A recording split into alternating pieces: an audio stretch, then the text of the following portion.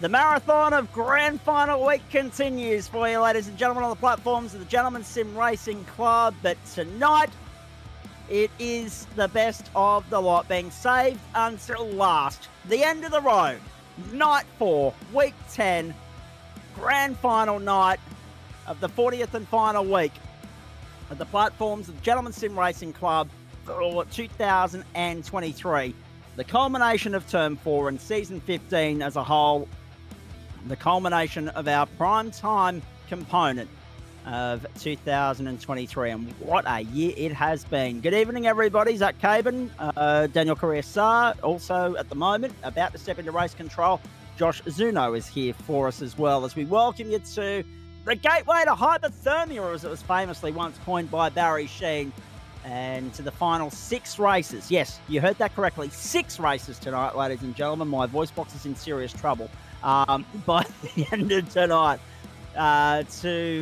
firstly, Spreyton Cider Formula V, and then we get stuck into Spreyton Cider Porsche Cup. Wow. We had a cracker of an opening instalment to grand final week on Monday night with a doubleheader at Mount Panorama Bathurst. We backed it up on Tuesday night with a triple header for the up-and-comers from Road America, the GT1s, of course, being held over to next week. Last night, of course, a split doubleheader between Road Atlanta and Mount Panorama for the Radicals and also the GT4s.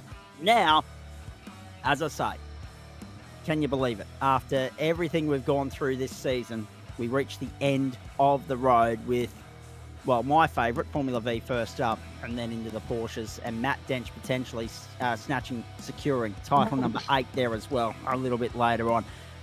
Quickly off the top, before we get the cars on the grid, Joe Trucker Baldwin, the great man, the president of the club, is in the house. Mate, good evening to you. Grand final night of grand final week of the 4th and final term of the year. What a way to put a full stop on it.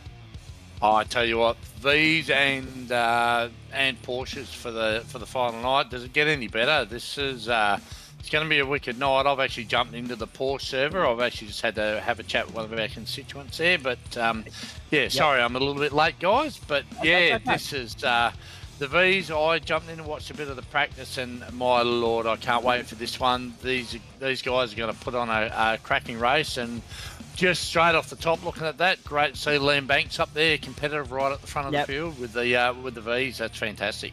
Couple of cameo appearances here as well tonight, ladies and gentlemen. Chris Noble and Chris Whittaker on the front row. Liam Banks, Adam Lavis, the second row. Adam Proctor, Brendan Whittaker, the third. Sam Chapman, Guy Leach, the fourth. Lane Thoburn and Russ Green from row 5. Track conditions have us at 10:25 in the morning, 20 degrees, the ambient temperature, 32 on track. Aidan Schultz and Jared Knight from 6, Brett Barker and David Baz from 7, Kevin Henderson and Robert McGrath from 8, Adam Tice, Brendan Nealon from 9, Chris Stark, Phil King from 10. I love the fact that so many of our regulars from other categories have come to have a play here tonight. Phillip Howe, Pete Matson from 11, Sean Rees, Sean McClure from 12, Trent Lavis and Joe Baldwin. Well, he's not on the grid. Steve Hoppett's at the back of the grid. Wayne Vizzer might be there with him as well. So at best, 27 cars lining up. They've come from all over. There are a few wildcard cameos in here, like Chris Whittaker, ready to throw the cat amongst the pigeons and rattle the cage here. We cannot wait to see how this all plays out, and also who walks away as the champion in Spreyton Cider Formula V this season. Joe. I will put my hand out and say keep your eyes on Lane Thoburn. He's a pretty amazing character in the V's. I'm surprised he didn't qualify a little bit further up, but he's going to be my pick to make his way up the front by the conclusion of this race 1. 10 minutes for the opening race, 15 for the second and third. There'll be a top 10 invert of the results for race 1 to form the grid for race 2. And I guarantee you we'll have a last lap thriller or two along the way here as well. Joe, are you going to stay with us? I'll certainly stay with you for race 1 and just up to the start of race 2, yep. Excellent. Grand final night. Let's do it. The final night of school, the final night of the term, the final night of the year. Formula V from the island. Let's go to work. Great start from Chris Whittaker, who blast up the inside to get the better of Chris Noble to turn 1, and he will lead them through. Adam Lavis pushing along as well. They've gapped Sam Chapman and Adam Proctor and Brendan Whittaker to turn 2. To the southern loop. Noble not mucking around. He wants to lead back and goes out after it. And grabs it. Oh, Kevin It's Henderson, same he's at the plummeting moment. down the field. Oh, what's happened to Hendo? I think he had a bad start, did he? He Yeah. never got away real well, so he might have got tangled up with something there through turn 1 on the cold tyres, maybe.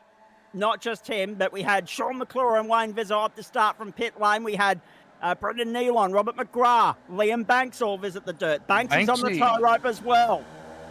So Oh, we've had it no. coming together over at the Southern Loop. We'll get back to that in a moment. We're right on board with Russ Green, Whittaker Noble, then Lavis. Lavis already has the Open Porsche Cup to his name this season. So whatever happens in the next 3 hours, he's already a winner tonight. Through Lukey Heights they'll go after they navigate their way through the hay shed, and look at it, it's 2x2 already, and look at Adam Proctor up the high side. Adam Proctor wants to go 3 wide around Lukey Heights. That's insane this early in the piece. Chapman down the inside of Lavis to go to third. He'll try to go around the outside of Whittaker at MG. Can't get that done. Noble using all the road and a little bit more. And up on the inside there is Brendan Whittaker. And have a look at the train that's 12 deep as they come round to the main straight. 2 seconds covers the top 12 at the end of the opening lap. Whittaker down the inside of Proctor, job done.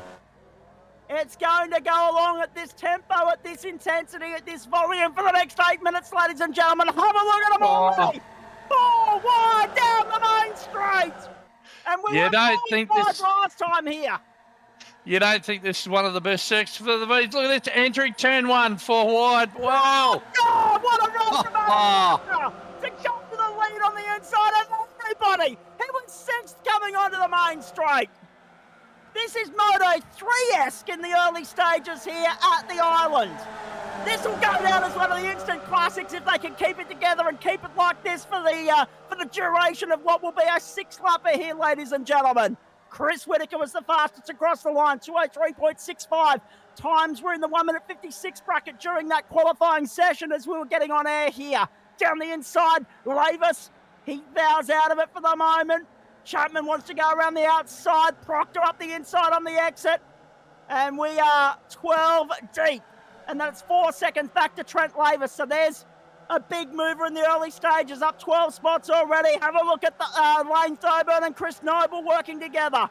Noble has been boxed in here. He's 4th at the moment. Going through the hay shed once more. We ride on board with Russ Green, and there's no way through. We need a bucket of water for these guys. What the hell? This is awesome. No, this is, yeah, exactly. No buckets of water here just yet, Joe.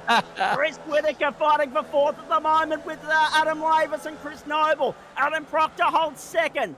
After that monumental run down the main straight, slipstreaming, drafting. It's all to play for here. Off goes Brendan Whittaker. And then there were 11 in the lead pack. Whittaker's about to be gobbled up by Trent Lavis and that next pack of cars. If he can latch on there, he'll have a fight on his hands, but it won't be for the places he was hoping for. And somewhere in that 11, if that 11 can stay as they are down the main straight, there they are, 3 wide again. We will end up losing one of them in terms of one of them will be 11th across the line and miss out on being involved in the invert. 156.45 for Proctor across the line. Noble leads on the inside. Proctor wants to hang tough around the outside, having pressure from Chapman and Whittaker in behind. And in behind them, of course, Russ Green and Adam Lavis hung back 6th at the moment. Down the order, there's a couple of changes here. Phillip Powers dropped out at this spot. And so too, Liam Banks back off the road again. We've still got 25. We've still got 25 and 11 of them over in this pack at the front. Brett Barker's trying to bring 9th, 10th and 11th back onto the train, that being Guy Leach and also Aidan Schultz. Down to Miller Corner they go once more. Thoburn, oh no, there we go. Round went Russ Green. Oh, unfortunately, we're down to 10 in the lead pack now. Well, there's no losers in that situation, Joe, because they'll all be part of the invert if they stay together. Now that they've broken in, hopefully they're all aware that they're in a 10-pack thing. So the key here now, like they've got warm tyres, they've got a bit of a rhythm going for the race, is just avoid contact. The track's wide enough, you know. We've already seen they've gone 4 wide down into turn 1. They go 3 wide over Lukey Heights and down into Honda 2 wide. So there's plenty of room on the track for them all to get through now without any more contact and no more heartbreak. Uh-oh. Barker and Schultz. Off the road. Tumbling down the track. Down through turn 10. So turn 10 biting hard already. It's 2 trains. One of 4, the other of 4. Now back at the front of the field. This is what happened. Oh, no. Serious net code there. This is the sort of racing you don't want to miss here, ladies and gentlemen. Have a look at Proctor. Under pressure here from both Chapman and Whittaker. Whittaker down the inside, running out of real estate. Proctor comes across to cover it off. Chapman right around the outside, and Noble going with him as well. We'll have a good enough race in 4 if that next train, Lavis, Knight and Thoburn, can't latch back on. They've got Brendan Whittaker, Trent Lavis, Sean Reesfield, King, Russ Green. Then Adam Tice has David Baz, and also Pete Matson for company. Down the order, Sean McClure, Wayne Visser after starting in pit lane, 21st and 22nd on the racetrack. Hendo struggling further back in 2050, was a race winner here last time we had Formula V on broadcast at the island. Phillip Howe still on pit road. Liam Banks has been there already. Whoa, not much between them. There was almost a touch. And that next train of cars, led by Adam Lavis, has joined back in here. This is awesome. Don't take your eyes off this, ladies and gentlemen. We've got one hell of a night here on the platforms of the Gentlemen's Sim Racing Club, and this is only race 1. 1 of 6 tonight. How good. What a way to end the campaign. What a way to bring not just the term down, but bring the year to a close. Up over Lukey Heights. There's still 2 laps at the line by my count. They shouldn't get the white flag at the line this time. We will do a serious amount of overtime, but they shouldn't get the white flag here. If they do, oh boy, strap in and buckle up, because this pack is 9 deep, 7 deep at the moment. Guy Leach has dropped off. Sean Rees brings in the next set of cars, 9th, 10th, 11th, 12th and 13th. Green, Whittaker, Lavis and King all part of that as well. Down over the main straight, have a look at them. Rees up 13 spots, ladies and gentlemen. 14 spots, sorry. Started from 23, he's currently in 9th, heading across the line, heading this group down to turn 1. That's amazing. It certainly is. Great drive. 3 wide on the run to 1. Have a look at Jared Knight in the thick of it as well. Knighty's in 3rd. Knighty wants 2nd. He's wedged between Proctor and Whittaker on the run to the southern loop. Up on his inside now, Sam Chapman. Bouncing back. Chapman's been a regular at the pointy end of the field this season. So too is Noble and Lavis. But they've got Whittaker. They've got also Thoburn for company here. They've got Knighty. They've got Adam Proctor, who has also had great success, not just in the sim, but in the real world in Formula V. No surprise to see him factoring in the mix here. A lap and a half to go out of turn 4 for the penultimate time. I bet you're enjoying the fact that you turned up tonight, ladies and gentlemen. They live. They can't afford to get any closer than that, or it'll go up in smoke. Whittaker leads Knight. Proctor latching back on. Chapman following, so too Noble, Lavis and Thoburn. Thoburn and Noble, the 2 teammates, unable to work together at the moment. Oh, you've got to love your Thursday night motorsport on the platforms of the Gentlemen's Sim Racing Club. We ride on board over the top of Lukey Heights, and we do it with Adam Proctor. Penultimate time through here. Strap in and buckle up, ladies and gentlemen. Our first last lap thriller of the night is coming your way now, and it's a race in 8 as Guy Leach tries to latch back on here, but at least 7 in the mix. White flag in the air at the island. Let's do this one more time around. Race 28 of the campaign. Serious wiggle from Chris Whittaker coming onto the main straight. 90 wants to lead it at the post and will do so. Proctor, and there comes Chris Noble flying down the inside as well. Noble wants a piece of this. So too does Sam Chapman. 4 wide. 4 wide again. Second time we've seen that tonight. Chapman takes up front running. Just going to second by bare millimetres. Noble's up there on the outside as well. Noble right on the outside. There goes Chris Whittaker.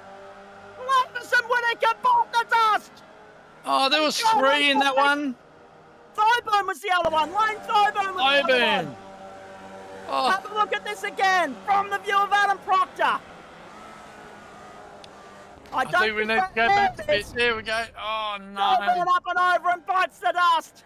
That's an enormous shunt. Oh, they'll find him in Geelong at the rate they're going there. Back out of... Here's another replay of it, ladies and gentlemen. We'll get back to the front in a second. It's a race in 4 at the front. It's Noble, Lavis Chapman, Knight, and lost it Proctor. himself. So Lavis went round. Not the first time he's lost it on his own in Formula V this season. And he took not just Thoburn, but also, of course, he took with him, it was, I think... that was such a weird incident from Ed. It's like he turned in and hit water, hit a puddle or something. Just the rear of it just came around, and yeah, unfortunately the other guys had nowhere to go there for Whittaker and That's right. Yep. Chris Whittaker and Coburn. Yep. Now have a look at this at the front. Noble's holding the lead. Down the inside comes Jared Knight. Jared Knight wants a piece of this. We're going to go side by side round onto the main straight to the finish line. Wedging his way in the middle. Have a look at this. Main straight checkered flag. First one of the night. Who gets bragging rights here? Photo finish car picket forward across the line. Chapman. Oh, you're joking! Not the first time this season that Chapman has taken a win by less than 100th of a second. Hang on. 1/100th of a second, the top 4 guys. That was absolutely mental. That last lap was crazy start to finish. Oh, Chapo, take a bow. Actually, all the top 4 there need to just get out and take a bow for the crowd. That was incredible. Chapman from Noble, from Knight, from Proctor, and have a look at this from the side-on angle, ladies and gentlemen. This is what 7/100th of a second looks like, and how they didn't come together there is beyond me. Insanity from Sam Chapman to get another insanely close last lap finish thriller in his favour. Oh, look at that. Pocket. Can we have a look at that from another angle and just have a look at how close they were across the line? Chapman, Noble, that's 7/100th of a second, ladies and gentlemen, right there. And photos all round. It's like calling the last 100 metres of the Melbourne Cup. Wow, that's that Chapo. I hope he's probably got an extra couple of layers of paint on it there. That's going to be down to, well, if you look up there, Noble is 0.00 for the split. That's absolutely insane. What a race! That how's the voice box going? I did the Foo Fighters concert last night, Zach, and my voice is a little bit secondhand already. My singing wasn't too good, but the voice certainly let me know. But if we keep having races like that, mate, I'm just going to have to shut up and get on with it, I think. Oh, unbelievable. I want to come back and get your thoughts on the Foo Fighters in just a moment. And Chris Whittaker just chiming in mid-race, mid-server to weigh in on that. He'll be starting, of course, down the order in 22nd position if he wants to join in on the fun. I'm not sure if he is or if he's going to go and get ready for the Porsche. He's coming over to the Porsche. He's departed. I'll have to go and do a few laps on that one in a minute. So here we go, race 2. Let's get to work once more and watch the comeback trail here as well, ladies and gentlemen. No Whittaker, no Brendan Whittaker either. So the 2 Whittakers have departed. They're 26th and 7th behind Joe Baldwin. The rest of them out there. And there's a few tales of redemption on the line here as well. At the front, it's a Lavis 1-2. So, of course, we didn't even have time to run through the finishing order in any of that because we were too absorbed in the finish. Uh-oh, there we go. Adam Lavis has gone around again. Or is it Trent? It's Trent.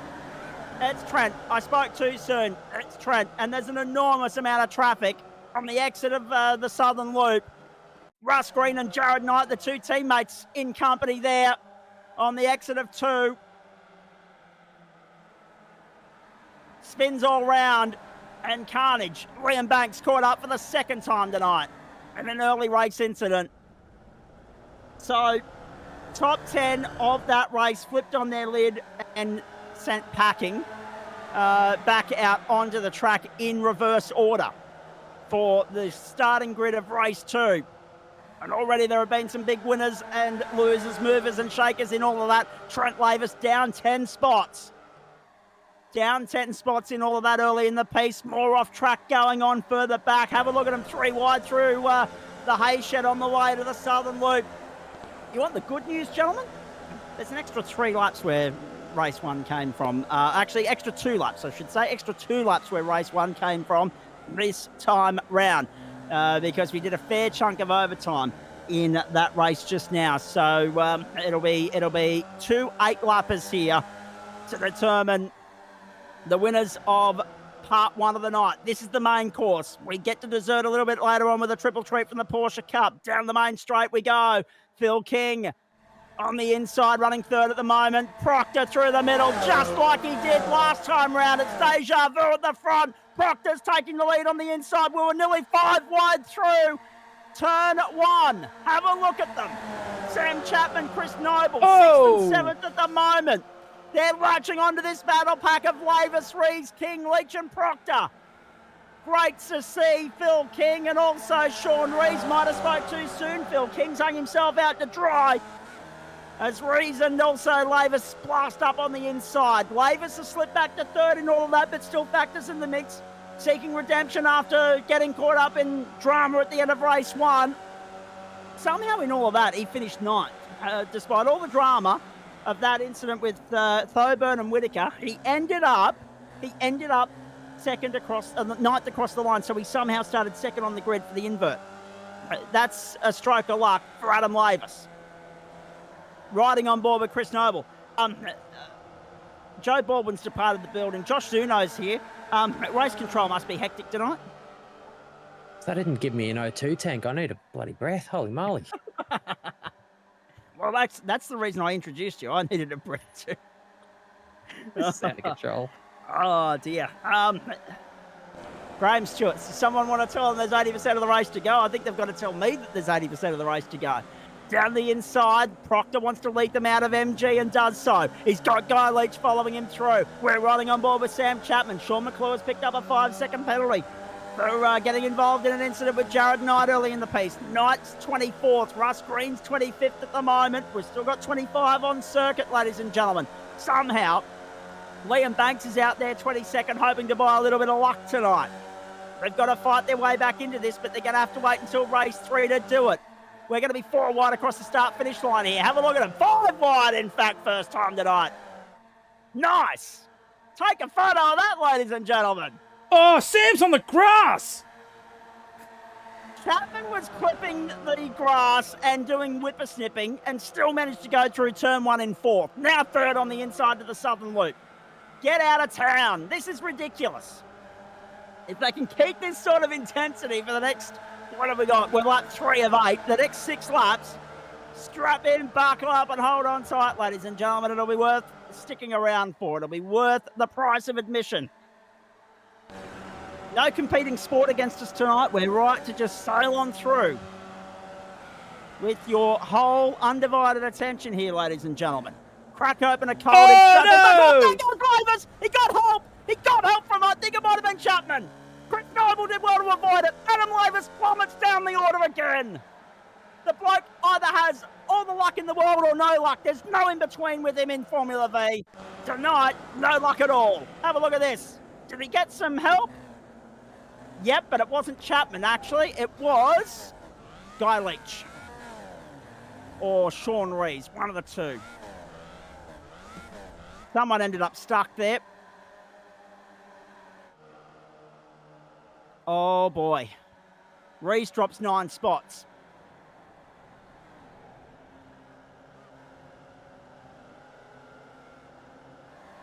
Guy Leach in 3rd place. And I believe that was the car in question that made the contact with Adam Lavis. I might have been wrong on that call. We'll wait and see. Across the line we go again. Unfortunately, it's ruined our fun at the front. Sam Chapman and Adam Proctor all out on their lonesome now. Noble fighting back on the inside at King, got him done. Robert McGrath's in there as well. So too Pete Matson, Adam Tice, Trent Lavis and Sean Reed. Down the inside to one goes Proctor. Wants to lead from the front and does so. Tip of the hat to the boys at CXC Global Racing going on here with the the blue and yellow, distinct livery that we've seen with those boys over the years. Synonymous with Formula V racing and success in the category as well. Racing incident was the call from race control for Sean Rees and Adam Lavis. Trouble. Stark, Schultz, Howe, gone. All on the tie rope, all heading to pit lane. Hendo's been there. Lane Thoburn remains there. Pit lane becoming busier by the second here. Let's have a look at what's unfolded. Turn 1. Phillip Howe got some help and gone. See ya. Pinball. And once they're broken, there's no point doing anything but parking them. Getting your fast repaired, getting out there to try and salvage something achieves very little on a track this long. But all you can do is regroup and resaddle up for race 3.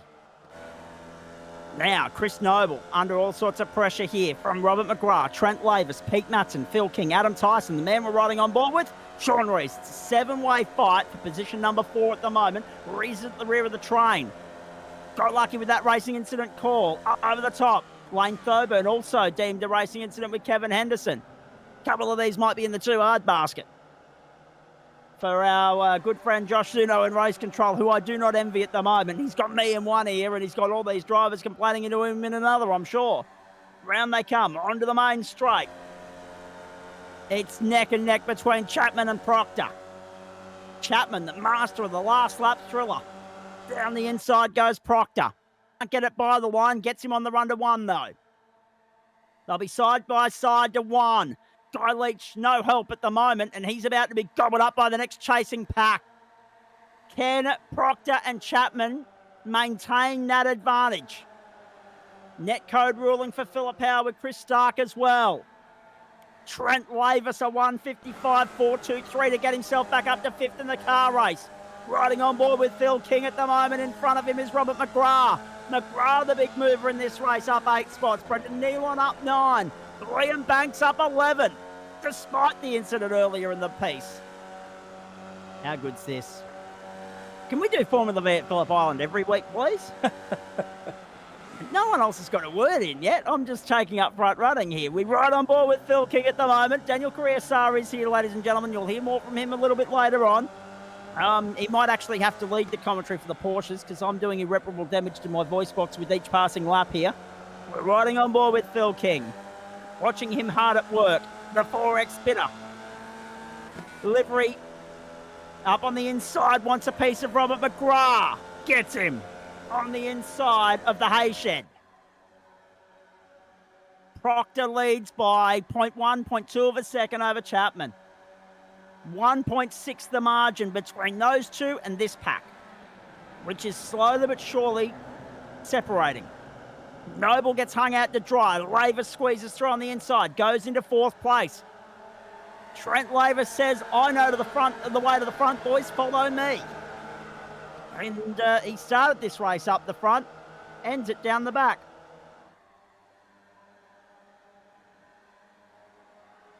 Down the main straight again.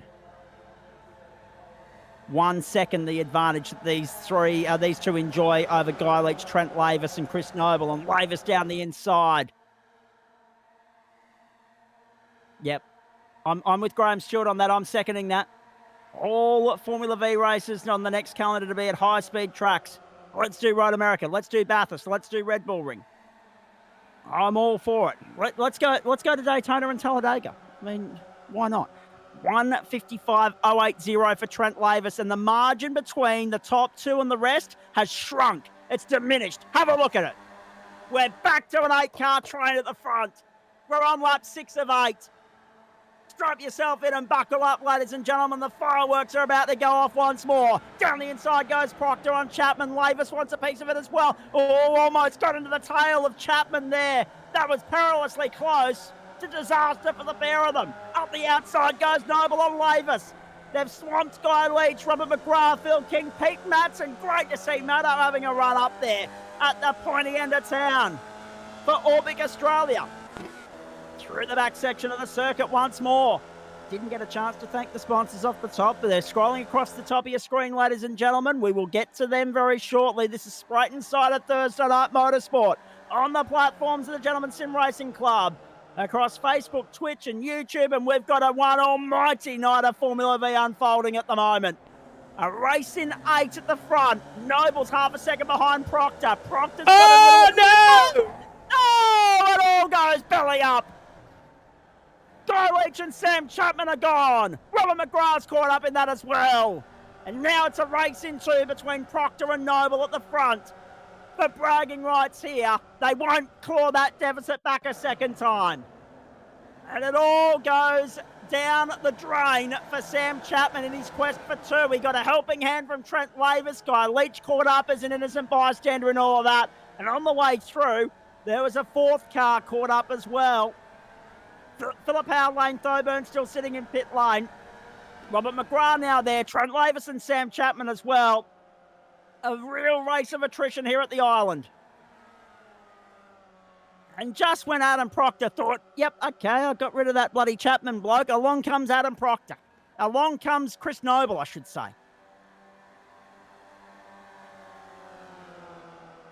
So for Adam Proctor, he's had at least one dance partner throughout the course of the race. In the battle for the lead. When the train's been long, he's been in the thick of it. But when trouble has brewed and ensued and erupted, he's avoided it. And he's kept his nose clean.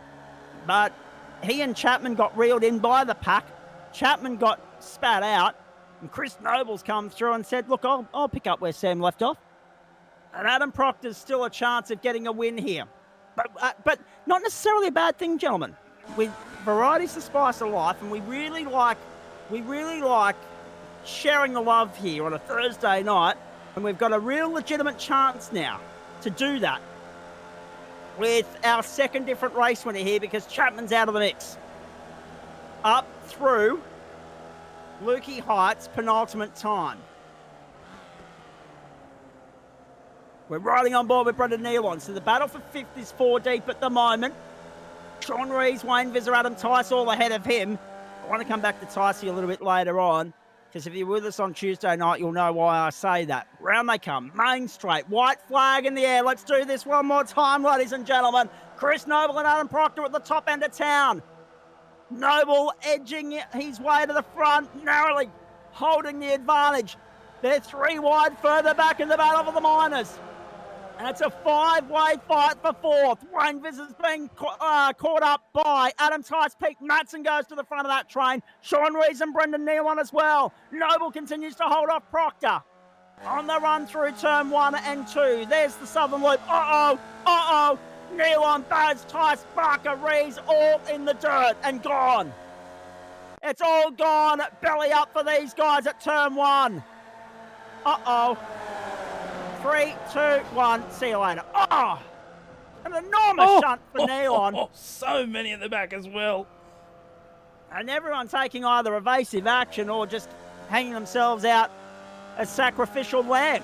But at the front, let's focus on this. Let's stay with Proctor and Noble. Do you want to be leading onto the main straight at Phillip Island? History would suggest not. But that's the advantage that Noble holds at the moment. He holds sway by 0.2 of a second. We continue to be absolutely blown away by the quality of Formula V racing every time we come to the island. Trent Lavis, Sam Chapman ruled as a racing incident by race control. There's been a fair few of them tonight. Down to MG for the final time. Through turn 10, round turn 11, the run to turn 12. Noble, Proctor's in a very prominent position here, looming large and dangerous. Can Noble hold on the run to the line? Proctor needs a great run off the final corner from here. Turn 12, run to the line, checkered flag. Noble defends the inside, says to Proctor, if you want me, you've got to go around the outside. Go around the outside, I shall, says Adam Proctor. Side by side, Proctor gets it this time. How sweet's redemption. Magnificent stuff. Adam Proctor has a win at Phillip Island. Chris Noble in for second. Phil King, Wayne Visser up 14 bloody spots. Wayno's up from 18th to 4th. Then Pete Matson, Guy Leach, David Baz, Chris Stark. Leighton Boats got back into the top 10. and Adam Tice as well. Just to give you an idea of the ebbs and flows of that race and the drama and the attrition attached to it, Liam Banks was stone motherless last. Turn 2 on lap 1, and he ends up in the top 10. Adam Tice rounds out the top 10 ahead of Steve Hoppert, Adam Lavis, Brett Barker. Then Sean McClure, Trent Lavis was 15th in the end, caught up in 2 separate incidents. Hendo up 7 spots. Robert McGrath, Sam Chapman, Brendan Nealon and Sean Rees made up the top 20. Let's have a look at how it all ended for Brendan Nealon. Fair few retirements in all of this, ladies and gentlemen. Rees, Knight, Green, Schultz, Howe and Thoburn. And I just want to go back and have a look. Chapman lost 8 spots, having won the opening race. And of course, I'm just trying to remember who he pipped to the line in race 1. Just extraordinary stuff. Let's have a look at some race results while we've got a couple of minutes here, please. So race 2, Proctor from Noble, from King, from Vizza, from Matson. What a run for Pistol Pete. Proctor from Noble and King, Vizza, Matson, Leach, Baz, Stark, Banks and Tice. Can we compare that to race 1, please? And just see how few people maintain their spot in the top 10 as a result of the attrition here. Chapman from Noble. So Noble has been pipped twice on the run to the line. Just extraordinary. Then Knight and Proctor. And Proctor was leading at one point in that first race. So a little bit of redemption for him. But Chris Noble, the perennial bridesmaid tonight, twice. Guy Leach, Brendan Whitaker and Phil King, then Trent Lavis, Adam Lavis and Sean Rees. That was the top 10 in race 1. So not too many have retained their presence in the top 10 in all of that. Proctor and Noble, absolutely. Guy Leach was in there. But everybody else, I mean, it's a tale of the walking wounded beyond the top 10 there. I mean, look at some of those names outside. Nealon, Chapman, Lavis, Henderson, and also Adam Lavis. Magnificent. Hey, if you're not enjoying your Formula V, go and check your pulse, ladies and gentlemen. That is as good as it gets. Let's say a big thank you to all the people that make it possible for us to do what we do here on the platforms of the Gentleman Sim Racing Club each and every Monday, Tuesday, Wednesday and or Thursday night on any given week. Remembering, we've been religiously on air 3 nights a week this term. We've been on air 4 nights the last 2 weeks of the campaign. And we do it, as I say, as always, with thanks to Flash Graphics, M-Wave, Login Systems, Orbic Australia, Waste Options, Lobesy Racing, Player One Sim Gear, and also Spreyton Cider. Hey, Trucker Joe, just quickly before we get to the grid for race 3, the cars are lining up on the grid now. Yes, mate. Surely the Porsches have got to be less tame than this. Oh, Porsches are wild around here. But they're not going to have your 3 in, your 4 wide that we have here. It's probably going to be about the management of keeping yourself on the island in the Porsche. It's going to be the big trick. Turn 1 comes up mighty fast in the Porsche compared to these. And with the inherent understeer, you've got to get them slowed up. And it's...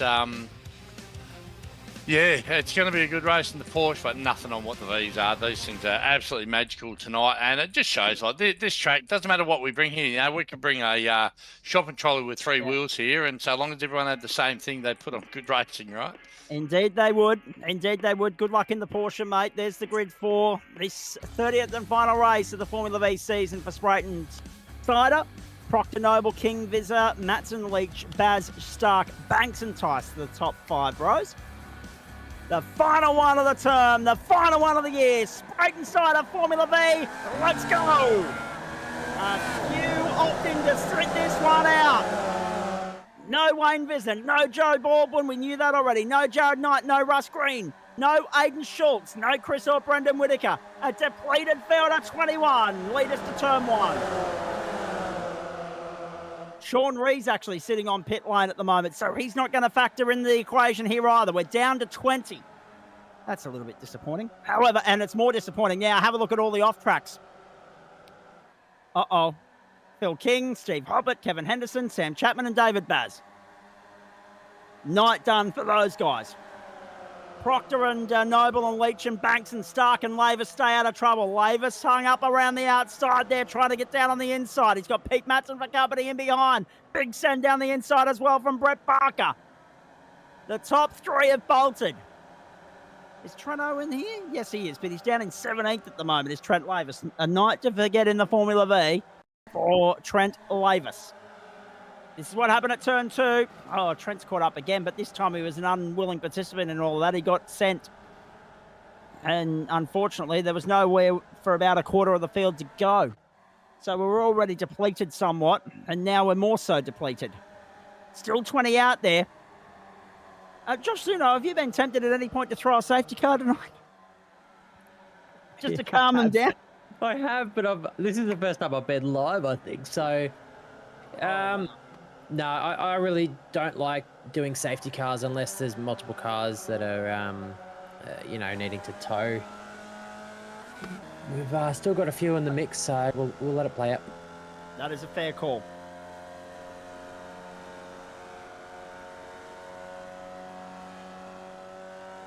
Down the main straight, here comes Brendan Nealon. Across the start-finish line once more. 1 lap in the books and 7 to go. Yep, the Porsches will be tame in comparison to this, I'm sure.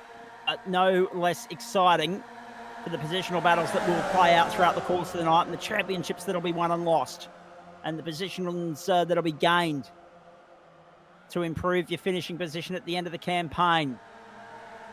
Round the outside. Whoa, Brendan Nealon's following Adam Tice through. Just while we got 30 seconds, and I wanted to mention this between races 2 and 3, but there's been that much going on tonight. If you weren't with us on Tuesday night, Ticey gave one of the more humbling champion speeches you'll ever hear, winning the Up-and-Comers series for Lobsy Racing.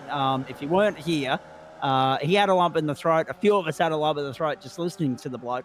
One of the more worthy, deserving champions we've had, and one of the more humble ones as well. So it was great to see him do that, and even better to see him out there on the grid tonight in Spreyton side of Formula V. 3 minutes 10 gone. The top 3 are gone. So Chris Noble, unfortunately learning the hard way that you don't want to be leading onto the main straight. Oh boy. Can the next pack latch on here? Greg Brooks tuning in tonight. Nice to have you on board, mate. Facebook, Twitch, YouTube, great to have you along wherever you're tuning in. How are you spending your Thursday night with us? As we do it for one last time. Not just in the month of November, in the season of spring, in the 4th and final term, in the year of 2023. Round onto the main straight. 10-second penalty for Sean McClure for getting into the side of Trent Lavis on the opening lap. Now we're riding on board with Adam Lavis, trying to buy some luck down the main straight. Hangs to the inside, wants to force it 3 wide, does so. Off we go. Banks is 4th. Following him through a Barker, Stark, Matson, McGrath, and Lavis unfortunately got gobbled up because the 2 men beside him had a tow and he didn't. The tow, the slipstream, the draft, so prominent here at Phillip Island. It's why it's a great venue for Formula V racing. Trent Lavis 156.221, the fastest lap of the race thus far. 0.3 of a second, barely that, covering first, second, and third at the moment. Noble to the inside of Proctor, takes the lead away, but he'll be on the outside for the next corner. Oh, Graham Stewart hasn't missed his opportunity to take a cheeky swipe at Greg Brooks, has he? Never misses an opportunity. He's just sitting there waiting for his moment to chime in with his quick-witted comedic timing. Well done, Graham. Thank you. Poor Brooksy. Getting thrown under the bus and then some. Down the inside, Robert McGrath. He wants to try and find a way by further back in the pack here on Brett Barker, and does so. He's got Liam Banks immediately ahead of him. So we've got distinct battles happening. 1st through 3rd and 4th through 7th at the moment. Nealon and Tice are fighting for 8th. Adam Lavis has been left to fight for 10th with Phillip Howe and Lane Thoburn. Now, how did that happen? More to the point, because Adam Lavis has lost a tremendous chunk of time. David Baz, Sean McClure off the road. They're done here too. This is what happened to Adam at turn 4. Oh, no. Nowhere to go. The road the gap closed in front of him. He's been in the wars tonight as our main man, who none of this broadcast infrastructure would have been built without, I'm sure. It's already well documented and well acknowledged. Proctor, Noble, Leach. Have a look at Guy Leach down the inside. Does Guy Leach want to go to the lead at the island? Yes, he does. Down the inside of Adam Proctor. Noble hung out to dry. 3 wide on the run to Doohan Corner for the 4th time. Next time by half race distance. And Guy Leach gets to the front. Brilliant driving. Robert McGrath's been hung out to dry. 7th now as Liam Banks goes through, and he got squirrely. He's gone. Robert McGrath's gone. Looped it at the southern loop. And he will get back on the racetrack, but he's going to be a distant player in this now.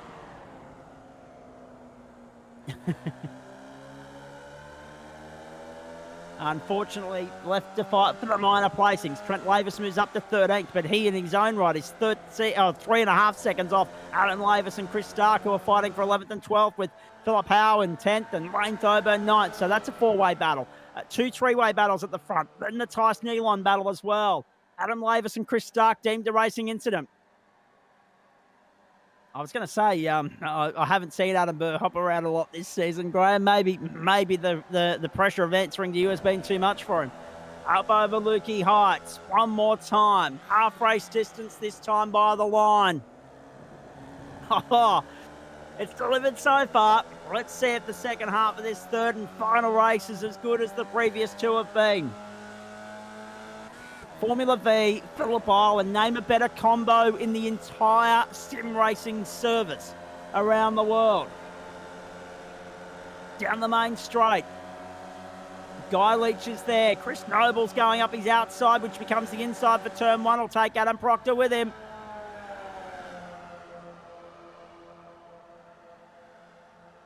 Ten-second penalty for David Baz on Sean McClure. Guy Leach to the inside. Hung out to dry on the outside at turn 1. There go Chris Noble and Adam Proctor. Down the inside again. Pete Matson's in 6th place, but blocked nowhere through, with Liam Banks going to 4th and Brett Barker on his inside. Graham Stewart makes a very good point, and I'll get Josh Zuno to chime in on that in just a few moments, as soon as we get a chance to catch our breath here. He said, I'm loving all the racing incident determinations.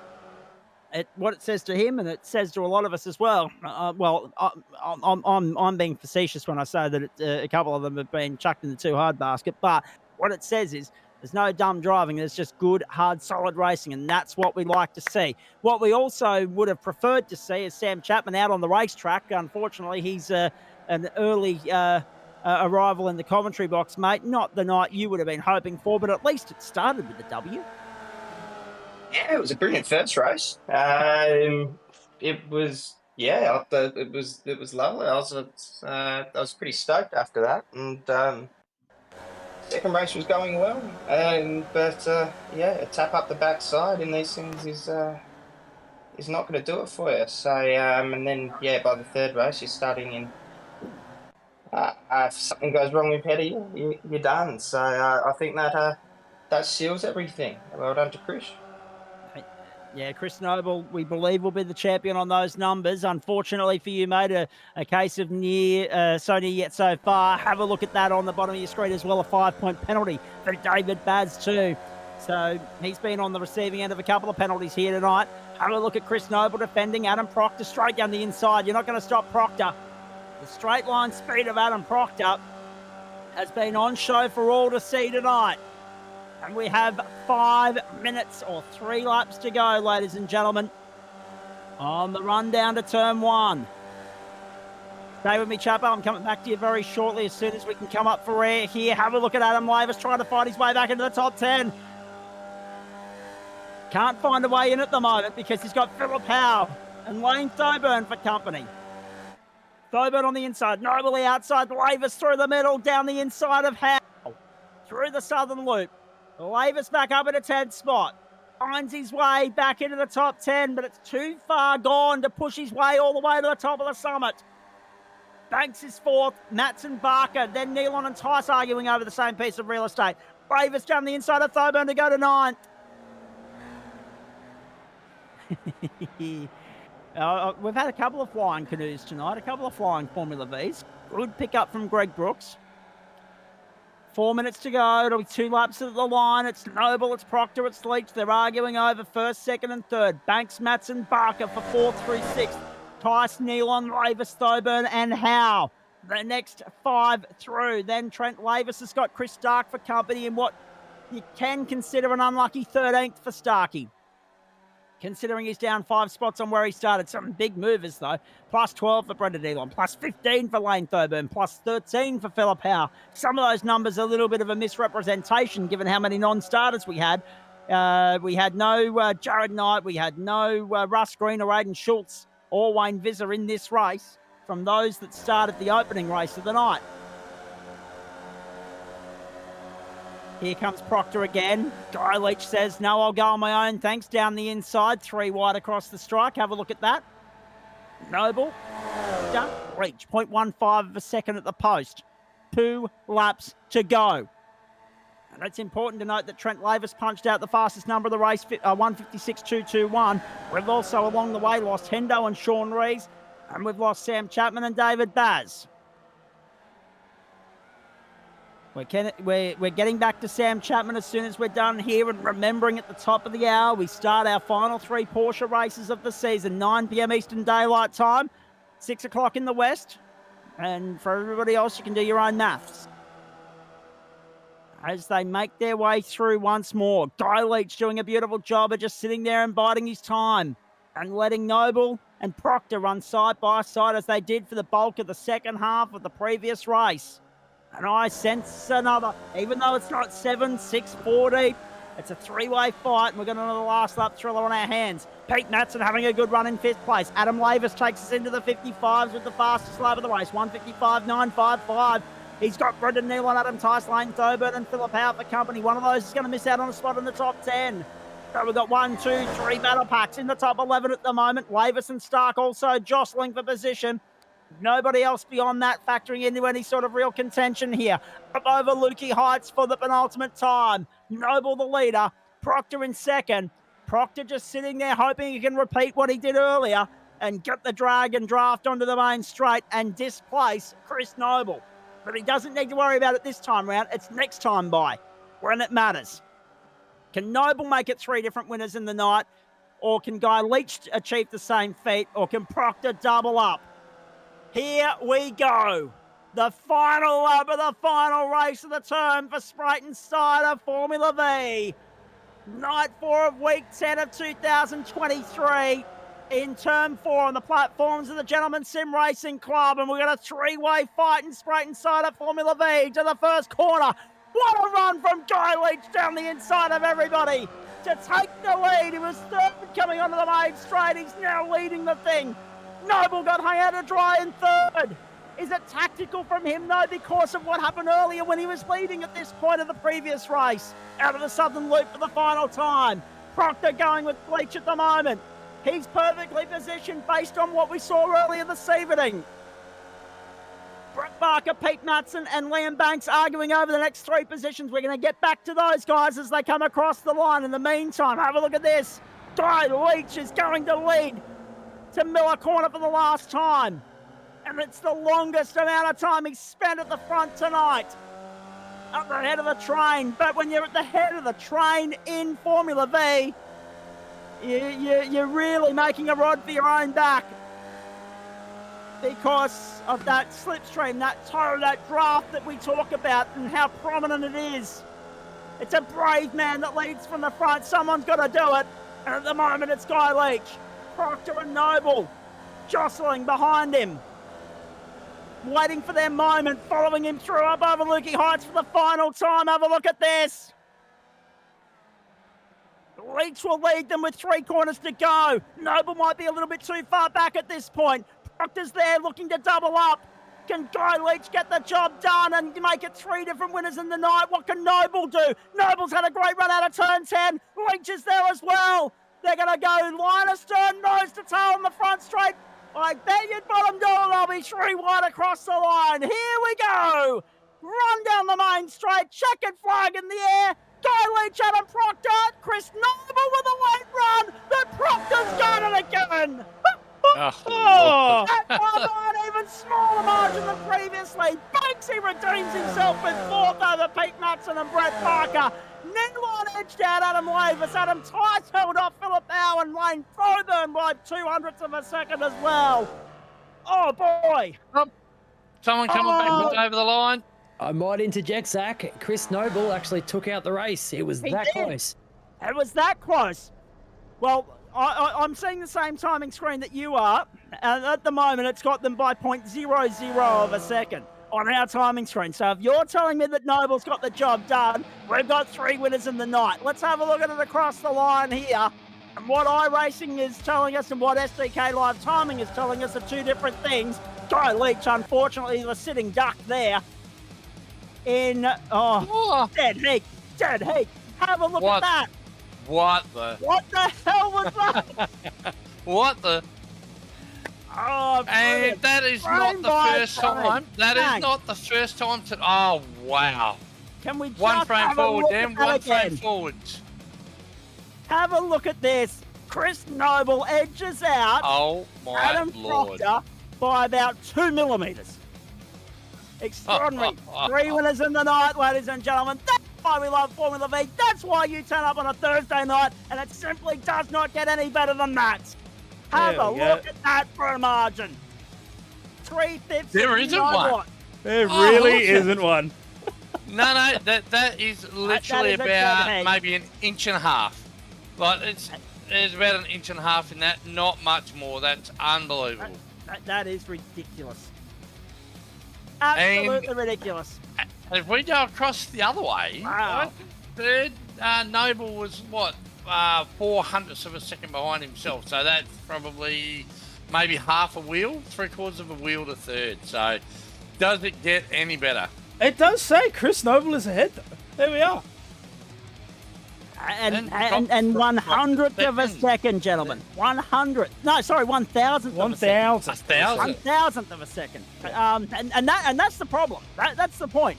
So your timing screen there, ladies and gentlemen, your result sheet shows to the 1,000th of a second. Our timing screen goes to the 100th, not the 1,000th. And that's the point of difference. That was not yet. You're right. Parry's right. That was not 1.5 inches. However, great man, I hope I'm seeing you at. I hope I'm seeing the great man, Mr. Anastakis, next week at Sydney Motorsport Park. More on that in a moment. Pete Matson joins us for a chat in just a tick. I want to finish with Sam Chapman, though. Hey, Trucker, good luck in the Porsche, mate. Go and get amongst that because we've got about 20 minutes before qualifying. We've got about 2 minutes before qualifying gets underway, and then we've got 20 minutes before the racing. But before that, I will qualify and then I'll come back. Unless Josh wants to do it now and then I can go and qualify. No. Go quali, mate. Actually, no, we better because I've got to do a little bit of a preamble. Actually, no, I'm not doing that. Never mind. Okay. All right. I know you two are up to something, and I'm aware of it. I'm aware of it because I've been roped in as well. And so have a couple of other regulars within the club. You've got something big to drop. Are we dropping it early, are we? We're not waiting until the end of the Porsches. We're dropping it now. Is that right? No, I have a 1:30 a.m. start, so I'm probably likely to bolt as soon as the Porsches are finished. All right. And Josh has a young fella at home that he's got to keep his wife and everybody happy with. So if we can do it now, if you're happy to do that, Zach, we'll roll with it. So let's do this now because Graham Stewart. Oh dear. No. Unfortunately, look, you know me. I'd have as many races as Formula V as we possibly could in a 3-hour period. I'd cram that many in, but I don't know how the voice box would handle it. But no, we don't have a 4th race, unfortunately. It's a 3-race format, even on grand final night, and we didn't have any extra time added to it either. But while we're here, and hopefully Chapo and also Pete can stick around and have a chat to them in a moment. Steve Hoppett's going to jump in here as well. This is the last night of the last term of 2023. We normally go on somewhat of an 8-week hiatus so that we can take a step back, take the foot off the throttle, observe Christmas, New Year, spend time with the family, step away from the sim rig, all that sort of stuff. But the club is behind the scenes with Joe Baldwin at the helm, running a couple of special things throughout the Christmas, New Year period. And that's beyond, of course, the grand finale for both GT1 next Tuesday night, also the GT3 and Hypercar Endurance Championship with Thanks to Login Systems on December 17. Fast forward the clock 3 weeks to Sunday, January 7.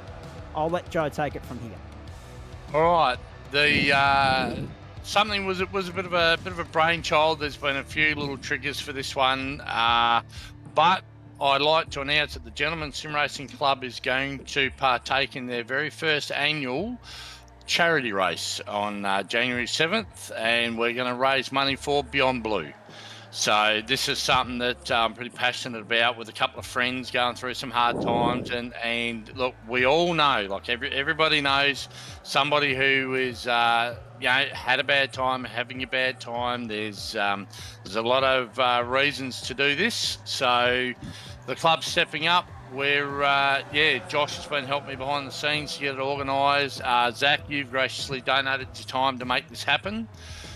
And it's something we haven't come up with a track or a car combo yet. This is something that we're probably going to put out to the members. We're also going to get on to some of the other leagues that are fairly infamous around Australia and in different circles, and try and get them guys involved as well. It's for a great cause. So, January 7th, 3 hour, and it's going to be team-based. So minimum 2 drivers. They can have as many drivers as they like, but a minimum of 2. But there's going to be some cheeky ways to donate a little bit of money, Josh, if you want to run them through that one a little bit. Yeah, so we're definitely fleshing it out still, but it's most definitely a pay-to-win event. It's all meant to be a bit of fun, boys. So, as you can see, the donations are going to influence the outcome. So, for example, you can pay to put the leaders through a drive-through. You may want to see someone do a donut, so you can pay to see someone pull off to the side of the track and do a donut and safely rejoin. So, we're going to keep it lighthearted. We're going to make sure everyone's in the same Discord channel together, so we can all have a bit of a laugh and hopefully raise a few funds for a good cause. And everybody in the Discord thing, Zach, that's going to be compulsory. So if one of the drivers on track isn't in the Discord, we're going to give them a drive through, or we're going to make them do a stop on track until they join the Discord. So it's all about in the back, keeping spirits up and having fun. And that's the thing. Like at the core of what we do, Joe. Quite a few of us have highlighted the positive impact this environment has had on our mental health in the last couple of years. Just that escape from reality, that escape from the pressures of everyday life and the depressing nature of the COVID pandemic and everything that stemmed from that. This has been a really good thing for everybody's mental stability. We know a few guys that have really struggled with extenuating circumstances beyond sim racing and beyond the norm, be it personal or professional. So this is our way of just saying, look, we've got your back, guys, and we've got anyone else's back as well. And we've always been very open and honest about, our genuine friendships within the club, our genuine respect for everybody within the club, and also I guess the way in which the door's always open or the Discord's always open if people want to come in and have a chat. Yeah, 110%, Zach. You hit the nail on the head. And I think a lot of this come to light. Obviously, we started the club just prior to COVID. When COVID happened, it exploded, and the club has just gone from strength to strength. It's law of averages. It's percentages. You know what I mean? Like, you're going to see the more guys you get together, the more issues that you're going to see. Some people have some health issues that lay them up and out of the sim, and just doing what you can to stay in contact with some people if they're having a hard time, or some things in their personal life. It always pays to reach out. Yeah. And this is what we're doing.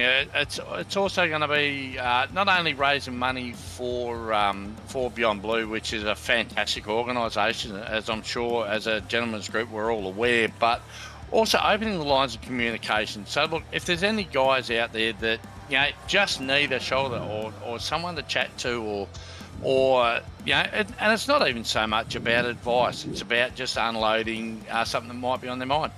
Always feel free to reach out. There's plenty of guys. There's lots of friendly guys in the club, and so don't ever feel like that you got to go through tough times alone. So this is one way of our showing our support to those guys, to men's mental health as a whole, and I would like to hope that no matter which way like my role within the club changes into the future, that's one of those things that's always very fluid, but I'd like to see this as something that can continue on as an annual event. I think it's something that'll be important, and I'd like the Gents Club to be known as being proactive as a place to get support for men, and that we support that side of things. So it's something I'm proud to be a part of, and we get it off the ground.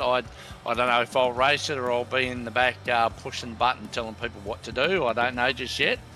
But, I'm happy to be involved in whatever way we can make it happen, Zach. I was going to say, if you need someone to be in the background pushing buttons, telling people what to do, I will be at home for this broadcast, as in Mum and Dad's house, Cessnock. And my I've got two younger sisters. The first of those loves telling people what to do and where to go. So I'm sure she'd be more than willing to come in and join you. I was going to say, it will be broadcast. We will be here on the platforms of the GSRC Sunday, the 7th of January. Broadcast start time to be confirmed. Venue and car to be confirmed, although I'm putting my hand up and nominating Formula V and Phillip Island after what we saw tonight. Probably wouldn't be a bad thing, right? Wouldn't be a bad thing at all. We'll see how we go with that. Those decisions will be made between now and Christmas, obviously, and everybody will be advised of more details as they come to hand, Joe. Absolutely. And just interject there with what Graham said, broadcaster, spectators influence it as well. Absolutely. It's going to be open for spectators. We'll have we'll put a system in place to donate money where live during the race we can see that. So if we get someone like Denchi involved and he's out there and he's laying the hurt on everybody, if somebody wants to put up whatever the nominal amount is, $50 for a litre, or $20 to put your mate through the pits, or $15 to get one of your mates to have to do a 360 down at Lukey, or whatever it may be, by all means, you donate your money, we'll get a notification, and that notification via race control will go straight through to the drivers. And, it's all about raising funds. It's about having fun. That's what it's all about. And as Josh said, it's going to be pay to win. So if you want to win it, you want a bunch of mates with some deep pockets to make sure everybody around you, no one can afford that one, Graham. Get Greg Brooks to do a clean lap. I don't know who can afford it. If I'm racing, I don't try and put money on me to do a clean lap either. It's not going to happen. So, but this is what it's going to be all about.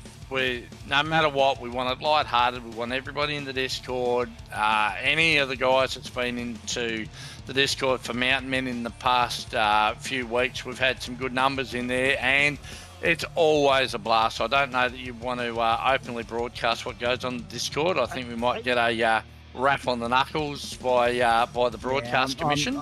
I'm not sure that would be safe for air at all. Not even in a midnight slot, but that's okay. No, that's right. But it's certainly something that I'm looking forward to, and it should be a lot of fun. All right, mate.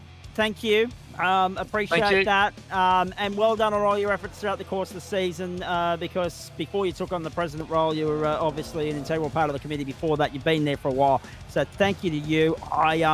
I would love to stay and chat to you a little bit longer, but we've got the Porsche standing by, and we know that you're racing in that. So we want to wish you well for that, and wish you all the best for Christmas and New Year as well. And we'll see you on January 7th. Thank you, Zach. Yep, I've got to lock up second in the championship, so we'll go and do it. Thanks, mate. Indeed it does. There he is, Trucker Joe Baldwin, everybody. Couldn't do it without him. He's been an integral part, both sides of the fence. In fact, 3 different sides of the fence throughout the course of the year. He's been in the broadcast booth on nights when I've not been able to be here. He's been, of course, integral as a driver on the racetrack, keeping us entertained. He's been integral behind the scenes. So he's a valued member of the club, and he's leading it very nicely into 2024. Speaking of committee members, Pete Nutson's in the house, ladies and gentlemen. Hey, Matto, 2 top 5s to finish the night. Well done.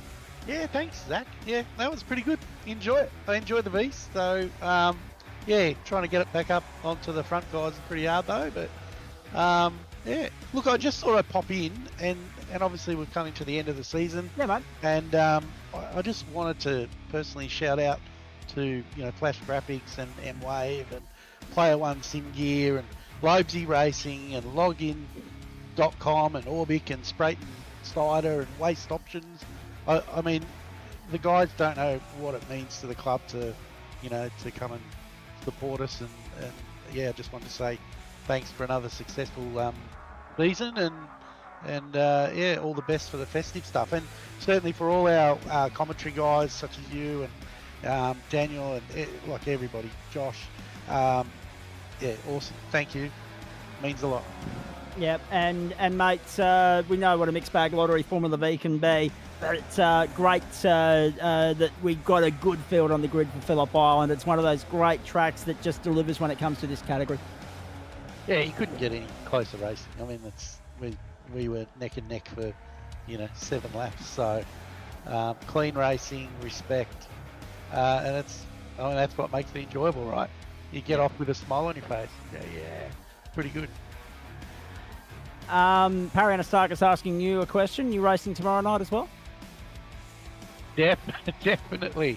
Friday night, Oval, I am there. Harry, I look forward to racing with you. And we look forward to finding out who did what in that tomorrow night, and hopefully at some point down the line we can broadcast IndyCar again on the platforms of the Gentleman Sim Racing Club. Given the kerfuffle going on behind the scenes with another gaming platform at the moment. Hey, Matto, thank you. I'm going to rock and roll here because I've got Steve Hoppert and also Sam Chapman standing by and running out of time with the Porsches coming up. Go well for the next race that you've got on, because I know you're racing tomorrow night. Are you having a run in the Porsche as well? No, I'll give that one a miss. You'll give that one a miss. I'll feed my dogs and cats. Good boy. Someone's got to do it. Good on you, Matto. Hey, mate, thanks for all your efforts throughout the course of the year on the committee side of things as well, mate. No worries. We're pretty structured at the moment, which is great to see. Structure is important. I've always said that. Thanks, mate. Steve Hoppert, welcome to you. I mean, let's pick this apart. Interesting race, interesting night. Trying to avoid trouble was just the first part of the equation. You can't avoid it when there's 4 or 5 cars around you crashing. Mate, look, I'm happy with tonight overall. I came in to have a post-race chat, didn't realise you were having a party in here. No, neither did I, actually. I'll make it brief. Look, it was a good night. I opted to start at the back to see what was going on. We had a very big field tonight. Don't know where half the guys came from, but yeah, Phillip Island seems to do that. Formula V's at Phillip Island, all of a sudden you've got an extra 10 or 15 guys in the race. For a series that's sort of struggled for most of the season for numbers. But look, a great race. Race 2, finished 11th, started 11th. Looking forward to a great third race. Got caught up in the kerfuffle on lap 1 at turn 2. What can you do? We pushed on.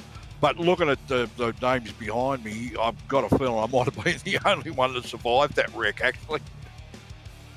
Well, I was going to say, there were a few caught up, I mean, Sam Chapman, Kevin Henderson, and also those that didn't even bother starting that third race, mate. So you made it further into the night than some. Well, I had a purpose tonight. I've sit 16th in the series after only running 5 rounds due to a medical issue. It sort of limited the number of rounds I could do in the series. Sitting 16th, I wanted to make top 15. That was my whole purpose tonight. And after what went on track with some of the incidents, it looks like I've got to wait 2 or 3 days to find out whether I made it. They're going to be sorting those penalties out for a couple of days, I'd say. Look, very quickly, thank you very much to you guys for the broadcasts for this season. Great job. Thank you to the admins at GSRC who run a really great ship. And thank you to all the sponsors that have come on board with GSRC for the series. It would be very difficult to do this stuff without them. Yeah. And because it's the end of the season, I've got to do it. Hello to my grandsons, Connor, Percival and Owen.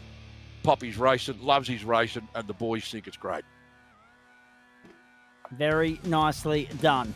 Hey, we love a shout out on the platforms of the Gentleman Sim Racing Club. Steve, thank you, mate. All the best for Christmas. Yep, you two guys, take it easy. And depending on what the specialist says about my joints, I'll be back next season. Well, the fingers are crossed that all goes well there, mate. Thanks for that. Yep, no worries. See you guys. Tale of the walking wounded, some of our club members this year. But gee, we've had a fair medical ward bill rack up, and casualty ward as well. Chapo, being old. Yeah. Oh, don't worry. Appendicitis strikes the young. Old 32, now 33-year-old here went down with that in July. And I know a few people that have gone down with that in July, more famous than me. Stephen Colbert, the US talk show host, went down with it recently. Who was the other one? Simona de Silvestro, of course, went down with it too. Hey, Chapo, unfortunately you missed out on the championship in Formula V, and there was a comment there earlier that I wanted to come back to, and we just never got a chance with all this garbage going on here. There was the defining moment of your race, actually, that unfortunately you had some issues last night as well, I understand. Yeah, it's probably been a bit of a tough final week. I mean, the other two were, around Bathurst, I'm not that great anyway, but, I wasn't really in the hunt for those, so that was really about tonight. So, probably more disappointed about tonight and that result. It's been a pretty, clean season from the guys otherwise, but, it's always the case. That's the sort of fun and games and the downsides of Formula V is sometimes you'll cop a tap on the back and that's the end of it. It's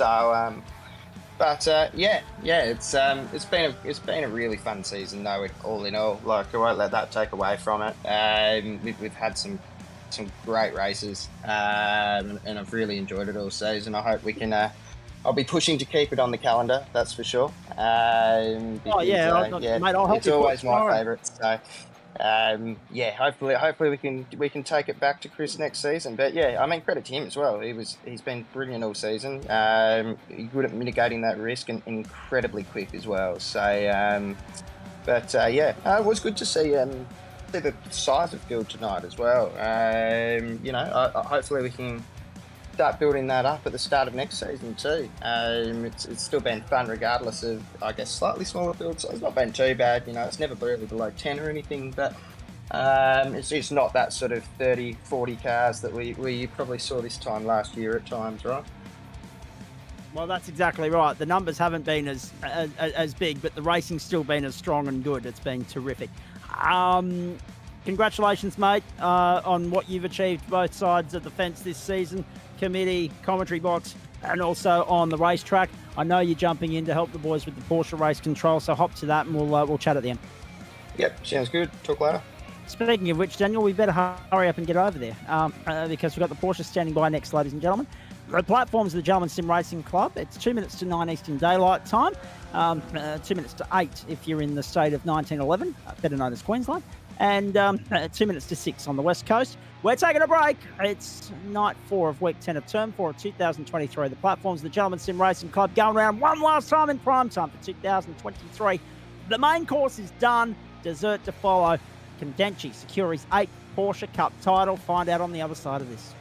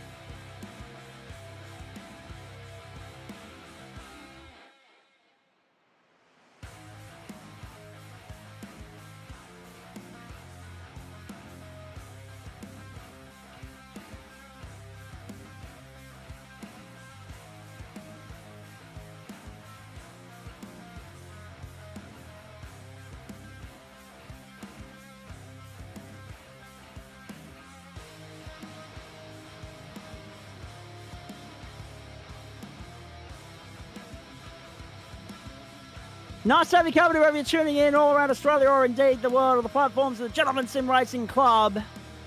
Final night of school for the year. And it is the Spreyton side of Porsche Cup coming to you live from the Phillip Island Grand Prix circuit, the gateway to hypothermia in Victoria, and 12:30 local time. 64% humidity, 18 degrees the ambient, 41 on track. Oh, wow. Interesting track conditions here for the final championship round.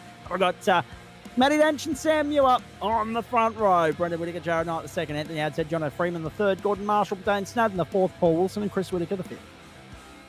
The sixth row is going to see Ben Croydon starting alongside Jake Jackson, Russ Green and Matt Schmidtke the seventh.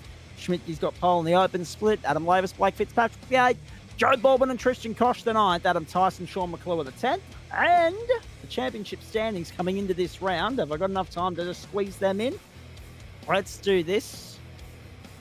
Matty Dench, 484 leads Sam Muir, 439, 335 for Chris Whittaker, 321 for Nick Wood, and 318 for Brendan Whittaker. Jared Knight's beyond that on 304 points. So third through sixth is all up for grabs tonight. And unfortunately, Nick Wood's not even on the grid.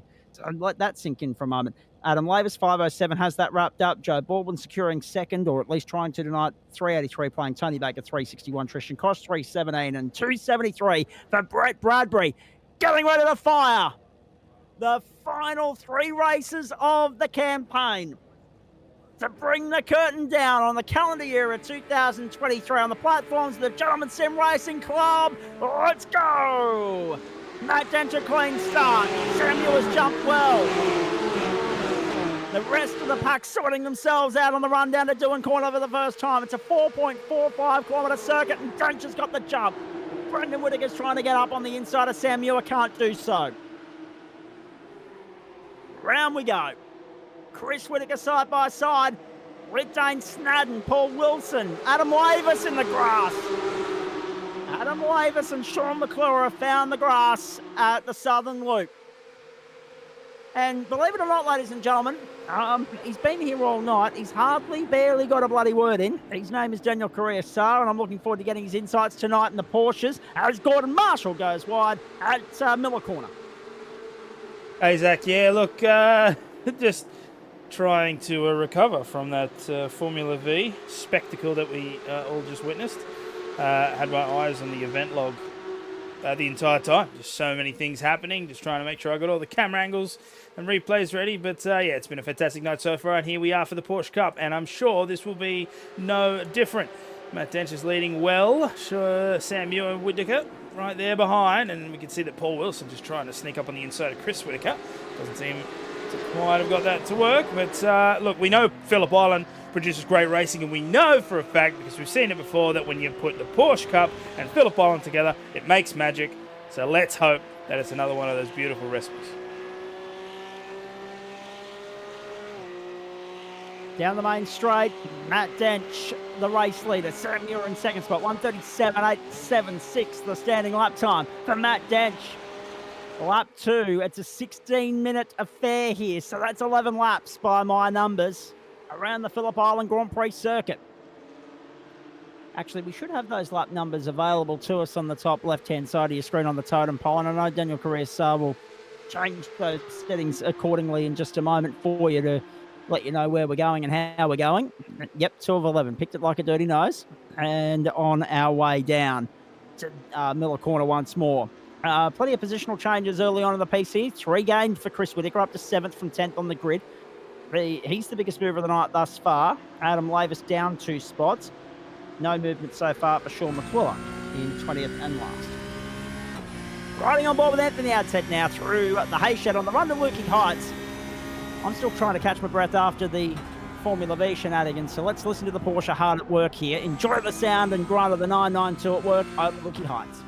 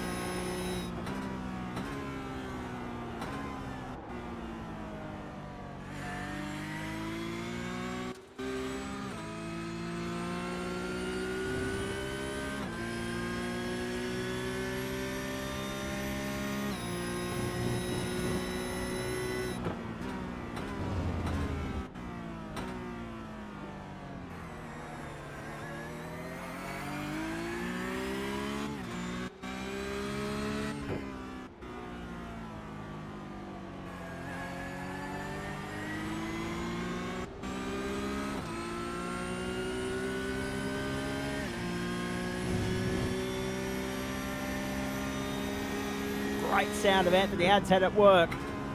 Through the hay shed on the run up towards Lukey Heights. It's nice to just pause for a moment and let the sound of the Porsches and the cars on the racetrack do the work. If you do that in Formula V, you miss too bloody much. You can't catch up. No change here. Sam Muir and Brendan Whittaker still squabbling for second. Dench out to 1.1. The advantage there. Jared Knight's got Jono Freeman and Anthony Adshead for company. This is Joe Baldwin over Lukey Heights. Uh-oh. Not the grass, Joe. Not the grass. Did well to gather it up. Uh-oh. Off goes Dane Snadden. Off goes Dane Snadden. And he's Blake Fitzpatrick on replay as well.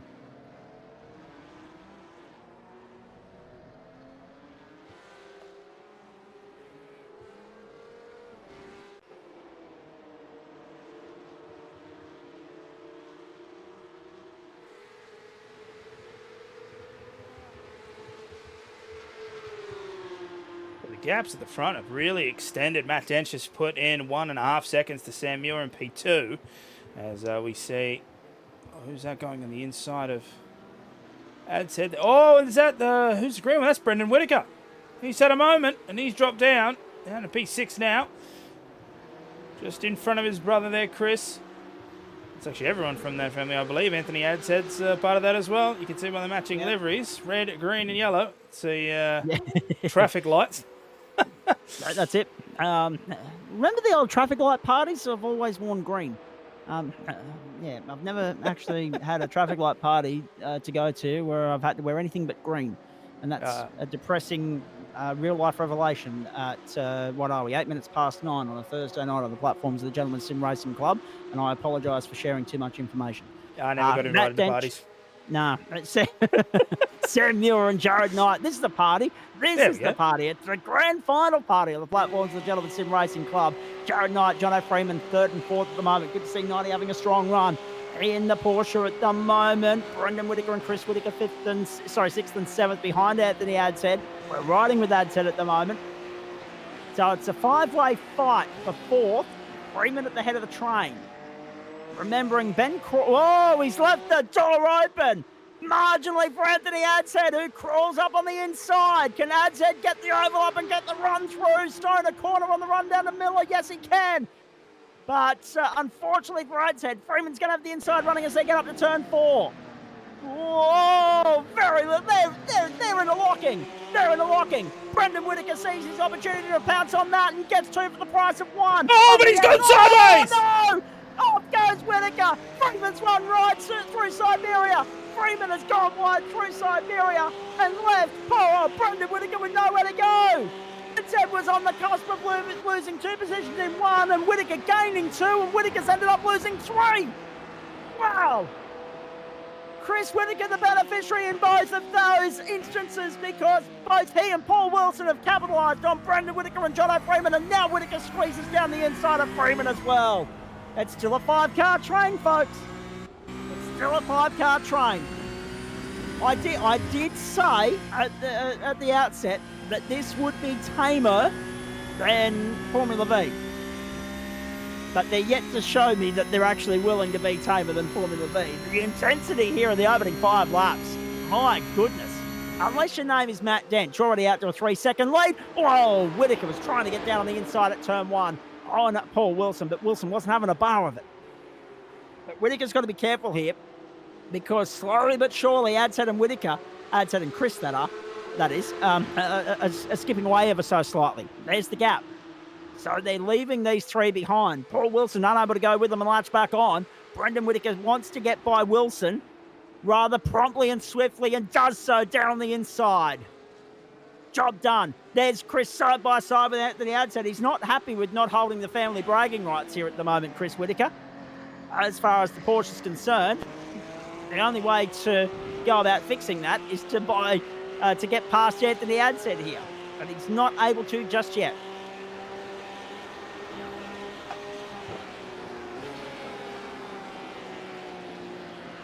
Oh, Anthony went really wide. It looks like the car didn't slow at all. And that's going to give Chris the P4. This is awesome. They're jockeying for positions now. Dench, Muir, Knight, Whitaker and Adshead the top 5. Whitaker, Wilson, Freeman, Jackson and Croydon make up the top 10. Fastest lap of the race for M. Dench. 1:29.593, a couple of laps to go. That time around, a 30.2 played a 30.39 for Muir. And there's Whitaker going deep into turn 1. It's an 11-lap race. We're on lap 7. It is a super sprint format, ladies and gentlemen. So the next race will be 20 minutes. The one after that will be 35. So we'll have an extra 3 laps of running. The next race take us up to 14. And then another 15 minutes where that came from in race 3. So that should add another 11 to the count. So somewhere in the vicinity of, whoa, look at this. Whitaker down the inside of Adshead got him. So the 2 Whitakers now lead Adshead. 4, 5 and 6, Freeman and Wilson 7 and 8. So that third race should be, and that's, you've got to factor in a slash and dash as well. Well, it should be in the vicinity of 25 laps, maybe 24. We'll wait and see. Through the hay shed up towards Lukey Heights one more time around.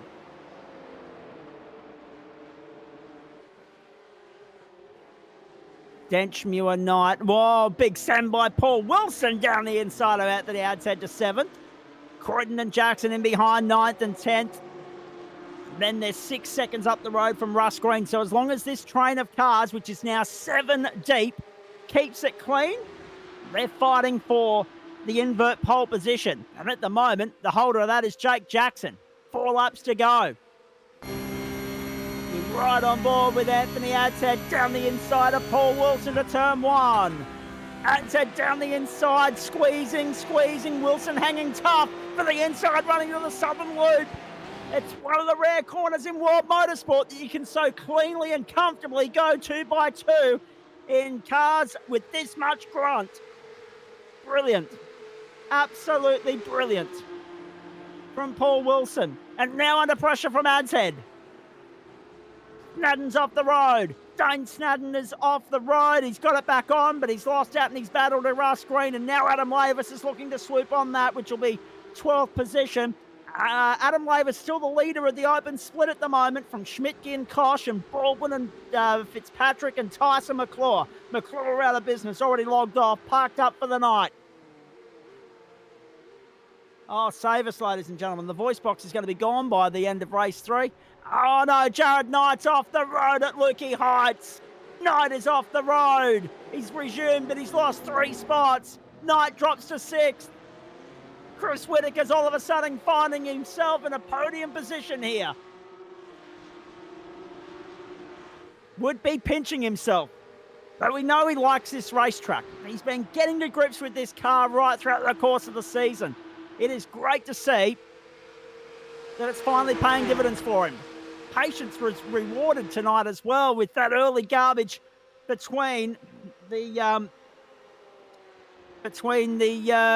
likes of Paul Wilson and also Jono Freeman and Anthony Adshead with the elbows out. Let's ride with Blake Fitzpatrick. Oh, he just drove off the track. Yep. Looks like he missed his brake marker. All on his lonesome.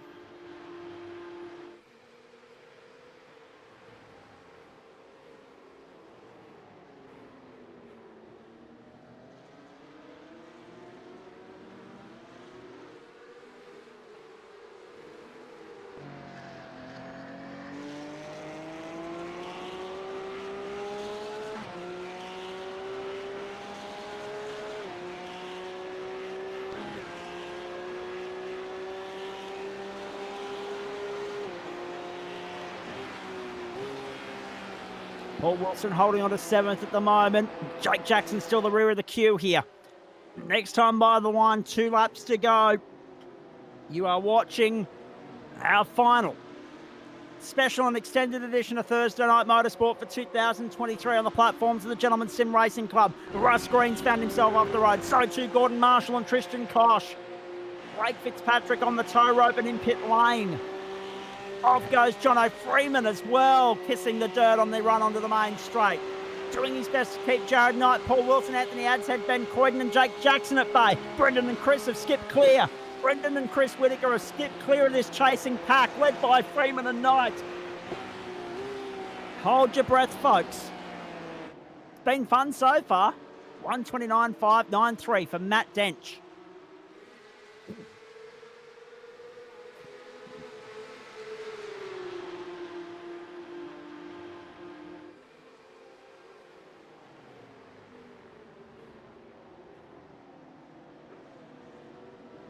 An interesting train here for P5. All the way down to Jack Jackson in 10th. So these guys are doing really good. They've only got a lap in the left in the tank at the moment. So Matthew Dench is well and truly ahead, 5 seconds. And Sam Muir has his own 6-second gap to Chris Whitaker. So first and second are pretty much locked in as Matt Dench comes to the line for second last time. But the one we really need to keep an eye on is, one, the battle you're seeing on your screen, and two, the battle between Chris and Brendan Whitaker, because I think Brendan Whitaker's being cheeky and biding his time. You can see the white flag notification on the top left. Yep, last lap, board in the air. The maths add up nicely for us. It's a 16-minute heat. We squeeze 11 laps in as a result of that. We up the clock in a few moments' time. 25 or 26 minutes. And then, of course, I think it's 37 for the finale. Brendan Whitaker sitting there, 4th place, all over the back of Chris at the moment. At the moment, they're staring down the barrel of 8th, 7th on the racetrack, on the grid for Heat 2. Remembering top 10 invert for that second race. No open split competitors currently in that top 10. So we have had instances this season, and Daniel can back me up, where the open split competitors that have managed to find themselves in the top 10 at the end of the first race have been serious beneficiaries of that compared to their inner class opponents for the early stages of the second race. But remember, there are 3 tonight, so the invert only applies to race 2. It's a progressive grid from there. Finish race 2. Wherever you finish race 2 is where you start race 3. The Matt Dench will go from pole to 10th at the end of this because he grabs yet another race win in the Spreyton Cider Porsche Cup. I'm losing count of how many race wins he's racked up this campaign, but that could be a championship defining one. And he did it by 6.75 seconds. Chris Whitaker holds off Brendan Whitaker, John Freeman, Jared Knight and Paul Wilson. With Anthony Adshead, Ben Croydon and Jake Jackson, the top 10. Jackson will inherit the pole position for the second race. Beyond that, Adam Lavis, the winner of the open split. And now we hold our breath, because even though the open split isn't implicated in what's just unfolded at the front, it's the top 10 invert of the pro split cars that is often so very much fraught with danger. How many times have we seen a contender trip up here? Let's wait and see how it all unfolds. Good stuff. Good racing. Hard racing. Fair racing. Just the way we like it.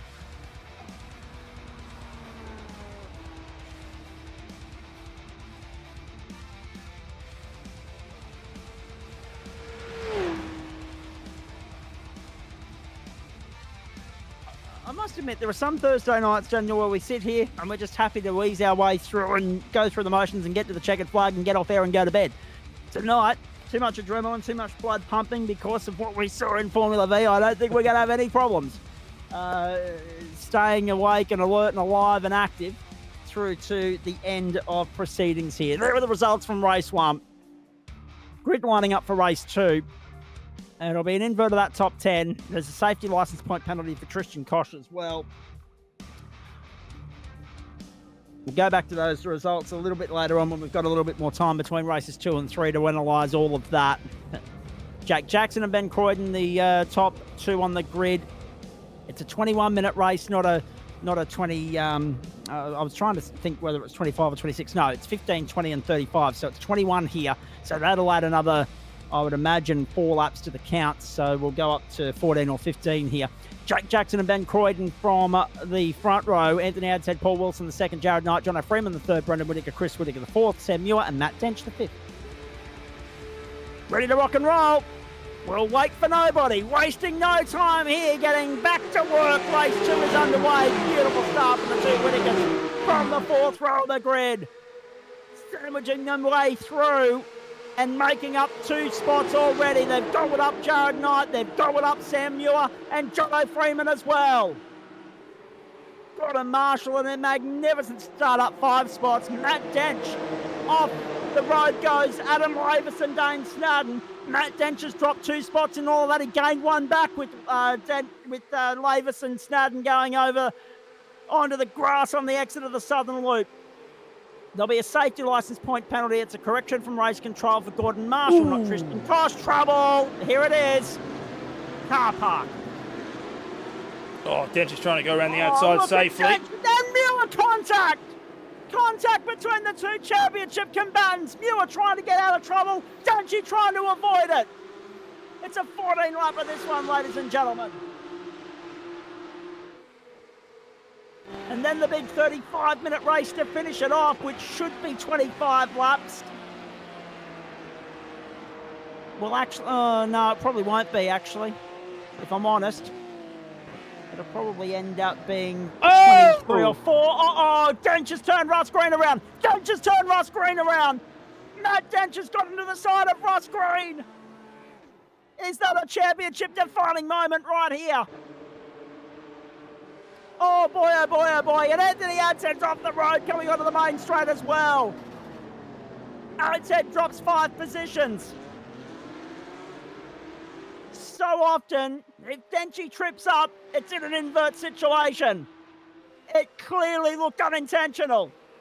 Getting through there on the inside, back to 11th place. He's struggling to find his way to the front here. The 7-time champ.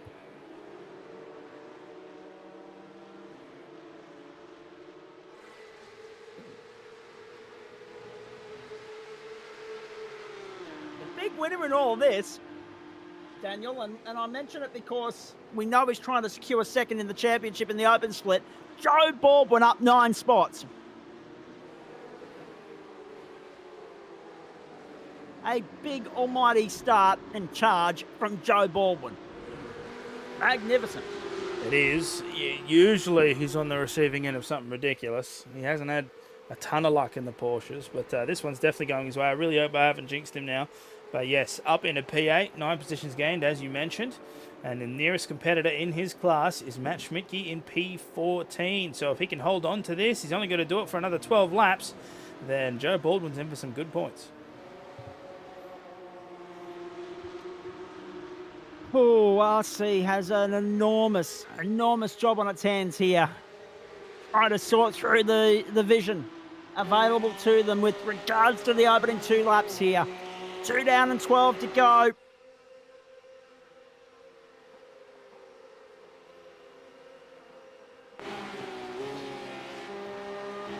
Adshead back to 9th place. Joe Baldwin down on the inside to 8th. Clear leader of the elite split of the open split at the moment.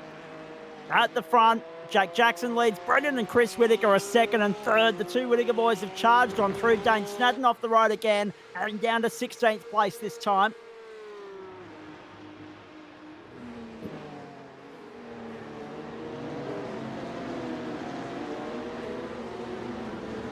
Oh, look at Muir. He's trying to sneak in here, trying to tag right on the back of this fight between Adshead and Baldwin. And I'll tell you what, Baldwin has really got his elbows out. Look at him go. Yeah. Fighting with the open split boys and with the elite split boys is Joe Baldwin. Have a look at him. Up into position number 8 now, ahead of Sam Muir and Matt Dench. So the 2 championship combatants are nose to tail.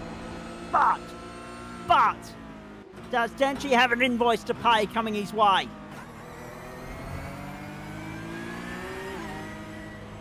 On the back of that incident early on with Jared Knight. Sorry, not with Jared Knight, with Russ Green, his teammate. 18th place is where you find Russ Green at the moment. We're down to 18, by the way.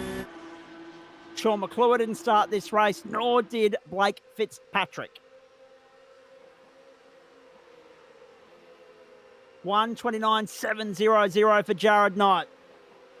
Fastest lap of the race thus far. We're on lap 4. So the way this is playing out, with only this and 10 laps to go,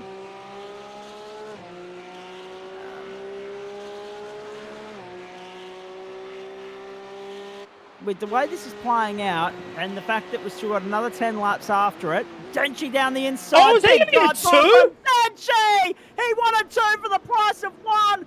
Did he pull it up? No, he didn't. No, he didn't. No, Dench he is didn't. off the road. Matty Dench is off the road. And the game changes yet again. The big send. Ride with him as he locks it up, gets it caught on the grass, gets it caught on the curb, and goes for a ride through the kitty litter. He just doesn't like these invert races. Take a good look at that one, gentlemen. That's as rare as hen's teeth. Oh, Seen a boy. mistake like that from Matthew Dench. Exactly. Pressure. It's a funny thing. And it brings me back to the point that I'll hopefully get to make third time lucky. Hello, Brooksy. Nice to have you on board. Denchi is human. Parasitis. Well played. Well played. It's true. We often say it on these nights. Now, remembering the championship deficit, the margin coming into this round from Dench back to Muir was only 45 points. So it's not detrimental that Denchi's 5 positions behind him at the moment. But when it matters is the next race. When it matters is if he gets an invoice for the incident with Russ Green. They're the little moments that can change the game here. What matters is that he's already finished ahead of Muir once tonight. Oh, Chris Whittaker nearly got a helping hand there, but Jared Knight got hung out to dry by Jono Freeman up into 4th place. How lucky was Chris Whittaker not to get tangled up in all of that? So the way it's playing out, Brendan and Chris Whittaker are sitting pretty here at the moment. Brendan particularly more so because he's pushing Jake Jackson along here. There are always winners and losers in an invert situation. Tonight, it's Sam Muir and Matt Dench, the 2 title combatants. The way this is playing out and continues to play out, with the field spread out, that's a good point from Chris Bleakley. And that's not with no disrespect to Matt Dench at all, because we've seen him work his way through the pack on numerous occasions with Consumer East. Others, he's brought some luck. It is under investigation. We knew that. It is under investigation with race control. Keep your eyes on the bottom of the screen. That is going to be a telling moment in this night of car racing. Down the main straight at the island. So, we love the inverts because it jumbles the order up. But, we're staring down the barrel of more jumbling. Oh no, off goes Jono Freeman. Forget what I just said. Off goes Jono Freeman. Through went Marshall. Through went Croydon. Knight was already passed, up in 4th place all over the back of Chris Whittaker. Jared Knight and Chris Whittaker arguing over the same piece of real estate. But at the front, it's Jake Jackson, Brendan Oh, Whittaker. but he went in too deep! They tied each other on! Brendan Whittaker gets into the side of Jake Jackson and Chris Whittaker leads at the island. This is exactly what I was talking about. The more these incidents play out, the more this field spreads out, the more this race plays out, the more it looks like we're going to have a jumbled order for the start of the final race of the campaign. Which means you've got to keep your eyes on the screen and peeled to us, ladies and gentlemen, tonight on the final edition of Thursday Night Motorsport for the season, because it is going to be well worth the price of admission. It is always mega entertaining when we divide and split and shake and jumble and stir the order up. Chris Whittaker leads at the island and Jared Knight is breathing down his neck. Knighty wants to lead this. Whittaker's not going to let him. The run down to turn 1. Knight's got a great run down the inside. Jared Knight's going to the lead on the inside at 1. And Chris Whittaker's going to let him. Whittaker's going to let Knight lead from the front. Denchi punches out the fastest lap of the race at 1:29.505. The Brendan Whittaker Jake Jackson incident is under investigation, and that's a surprise to nobody. It's clear as day that there was car-to-car contact there. Look at Donald Marshall charging from 15th on the bloody grid up to 3rd. He's the real winner in all of this. Joe Baldwin stopped 7 spots, still the leader of the open split. Big dive down the inside. Freeman tried to get by Whittaker. Whittaker wasn't having a bar of it. Sam Muir's in there trying to find a way through with no help. It's a 10-second penalty. But it's saying for Russ Green, not Matt Dench. Now, I want to clarify with race control. Got that the right way around or the wrong way around. I need someone in my ear to tell me whether that's right or wrong. That can't be. I think it's the other way around. That cannot be right. If it's a 10-second penalty, it gets applied after the fact, so we're not going to know what that means until the end of the race and how far Denchi is ahead of everybody else. And if it's a penalty for Russ Green, he can feel very hard done by because his in-pit lane not going to be classified anyway. At this rate, being 4 laps down in a 14-lap race, you got to complete 75% race distance, and Green can't do that at this point. Lap 7 is done. Down the inside, Sam Muir. Oh, what about the defence from Jono Freeman on Sam Muir? Magnificent. Just got to point out the comment there from Trent in the chat. Just a whole bunch of doors. Doors plus no fuss.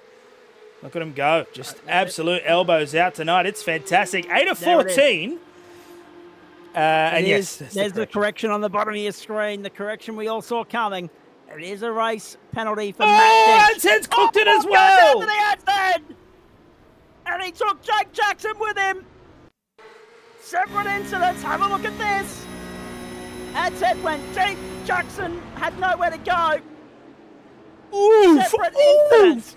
How close did Adsen want to get to Sam Muir? Jackson couldn't pull it up. He went out in sympathy with Adsen, but they were isolated incidents. And if you're Sam Muir right now, go and buy yourself a lotto ticket because that is as close as it gets. His night could have been done there and then. But it's not. He continues on. This is insanity. This is incredible.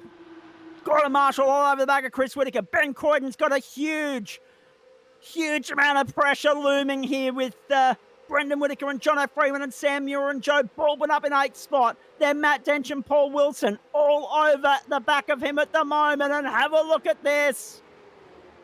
Dench all over the back of Baldwin. Now, let's highlight the bleeding bloody obvious here.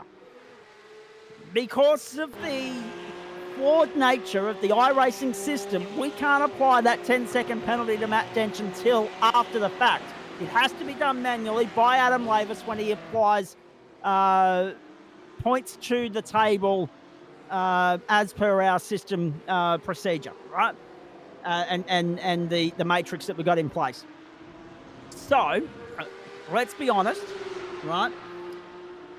Dench is the beneficiary in all of this because at the moment, if that penalty was to be applied internally in server to Denchi before the start of race 3, he would drop down maybe 4 or 5 positions at the moment. He would drop down from 8th to 13th as things currently stand.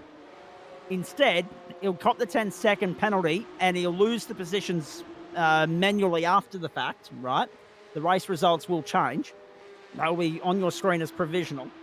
And Denchi will still get the points for 13th, but he'll still get to start 8th. Have I made any sense of that?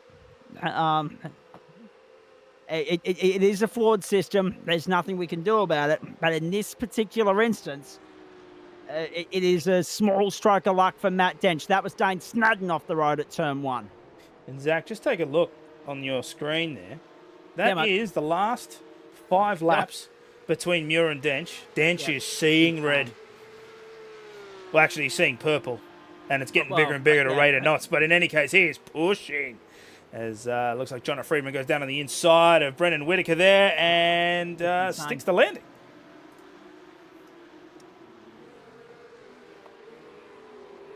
So Oh, it's boy. a 15. It is a 15-second penalty for Brendan Whitaker. If you thought Denchi's was bad, I'll raise you an extra 5 for Brendan.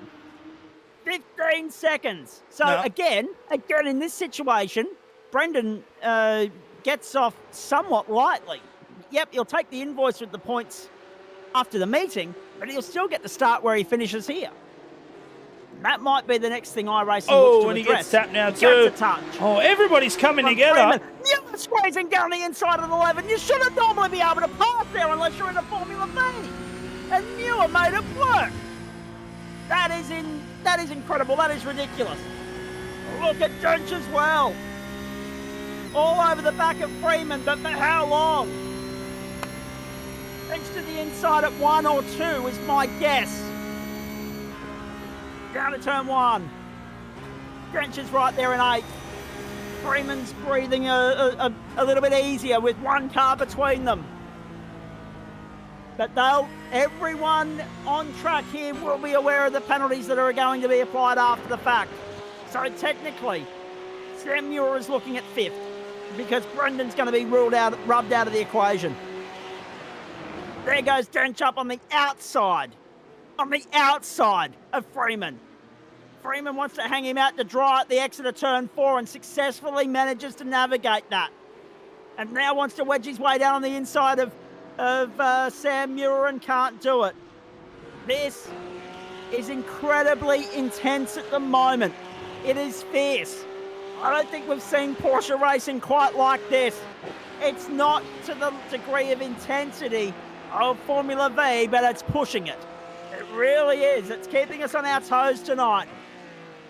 So 15 for Brendan, 10 for Dench.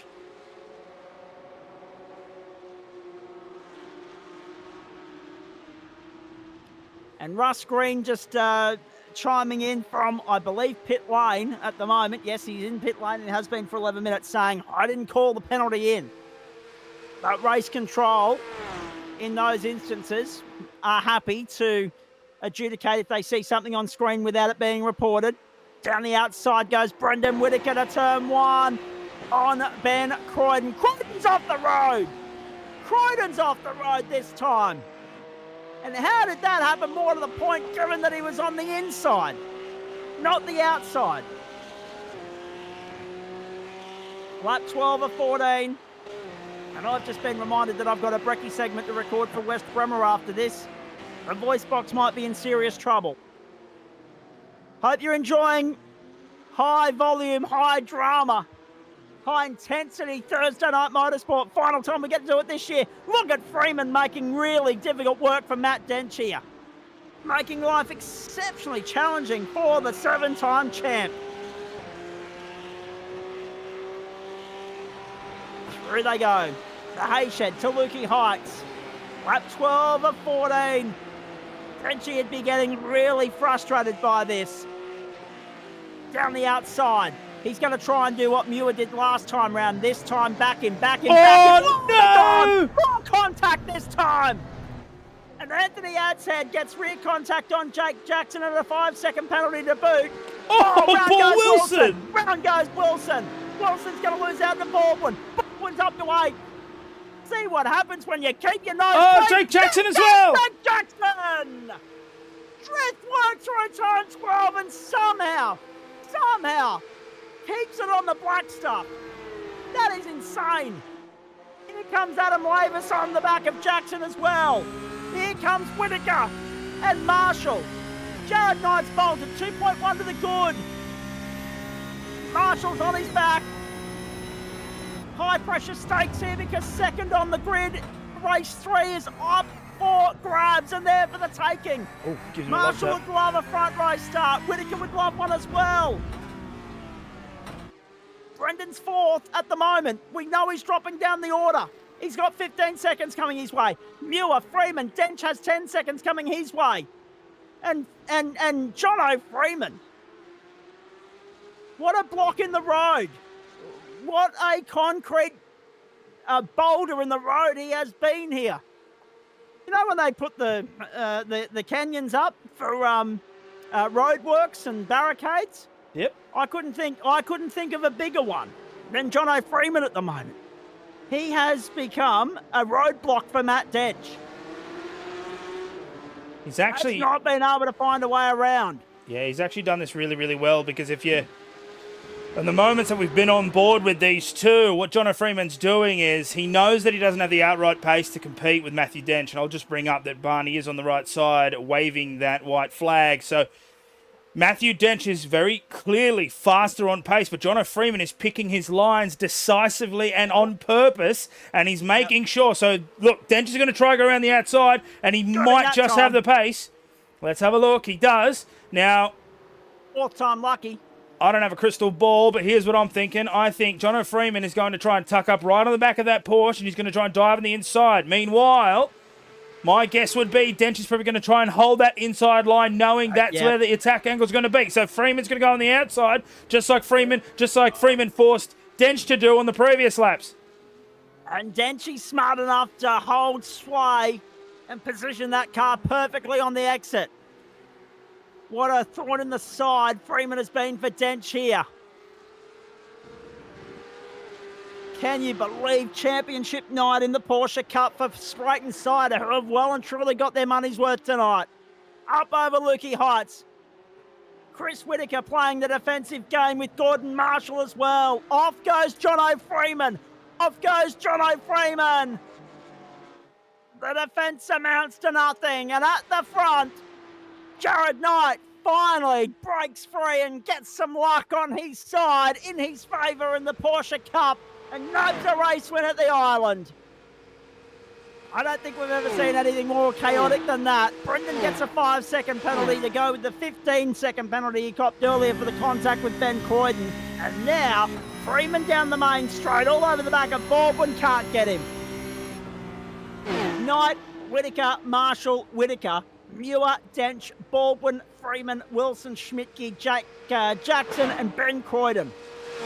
The top 12. Ads head in for 13th. So, Dench has 10 seconds, Brendan has 20, and Adshead has 5.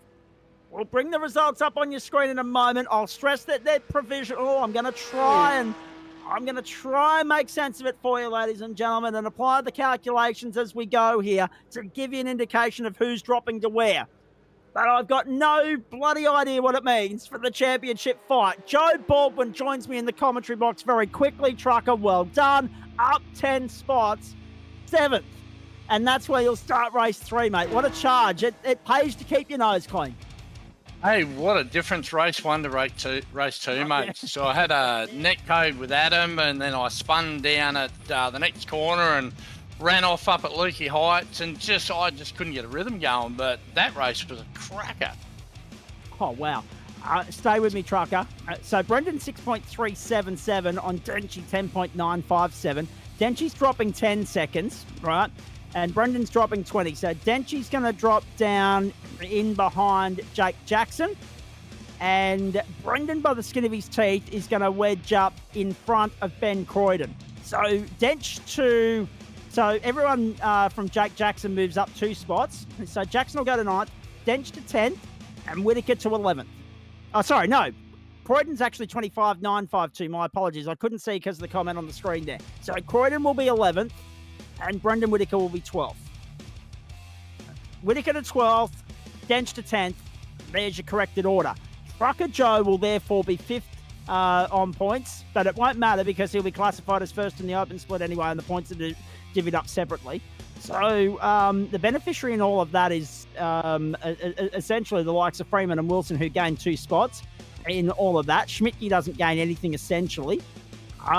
So there you go. For Whitaker and Dench, they'll drop down. Dench will go to 10th, which will be 8th in the order as far as the elite split is concerned. Jake Jackson will wedge in behind him. And then Ben Croydon, and then also... Jake Jackson in front of Dench. Dench into... Yeah, there it is. That makes more sense. So Dench goes down 10 seconds. He'll wedge up there in 10th place where Ben Croydon is. Now there you go. So there's a safety license point penalty coming the way of Denchy as well for the incident with Jono Freeman on the final lap. So, oh geez, give up tonight, Zach. 20 seconds. So Jake Jackson and everyone else moves up 2 spots. Dench will go therefore to 8th. Croydon to 9th. Whittaker to 10th. There you go. Finally Tell you got what, there. Denchi had a bit of a wild race in that one. He What? Oh, yeah, he God. speared off down at the first hairpin there at one stage. I actually seen him coming, and I propped left, and I thought, no, I'm going to stop and just let him go through. So I lost a spot doing it to Sam Muir, I think, but it was worth it because I got to keep racing. So yeah, it's Denchi had a bit of a rough one there. He ended up getting through and made some positions, but got the penalty unfortunately for him. But he'll be on a storming drive in this one. You'd be a game man, not putting money on Denchi to win this one. Thank you, mate. Go well in this last one yourself, Joe. Great run so far. Thank you, mate. We'll hopefully catch up with him very briefly at the end. If not, all the best to Trucker Joe for Christmas, the Mountain Men on Saturday night, and everything else that's coming up between now and when we reconvene on January 7 for that charity event for Beyond Blue. So, the final one of the Porsche Cup season for Spreyton Cider. From Phillip Island in Victoria, let's go to work. The final one of the night, the final one of the term, the final one of the year. And it's a clean start for Chris Whittaker, who's got the jump on Jared Knight to turn 1. Knight, he's been swamped because Marshall's up there on his outside as well. Brendan Whittaker, Matty Dench is trying to sandwich his way in there too. On the run to turn 2, to the southern loop. Muir being pushed through at the moment. Trucker hangs tough around the outside. Sacrifices himself with Dench squeezing down the inside at the moment. I've been saying that for yonks. That comment on screen, I've been saying that for yonks. Knight squeezing down the inside of Brendan Whittaker. Knight squeezing down the inside of Brendan Whittaker. Knight Whittaker contacted. That just got got to the top as well. I think you'll find. Can you believe this car race? Can you believe there's not a drama at Phillip Island? Matt Dench. It was Jake Jackson, my apologies. Not Sam Muir. Muir's gone through on the inside of Dench cleanly. Dench has gone round. Wow. So I think that was... Wow. Dench did get some assistance. I don't know who it was from. I think it might have been John O'Freeman. Dench did get some assistance. Yep. Was that payback for earlier? Yeah, that was Freeman yes, it with was. the tap. Yep. Oh boy. Hey, Chapo, just quickly before you go and get the pen ready to whack a few contestants across the knuckles here again. Your night so far. Oh no, more trouble! Trucker Joe's in the grass on the exit of 12. It's been a fairly hectic night at the office for you, firstly as a driver and now as a race control official as well. Mate, I've had a Christmas party all day, so I came in a fairly leisurely pace. And it's not been a leisurely night. I will be rallying around Trucker Joe's to give us time on this one. This is going strong. That race too. Well, there are a few incidents thrown in there. So much drama here tonight. Brendan Whittaker down the inside of Jared Knight. And got him done. Knight will look to fight back on the inside up to Siberia, but Whittaker moves across to cover it off. They've got Sam Muir for company as well. I think there's Sam Muir. You just want to keep your nose clean here. That is essentially all he needs to do. And then he just hopes for the best outcome when the points are calculated a little bit later on. We know he's covered off Dench in that previous race. We know that Dench is buried in the pack at the moment. Now, the interesting thing for mine is 1, 2, 3, 4, 5 elite split competitors on the circuit. There are 5 open split competitors on the circuit and 13 elite split competitors on the circuit. Dench is the last of those at the moment. Sam Muir is 5th. And Dench is 13th. That's 8 positions between them. We know that Dench has lost out in that previous race as well, a couple of positions. We know that they've got neither one of them has a drop round to fall back upon either. And we know that there's extra points on the line tonight because it's the super sprint format. It literally all hinges on this. Yes, 45 points is a big deficit to overcome, but Sam Muir is going to give it one almighty shake. I cannot wait to see the points calculated at the end of this. Trucker trying to squeeze down the inside, can't get it done. Under pressure at the moment. He's got Jake Jackson in front of him, Matt Schmidtke to the side, Ben Croydon and Ross Green in behind as well. It is a 24-lapper, ladies and gentlemen. We're only 1/8 of the way there. We're on lap 3. Chris Whitaker's leading at the front. Gordon Marshall second. Jono Freeman picks up a 5-second penalty, and I think that's fair based on everything we're seeing tonight. I didn't actually get a chance, by the way, gentlemen, to calculate where Anthony Ads had dropped to in all of that earlier either, given that he finished down in 13th in the previous race and dropped 5 seconds. So the fact that he was already behind Dench and also Whitaker probably amounted to nothing in terms of changing things there, but it will upset the apple cart for his points haul of that second race as well, with a 5-second penalty potentially. So this is just relentlessly intense at the moment. I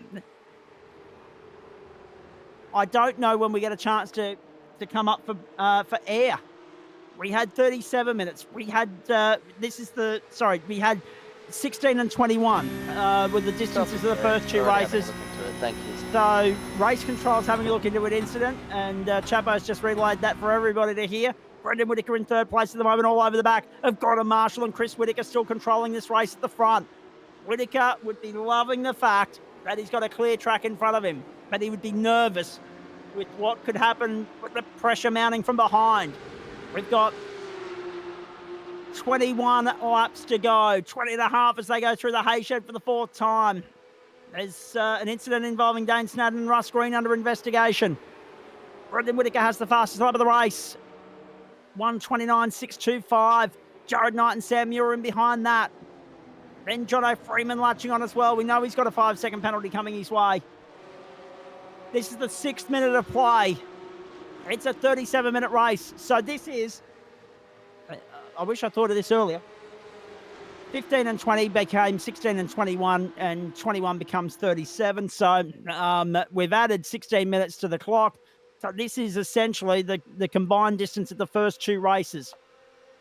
Not in terms of laps, because we had 11 and 14, but with the transit time that'll be lost for a pit stop, it balances out on the clock. The top 6 are relentlessly close at the moment. Matt Dench has got his way back to 13th place, 11th in class. 1:29.345 fastest lap of the race. He's all over the back of Ben Croydon at the moment. Life has been made incredibly difficult for Denchy here in the season finale. Brendan Whitaker's got by Gordon Marshall. Brendan Whitaker's gone to 2nd. Jared Knight is 4th. Jono Freeman, Sam Muir, then Paul Wilson. Anthony Ads head off the road. So too Joe Baldwin did well to save it.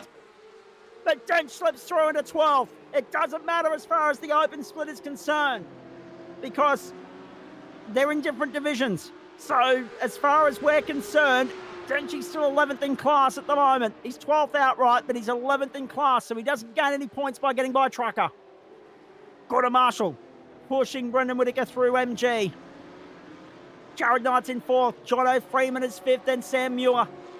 How good has Thursday Night Motorsport been? One final time in 2023. I think everybody in the club has saved their very best until Grand Final week in Term 4. The Grand Final night of Grand Final nights. There is a 3-point penalty coming the way of Dane Snadden. We've already had a retirement. It is Snadden. He's out of business, parked up, but he gets a 3-point penalty for his efforts. Let's have a look at it. Let's have a look at what happened to Trucker up the top here, and he's had a couple of nice saves tonight. It wasn't this one. It was back at turn 4, not turn 10. But I tell you what, the sideways drift work going through turn 4, that was something else from the West Aussie.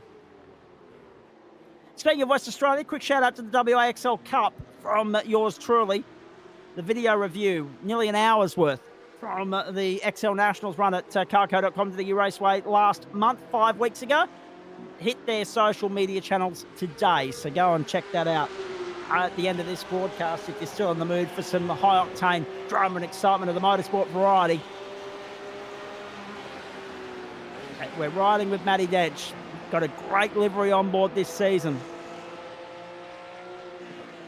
The black stripes make it almost look like a bumblebee, don't they? Mm-hmm. That's fantastic. Good old traditional Cessnock Goanna colours right there. I'm going to Cessnock on Tuesday. Cannot bloody wait to escape to Progressive Civilization for Christmas and the New Year. Oh, sorry.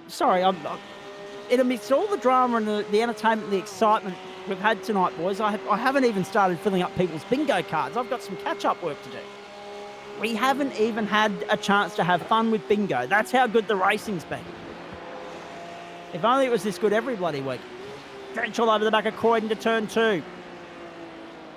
Drench trying to find a way through in the Blackout Electrical Solutions car. Have a look at him. The up and under on the exit of 2. The run down to 3 will be on the outside for 4. Sliding down the inside.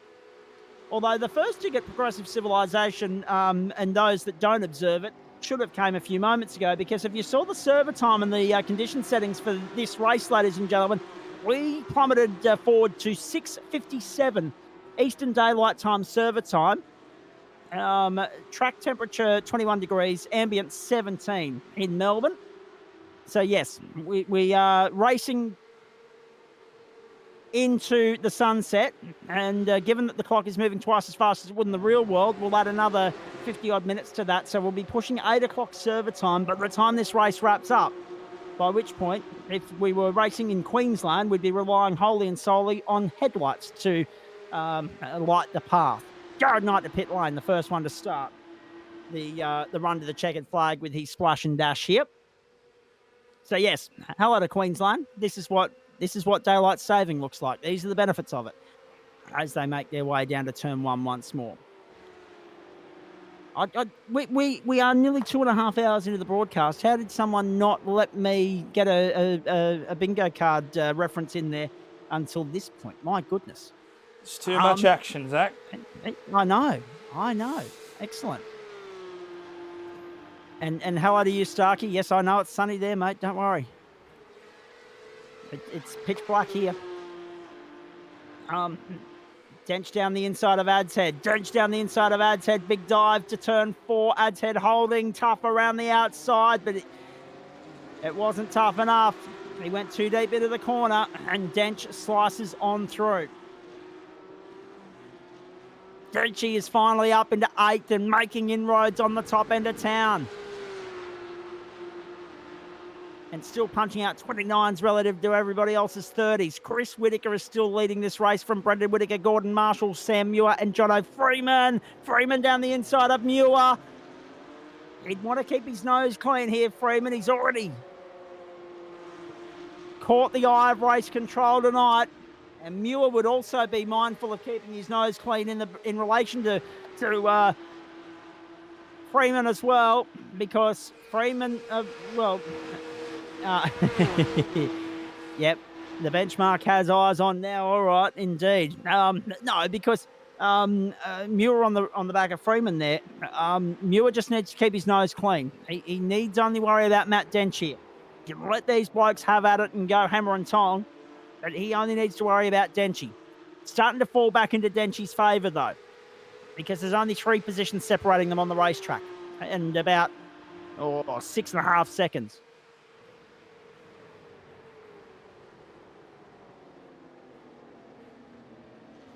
Wow. It's been relentless. Chapo, we saw a lot of racing incidents issued in Formula V by Josh Zuno and his crew. Didn't really get a chance to quiz him on that. And it was just good, hard, fair racing for the most part. But here, you've had to whack a few people over the knuckles. Brendan Whittaker copped 20 seconds worth of penalties in the last race. Denchy copped 10. Ad's Head copped 5. And still, those second penalties and those safety point penalties are getting racked up. Yeah, they sure are. But Brendan copped 35 seconds of penalties in the first race, I reckon. I was going to say, I caught 20 seconds in the second race. Yeah, I'm not sure I about think the he first one. racked up 5 safety points that race. So Okay. hopefully Yep. it's a little cleaner here. This race has been a bit cleaner on that front. I mean, it's a reverse grid special. They're always a bit different. But yeah, we had to whack a few people over the thing. Oh, Josh still has a bit of post-race to do, I think, for the Vs as well. So yeah, I think that might make up for one of the NFAs. But yeah, it's been a bit messy tonight, boys. I guess that final race of the season sometimes brings it out, and PI sometimes brings it out a little bit. absolutely. But there've certainly been a few incidents, and some of them have been, you know, a bit of a warning, but a few have been you shouldn't be there. So hopefully it's a bit more quiet for the rest of the race, and it can finish nicely. But good racing though. They're really putting the foot down, and I'm sure it's making some pretty good viewing for everyone else who's not having to type in penalties. Absolutely. What about that? You're riding on board with Denchi, trying to get by Jack Jackson, and then made light work of Paul Wilson straight after, down the main straight, around the outside at turn 1. Commitment plus from the number 1, who's up to 5th, and he's only 7 seconds off Chris Whitaker, who is controlling this race very nicely, and he has Brendan Whitaker, Gordon Marshall, and Jono Freeman in tow. Jared Knight, about 3/8 of a lap behind these guys. He's down there in position number 13 at the moment, but he is the first of those to have stopped. And also on pit road now is Russ Green, has been for a while. 3 minutes and 20 seconds. Dane Snadden's parked up out of business. And yeah, that's a fair point. We can't go back and see who posted it, but I'm in total agreement. We saw 3 cracking Formula V races, photo finishes all round. We've seen 3 equally as good and compelling Porsche races. I said at the start of the night, because anything's tame compared to Formula V, I said that the Porsche races would have to be a little bit tamer. But they haven't necessarily been. They've been a different type of intense. Oh, Gordon Marshall's in the dirt at Siberia. Gordon Marshall, the sacrificial lamb in all of that. Trying to get up on the outside and fight with Freeman and Whitaker. And he ends up eating dirt. Ben Croydon in 8th spot at the moment. We continue on. Up the inside, Croydon on Ad's head. Croydon on Ad's head through Lukey Heights. Ad's head's going to hold the inside, running down to MG. Croydon wants to go around the outside. Ad's head's hanging tough. Croydon's got the job done. We've seen a fair bit of that tonight. It's been good. Brendan Whitaker to pit lane. So too Ben Croydon. Through they go.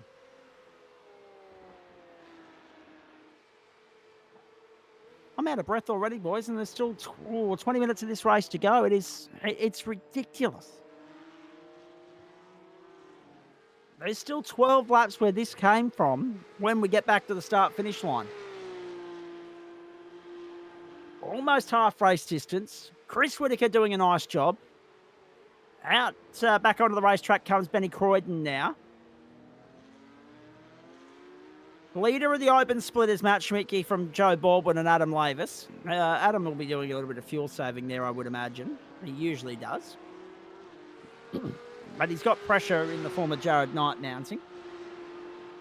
They're not in the same race. They are, but they're not. They're in different classes. So I wouldn't imagine...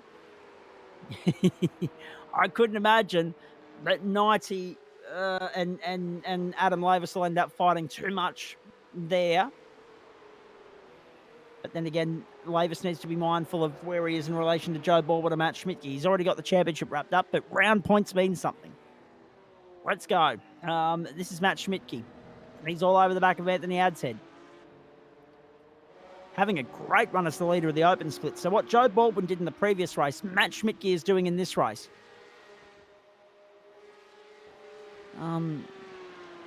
can we just pause for a moment to acknowledge the fact that this is night 4 of week 40 of our broadcast year, and the 44th week of the racing year, because we of course have had 4 off weeks along the way. Joe Baldwin to pit lane, Jared Knight to 9th, looking to get by Adam Lavis on the run down to turn 1. Down the inside, Knight on Lavis. Knight gets the job done cleanly.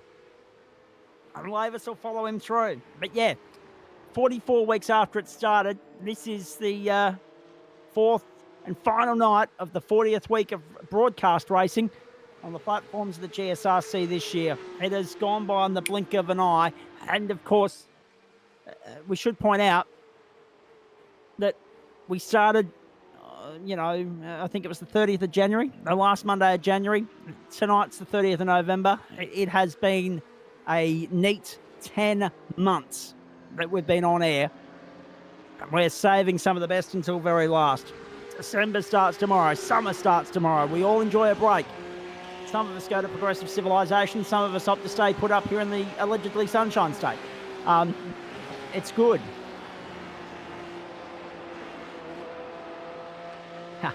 You're too kind, Starkey. Down the inside, Muir. Got him. Well done. We saw him say there earlier that he had to go to bed shortly, but he can't take his eyes off this, and who would? Who would want to? It has been incredible. Tonight especially. I mean, I've never seen a Formula V race where the top 4 were covered by 700ths of a second. That was as good as you will ever see in Formula V. And to see this guy up against it and battling the way that he has tonight, it's world class. The response from him, 9 times out of 10, whenever he's backs against the wall, he responds with just absolute relentless force. And he puts the foot to the throat a little bit more, and he makes a statement. And that's what tonight is from Matt Dench. Gordon Marshall, the next target. Then it's 1.5 seconds up to Jono Freeman. Then Chris Whitaker leading the race. Dench is only 4 seconds off the leaders here. He's taken 3 seconds out of them since he found clear air. Oh, that's a tough question, Greg. I'm not game enough to answer that, I must say. I'm not game enough to answer that, whether or not Sam Muir's going to be in front of Denchi or not. We know that Muir's made his way down pit lane. He came back out behind Jared Knight.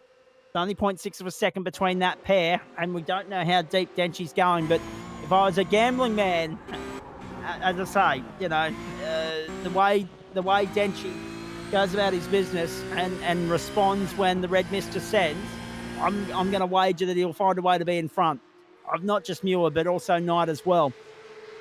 I just get that feeling. And I think Knighty brought some clear air there earlier for the same reason. He opted to pit early so that he could buy some clear air from Chris Whitaker and Jono Freeman. Have a look at that. The battle for the lead is on. It's the effective race lead at the moment until they stop in pit lane. Will they still be leading outright when they come back out onto the racetrack? Or will the undercut work better for the likes of Knight and Muir? We'll find out. I'm actually a little bit surprised Denchi didn't go to the undercut and buy some clear air. And now we continue to rock and roll through the motions here. This is lap 15. Joe Baldwin's jumped back into the commentary box, but he's still out there on the racetrack and in the thick of it as well. He's got Tristan Koch and Paul Wilson for company. I'm not going to disturb him while he's in the thick of that. Chris Whitaker comes to pit lane. Trucker, how are you finding it, mate? You're third in class at the moment. Yeah, I haven't had here we go. Great. Love it. I haven't had the run in this race that I did in the last one. Have a look at the helmet setup on him, ladies and gentlemen, if you're watching at home. I want to play a game. No, I had a plan. I needed to get one good race out of the 3 in for the points. And I know where I sit in the championship now. Unfortunately, we lost Tony. He couldn't make it tonight. which sort of almost locked it up for me, but Tristan was still in there with a chance, but that good position I had in race 2 probably locked second up in the championship for me. So with the run of rotten luck I've had over about the last 5 rounds, it's probably, just as well. I'd have been pretty frustrated if I hadn't finished in second at least.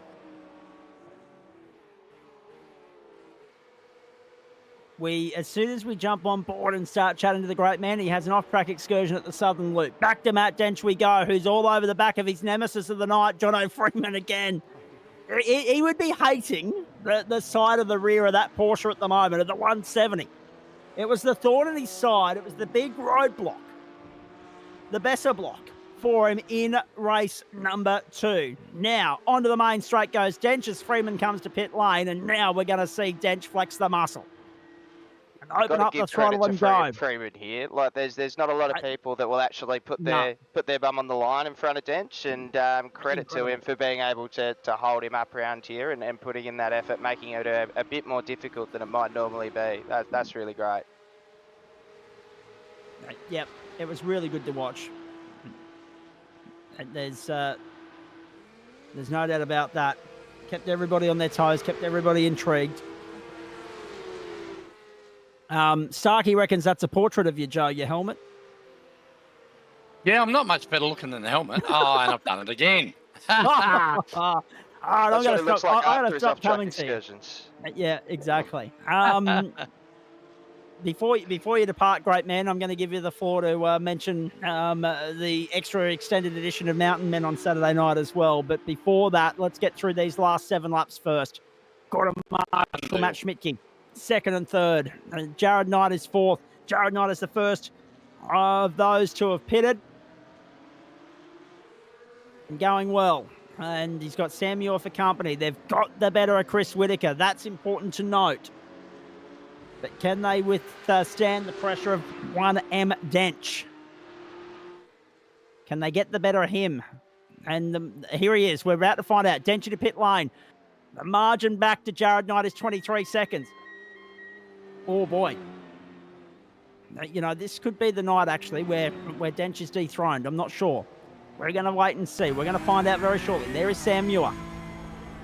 This is incredibly tight. This is ultra intense, ladies and gentlemen. Dench is on pit road. Dench is in his box. Dench is already in his box. Getting fuel. Out he goes. Off the Jackson, gone. Down the main straight. They've got him. They have got him. But by how much? 2/10 of sweet FA. Dench is within striking distance as he gets back up to speed. The margin is only 1.7 from Knight to Dench. Watch Dench at work for the final 7 laps here at the island. And if I was Jared Knight and Sam Muir, I'd be very nervous right about now, Daniel Correa. Poor Gordon Marshall. He exited the pit lane, but he went down the motorbike pit lane.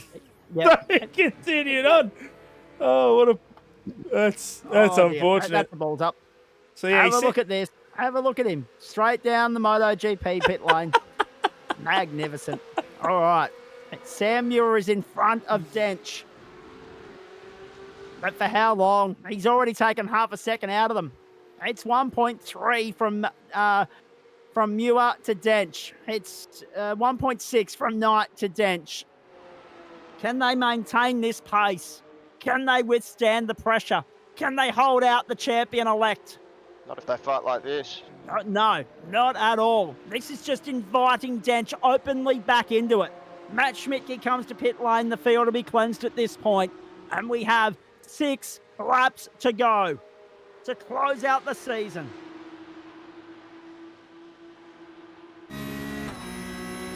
Huge run from Sam here coming down the main straight. You've got to imagine Dench is coming up behind as well. But will Jared let him through here, or are they going to fight? No. Jared goes through. Wow. Oh, look at Dench now. Look at Dench right there. Far out. The man's a freak. The man's a magician. 90 leads it from Muir and Dench. Good luck holding on here, 90. This will be the ultimate test for young Jared in the 92 ahead of the 194 of Muir and the number 1 And it could be coming home again for Matt Dench right here and now. To the outside goes Muir. To the inside goes Dench. And Knight withstands the pressure and keeps them both at bay for a little bit longer. Three-way fight, and Chris Whittaker's only 1.7 seconds away as well. So if they keep squabbling, Whittaker's going to be back in this as well. And Dench will sit here for a little bit. I get the feeling he'll sit here for a second or two just to save a little bit of juice. Because I think third's enough in this instance. Even with the 10-second penalty earlier, I think third's going to be okay to Muir's second. The gaps had to be a little bit bigger than that. Muir using up a lot more rear tyre than what I've seen from him before. He has sort of a few wiggles, and then Jared coming through that final turn really sort of gets that back end out. So we'll see if that really hurts him towards the end of the race, because we know how smooth Edgy is on that sort of throttle management. Get back on, mate! Say that. He goes on excursion. So does this bring Chris into it? No, not quite close enough. Not quite. You're on the inside of turn one. Have a look at that. Knight goes deep. Very deep to turn one and somehow holds on.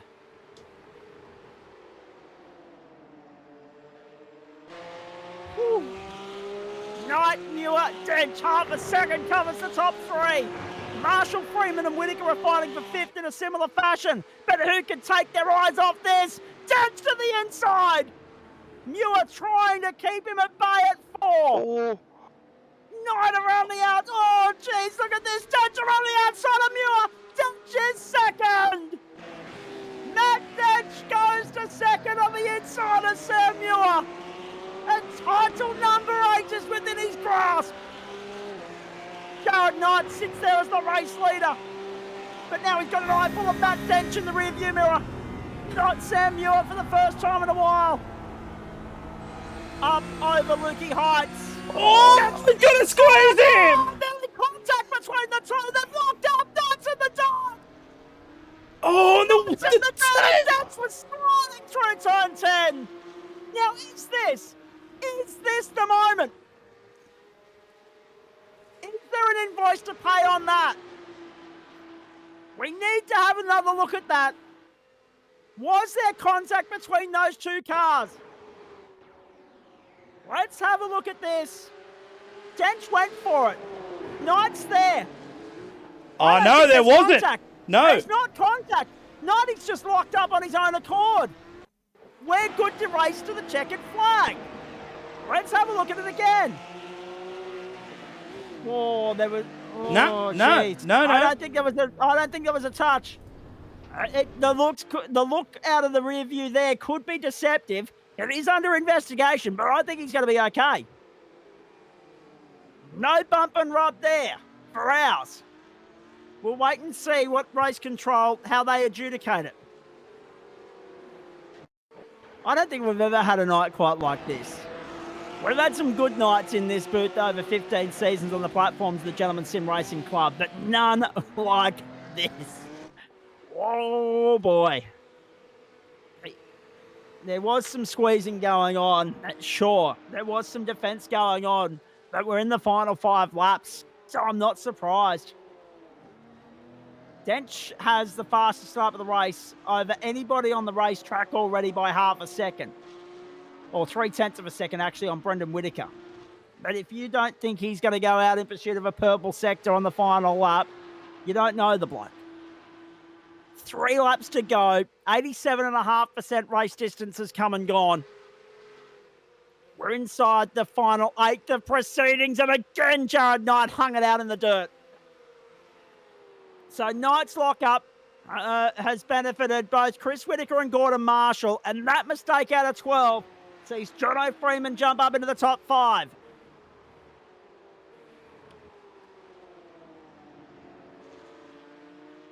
It might be a somber sort of conclusion here. It might be a somewhat quiet conclusion to this race now that, as we have a look at Knight all over the back of Freeman, it could be a little bit... Oh, Freeman's locked it up. Knight goes back to 5th. So that battle continues, but the rest of the top 4 have now spread out. So the race, what I'm trying to say is, and I'm struggling for words at this point, folks, it's been incredible tonight, relentless, from first until last. But the race might have reached its peak. It might mellow here in the closing stages. It might slow down just a tad and draw to a natural conclusion in a semi-processional manner. But this battle is the only one on the track raging at the moment. And Jake Jackson now off the road as well. Loses out to Ben Croydon. And possibly Anthony Adshead as well. Yes, he does. Jackson's dropped 2 spots. Knight was in the dirt at 11. And Knight's still in the dirt. Catch it. Third time unlucky for Jared Knight. Off the road. And he drops down to 7th. The charge for what should have been a top 5 finish comes up short.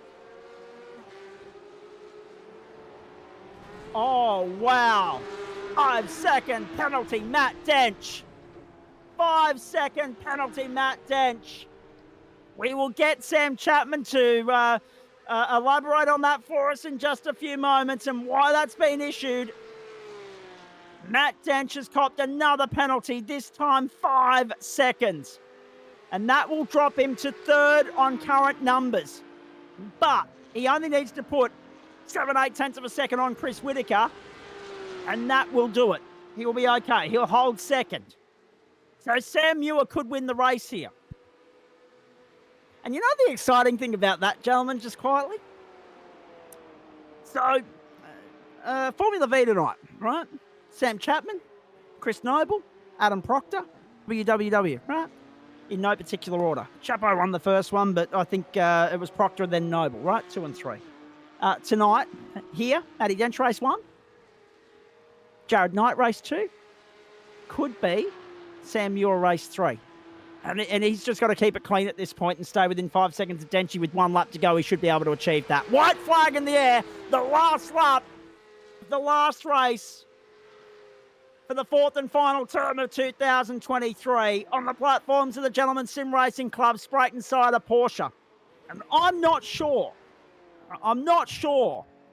that we've ever had a night where we've had 6 races and 6 different winners in terms of broadcast races. So we're making history in every sense of the word tonight. Who won Because race we've had our 1 of the closest- Porsche Open? Zach? That's a very good question. Did Adam win race 1 ahead of... Did Adam win race 1? We'll have a look at that. We'll come back to that. Because Matt Schmidtke's on track to win race 3. You won race 2. So that's a good point, Trucker. What a night at the office this has been. Did we ever see anything as ridiculous as this looming at the start of the night? Probably not. So the champ's going to come to the line with a checkered flag, but he's going to get relegated to 2nd. A post-race investigation for Jono Freeman and Brendan Whitaker. Chris Whitaker's fallen outside of 5 seconds behind Matt Dench. That's important. It could be the difference between 2nd and 3rd in the car race for Matt Dench here. He's got it. He'll get 2nd, so he'll be 1st across the line. I'm not game enough to call it. I think it's title number 8 by the skin of his teeth, but what a night at the office nonetheless. Dench across the line as the provisional race winner, relegated to 2nd. Sam Muir wins it because of the Dench penalty. Chris Whitaker, what a great night for him, home in 3rd. And 6.3 the margin in the end between 1st and 3rd. So Denchi's okay. Denchi slips to 2nd. 4th will go to Jono Freeman, then Brendan Whitaker, Ben Croydon, Anthony Adshead, Jake Jackson, Matt Schmidtke, the winner of the Open split. Well done. And then Gordon Marshall makes up the top 10. Jeez.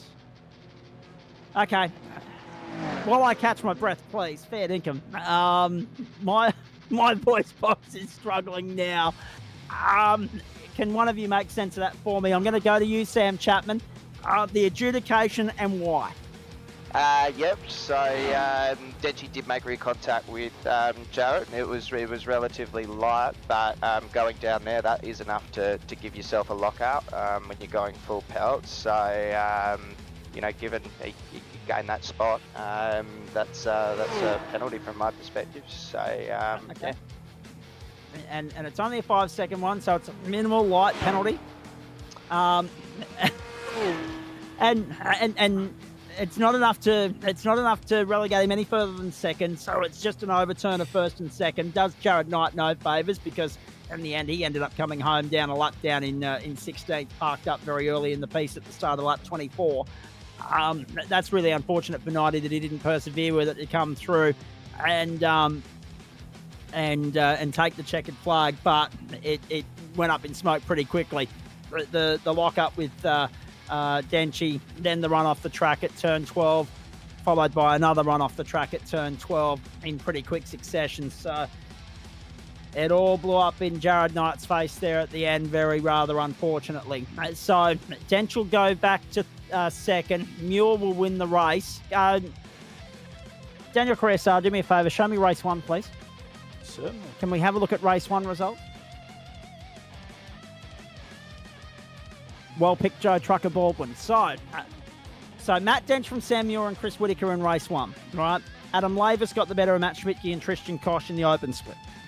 We've got donuts going on pit lane, for goodness sake. That's the lunacy of the night, summed up in one for you. Jared Knight from Chris Whitaker, Gordon Marshall in race 2. Hey, Whitaker's had an all right night, hasn't he? He has. CW's had a really good night. Yeah.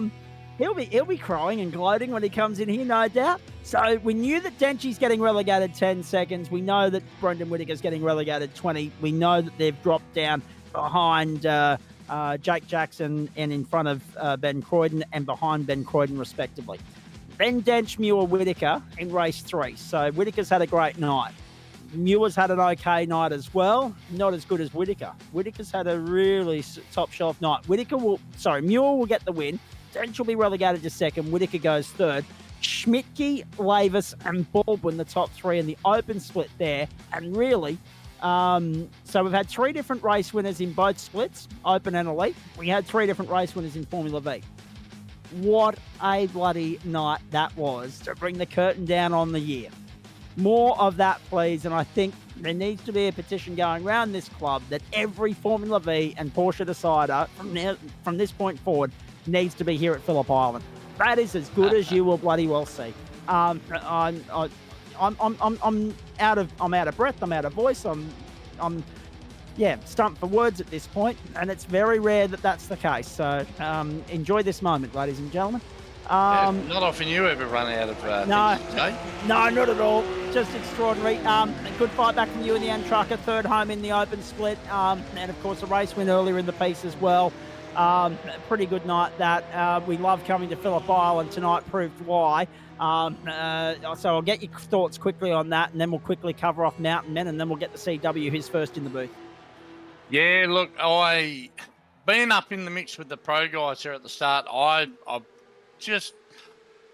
probably was driving a little bit over what my limit with the car is. I got the tyres hot and I started screaming around. I just made mistake after mistake after mistake in braking zones and sweeping corners, just losing the handle and running wide. And so I thought, you know what, I've got nothing to gain by getting involved in the guys that are trying to battle for the Pro Championship, guys like Denchi and whoever else was in there. It's all just been moved on me. But all them guys, 90 and all them guys, I didn't want to get in the middle of it. So I thought, I just sort of backed off and just let everybody go and found my own pace and just ran my own race. Had a good run with Tristan after the pit stop there. I actually took tyres, which cost me a lot of time, but I just wanted to put fresh tyres on it and keep it on the island. And but to get a race win in the final night, I'm pretty happy with that. To finish 7th overall with the calibre of guys that run the Porsche, it's probably the only race where I actually drove properly, but I was really proud of that race too. And overall 2nd in the championship. A little sad that we didn't have Tony Baker joining us, so thoughts are with him at the moment. For whatever he's got on that made him miss tonight's race. But to have the season I had and still ended up 2nd, I'm reasonably happy with that. Absolutely, and of course, when it's to a teammate as well, it's a team 1-2, and it's a good result for Bailey Ladders. You guys have had a terrific week. I mean, we saw Paul Wood rack up a championship victory the other night. I think Preno got up for you last night in GT4, did he not?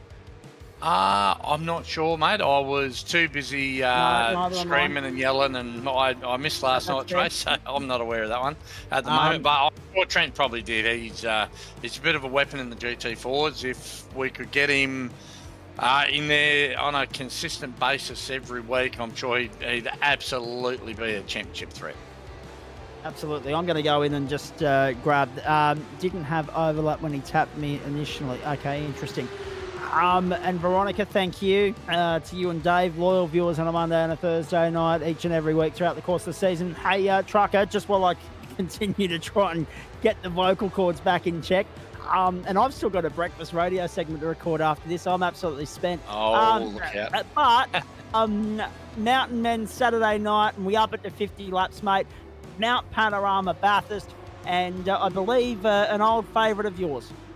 Absolutely. We're revisiting the GT1s. We ran a series of them, obviously, on a Tuesday night. I think we broadcast a couple of the races, and Matto was heading the charge as the organiser there, so he decided to race them around on go-kart tracks a lot of times. But the guys stepped up to the challenge, and they're a fantastic car, especially at the mountain. And after the race we had early, at the end of last season, actually, in the production car with the Whittaker boys, I'm sure, hopefully, I can carry that sort of form through to Saturday night. I might have one hand on the championship there, but we've got Richard King. He's been really strong up on the mountain this season, so he's there. If he has a really, really good night and I fail, he might have one. But yeah, that should be a good race. 50 laps around there with that car is going to be a lot of fun. So, just to cover off, before I let Joe go, just to cover off the Mountain Men situation, obviously we'll make sure that the final results of that are made available somewhere publicly so that everybody can see how that's wrapped up. We wish Joe and everybody the best of luck with that on that Saturday night. We were talking about Bailey Ladders earlier. They ticked the box for the GT3 AM through Paul Wood. Tick the box through GT4 with a 1-2-3. Adam Lavis, Nick Fodiatis. Adam Lavis. Let me get the right one up here. Trent Lavis, Michael Hammond, and Gary Cousins. They currently have 1-2-3 in the open wheelers tomorrow night to sew up as well through Adam Lavis, Nick Fodiatis, and Pete Matson. And they went 1 and 2 in the Porsches in the open split. So the Bailey Ladders team have had a bloody phenomenal season. Yeah, absolutely. You know, there's the Aussie Racer team that we've got there. I mean, a lot of the guys are involved in the club on a committee role part, but it's just because we're all passionate racers and love the club. You know, 3/4 of the Aussie Racers team have been lifetime members of the gents from the day that the day of inception of the club, I guess you'd say. So it's only taken us 4 years to have a real cracking season, but the Bailey Ladder Aussie Racing team has really stepped up in a lot of ways this season with, and it's also helping, sharing sets and all that stuff that teammates do. And, Mike, he's had an interesting season. Bit of bad luck, a bit of panel rubbing, but also very, very fast in the supercars on a Monday night. And in the GT4s, obviously, he's always very fast there. So we got a great bunch of guys that, when you look about teams, it's that, a rising tide raises all boats. And that's something that the Bailey Ladders Aussie Racing team has done, right from the top with Woodsy and Nick and all the guys right down to me at the bottom of the rung. We've all gone up, and Adam's had a stellar season in the Porsche this year. I was leading early on, but his consistency was just too much of a hurdle for me, and he seemed to have a lot of luck. Unfortunately, race 1 tonight, a bit of net code there with me, which was a bit disappointing. You never ever want to have an incident with your teammate. I think there was a bit of net code there. I didn't go back and look at it, but yeah, certainly proud of not only what the Aussie Racers Bailey team has done, but the gents in general. I think it's been a great year. And I think you should be proud of all of it as well, mate, having taken the reins off our great mate, Jono Simpson. So, I'm going to give you the opportunity now before you go to thank who you want to thank from a GSRC committee point behind the scenes, because I know you've got an early start tomorrow morning, and I know we'll do some personal thank yous here on the broadcast side of things at the end, but I know that it wouldn't be right if I let you go without passing on some thanks and congratulations across the board at the end of the season. Look, a personal thanks to David Johnson, who was at the helm at the start of the season, and obviously Jono Simpson. He picked up the reins. I'm sorry, I can't think of the lad that was in there in the middle, but he took the reins. Was he in there through. at one point today, or was it last year? This year or last year? Angus Cook?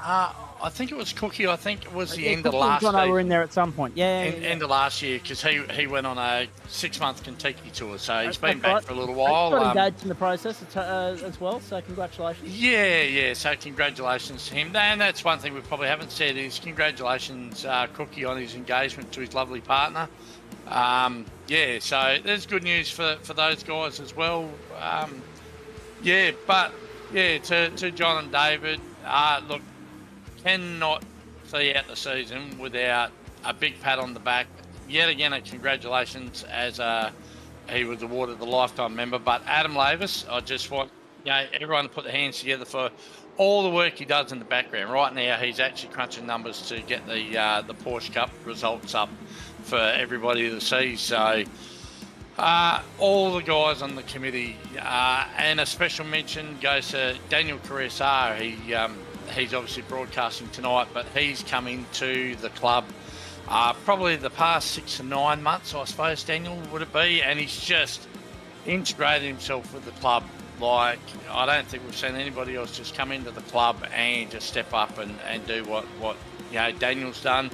Josh Sweeney, he's also fairly new to the club, and everything he does in the background, he's just, he stepped right up. Lee Williamson, Matto, I'm gonna forget people because I'm hopeless in that way. I'm terrible at remembering names at the best of times, but Ben Woods, here you got Aidan Schultz, he's jumped in. Chris Stark's actually a new member of the committee, so we'd like to welcome him. He was voted in the other night. Liv Millard, Nick Fadiatis, Paul Woods, Sam Chapman. These are guys that Sam does everything from race control right the way through to broadcasting. He's an integral member of the team. Shane Newlands on the committee as well. There's so many guys there in the RC. Kevin Henderson, Ben Woods again, Josh Weno again. There's so many guys in the background that probably don't get mentioned as often as they should, but the club just couldn't do it without the guys in the background that step up week in, week out and make the club run like it does. The stuff in the background for the broadcasting and that sort of stuff. And even though he's not here at the moment, Grant Gill, he's done a lot of stuff for us this last 12 months. We would let him retire, but he's too good at what he does, so he can keep coming back. And you're only on semi-retirement. You are, mate. So you can have your returning tour. But to the guys that have been involved in the committee over the last 12 months.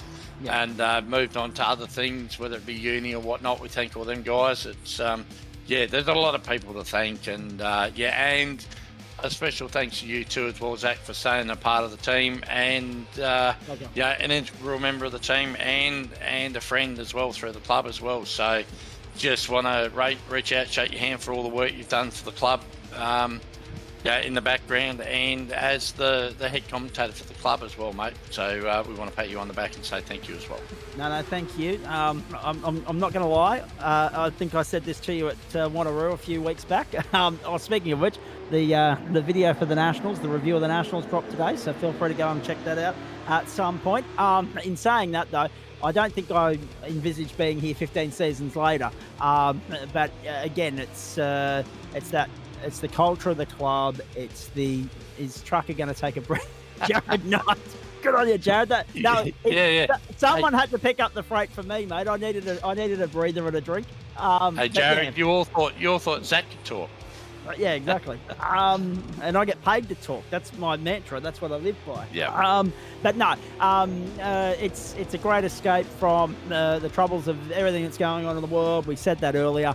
It's nice to still be involved, albeit only 2 nights a week now.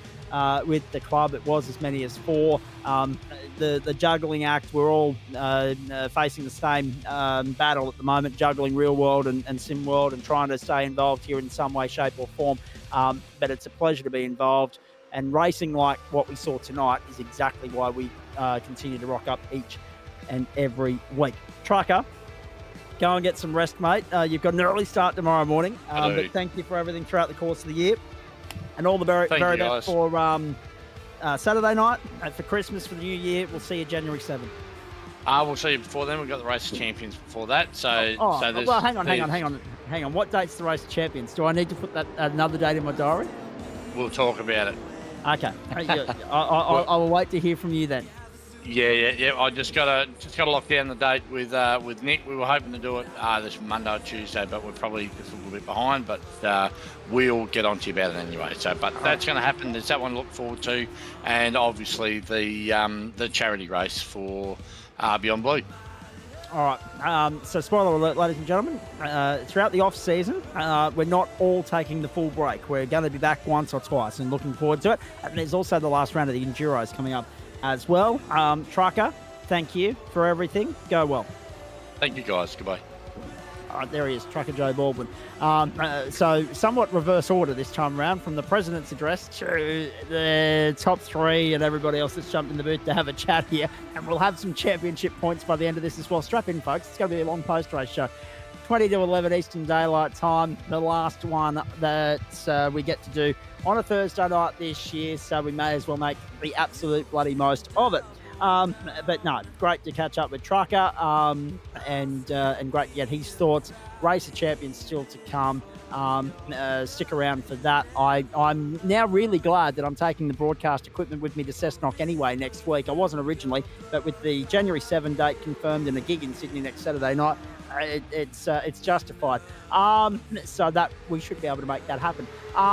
Let's start with Chris Whitaker. I normally leave CW for very late in the piece, but I'm going to start with you tonight because that's probably the best performance we've seen from you in the Porsche this season. It looked hooked up. It looked good. Yeah, exactly right. Struggled all week, struggling qualifying. That was everything I had. Quality was a PB by a good few tenths of a second. Did leave a little bit on the table, but it's easy to say that. We all do. But I think first things first, we need to bring to the forefront race 2, and a massive congratulations to Jared Knight, to Gordon Marshall, to Brendan, to Sam Muir. I'll also congratulate myself. We all beat Matthew Dench. Might only get to do it because a reverse grid, and he got caught up in all of the crap. But yeah. Who cares? We beat him. We got him. Hang on. Can I just burst your bubble there and say that Brendan caught 20 seconds worth of penalties, so he didn't beat Matt Dench. Oh, he doesn't count anyway. So okay, cool. That's fine, mate. Just before Treno gets in here and starts splashing over the screen, I will throw out that it's good to be back as the number 1 as well. So. Number 1 WMS driver. It's been a long time coming. We've had to go the whole season copping it, but yes, I didn't expect that. Start of the season, mid-season, definitely didn't expect that. But no, it's been consistency that's got us there, and a lot of luck for other guys having a lot of bad luck is basically it. But we just worked on tyre life. It was that's all I was doing. Through the practice sessions, we did a couple of sessions during the week and just trying to keep those right side tyres on it. And very different sets of what we've been running, but it seemed to work, and I just sort of drove to my number that I knew I wouldn't bin it on and hope for the best, and it worked. Certainly did. Worked very nicely for you, mates. And to the point where you even got to head the field for a little while there, and drag the train along. Were you feeling the pressure with that at any point? It was pretty comfortable, to be honest. It was just sort of churning the laps out. It was only when I decided I was going to go in the pit, and then came into the southern loop and decided to throw 2 in the dirt and get my first incident of the race, and the first incident of the 3 races that was, and dropped 2 seconds. Otherwise, I think I would have jumped the other 3 fellows in the pit stop sequence as well had I not done that. But it probably worked out for the better because they were fighting pretty bloody hard after the stop. It was bloody good to watch. Had 3 in front fighting hard, I had 3 behind fighting hard, and I was just on my lonesome, just cruising along. It was good, but I quite enjoyed that. Indeed, and we enjoyed it as well. The interesting thing about it was that you were as prominent at the top end of town as the likes of Dench and Muir tonight. Just remind me where you finished in race 1, please. What was it? 3rd, 2nd, 3rd, I think. 3rd, 2nd, 3rd. So there's a legitimate chance that you will be in the mix as far as potential round win is concerned here, CW, because we know Denchy's got an invoice to pay on race 2. We know he's got a 5-second penalty in race 3. That rubs out 2 clean races for him. I'm looking forward to seeing the round points in just a few moments' time when Adam Lavis is done crunching the numbers, because there's a fair chance that you might have done enough to get the round honours tonight, and if not, it'll be bugger all in it between you, Muir, and Dench. Stay there with me, mate. I'm going to come back to you in a moment once I have those round points in front of me, courtesy of Adam Lavis, who is punching the numbers as we speak, and we will hear from him very shortly. We've made a bit of history here tonight, whichever way we go, ladies and gentlemen. If Denchy's done enough to hold off Sam Muir and win the championship, it's title number 8. It's unprecedented. It's the same as the GT3s. He'll have 16 championships in 2 calendar years and 8 straight in both. If nothing else, the amount of drama, excitement and intensity we saw tonight levels anything we've ever seen before in 15 seasons of the club. We've had 2 races with him, 1 here in the Porsches, and we had 3 different race winners in both splits, and we had 3 different winners in Formula V. So we've had a variety like never before tonight with regards to the results sheets. It has been thrilling from first until last, and 0.07 of a second between first and fourth in the first Formula V race started everything on a very bloody positive note. So, with that in mind, let's bring in Sam Muir at this point in time, and I'll get to Matt Dench in just a moment. Sam, how's the heart rate after all of that, mate? Yeah, it was pretty intense there for all 3 races. It was, on for young and old through every single one of them. It's last round of the championship, gloves are off. I think everyone in the top 3 in the championship were pretty cozy as far as points were concerned. So, yeah, there was no point holding back, and none of the boys did, and put on a good show. You blokes left nothing on the table tonight, and nor could you either, because you had a 45-point deficit to overcome, and that was never going to be easy. Extra points on the line, we know that. But at the same time, you had no drop round to fall back on, neither did Matty Dench. So it literally hinged on this winner take all. Yeah, exactly. And with that sort of point deficit going in, even with the double points, I sort of needed a bit of a miracle. And yeah, Denchy, everywhere he went, just managed to find a bit of trouble tonight. So he gave me every chance. But yeah, still, from my point of view, I wasn't good enough to get the job done. But yeah, really happy with the season to get P2, I assume. Finishing second to Denchy is, nothing to be disappointed about. No, and so many have achieved the feat before you as well. They're very familiar with the concept. But, mate, consistency. And to a point there, I noted it in race 3 because Denchy was down the back of the order, and we'll talk to Denchy in a moment. There's a fair bit to pick apart from his night, let me tell you. Just an incredible fight back. To end up crossing the line first and being relegated to second by virtue of a 5-second penalty. But at that point, I was saying in the call, correct me if I'm wrong, but all you had to do in all of that, with everything going on around you, was avoid the carnage and find a way to keep your nose clean. Yeah, we didn't manage to do that in race 2, unfortunately. Copped a bit of damage and couldn't maximise our opportunities in that one. And then, yeah, race 3, we were, I think, sitting 5th or 6th behind that lead group. And yeah, when I saw Denchy got tangled up early, I was like, oh, we might be a chance here. And it was very tempting to sort of, want to race those guys hard. But as CW said, you just got to look after those right tyres out around here. And I didn't want to get sucked in. And then as soon as Jared sort of went for the undercut, I was sort of umming and ahhing. And then I thought, what would Denchy do? Oh, he'd probably do the undercut too. So I'll I'll do that and follow that strategy, and yeah, paid off at least for that final race.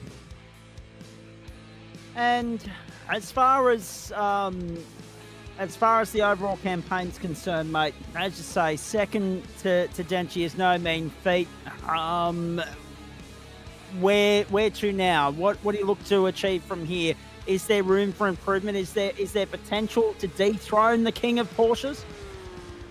I really hope so. At the end of the day, none of us are here to finish second. So we finished P3 in the championship last season, set myself the goal to go at least one better this year, and we managed to tick that box. So yeah, the logical step is to set the goal to get P1 next year. But yeah, it's going to be bloody tough getting the number one off Matty Dench's door, that's for sure. So we'll do our best. There's still a big gap between him and myself in terms of pace. So yeah, lots to work on over the summer break, but hopefully we can come back and give him a bit more competition next season. With regards to next season, obviously it's 8 weeks before we'll be back on the platforms of the GSRC.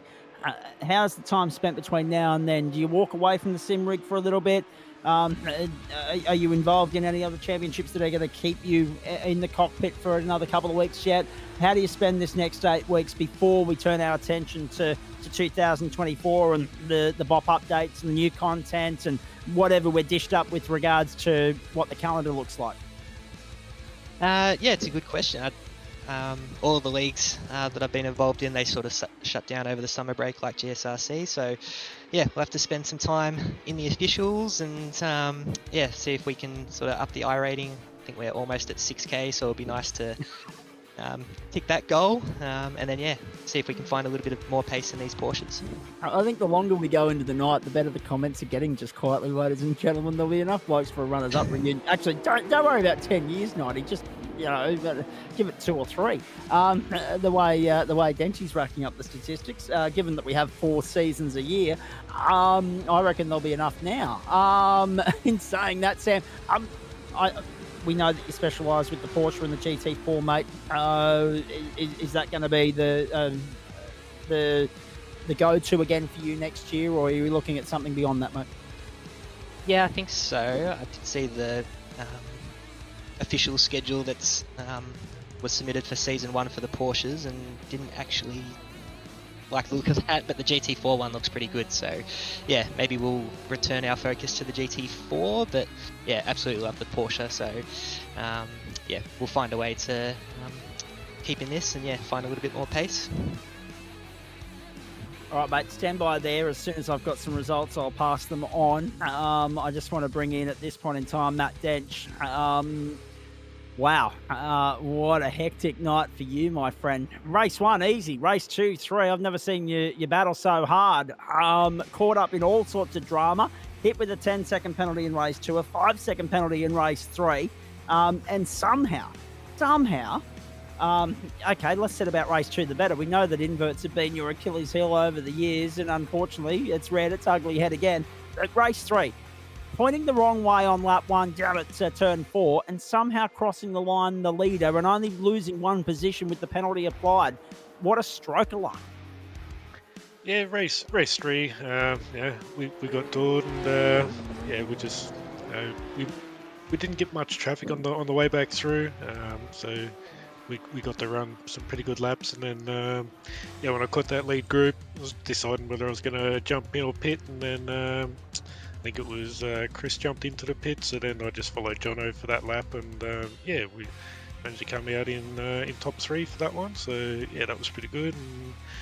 And yeah, we just got the move slightly wrong with Nidia there. I thought he wasn't quite going to go run out as far as he did, but it takes a lot of commitment to go for a move there. And yeah, we've just sort of I've clipped the rear of him and pushed him too deep, and he locked up, and yeah, it was not real good from there. But yeah, race 2, that one was all my doing, cold brakes. It was actually the same spot, same move. I just went a little bit deep and I caught the guy two cars up. So let's talk about race 2 for a moment. How happy were you to finally see the back of Jono Freeman after tonight, please? Because by gee, he made life tough for you. No, it's good. I don't mind the guys racing me quite hard. It's a really good Nice challenge. change of pace, actually. Yeah, it's really fun. You definitely got to get your thinking cap on and try to get the games happening and try to find your way by. It's yeah, quite enjoyable. All right. With regards to the fight back through the field in race 3, there, when did you realise that this was legitimately a chance of being pulled off, mate? Because I mean, we're looking at lap 1, we're looking at you at the back of the field, and we're looking at the margin, what it was, and we we're trying to work out exactly how you could pull it off, and somehow you've been able to do it. Sure, minor incident with 90, you lose a spot to Sam. Matters very little with regards to the championship picture. I think you still have done enough to get that done. But what were you thinking when you were facing the wrong way lap 1? I mean, it's better to be that happen on lap 1 while everyone's really bunched up.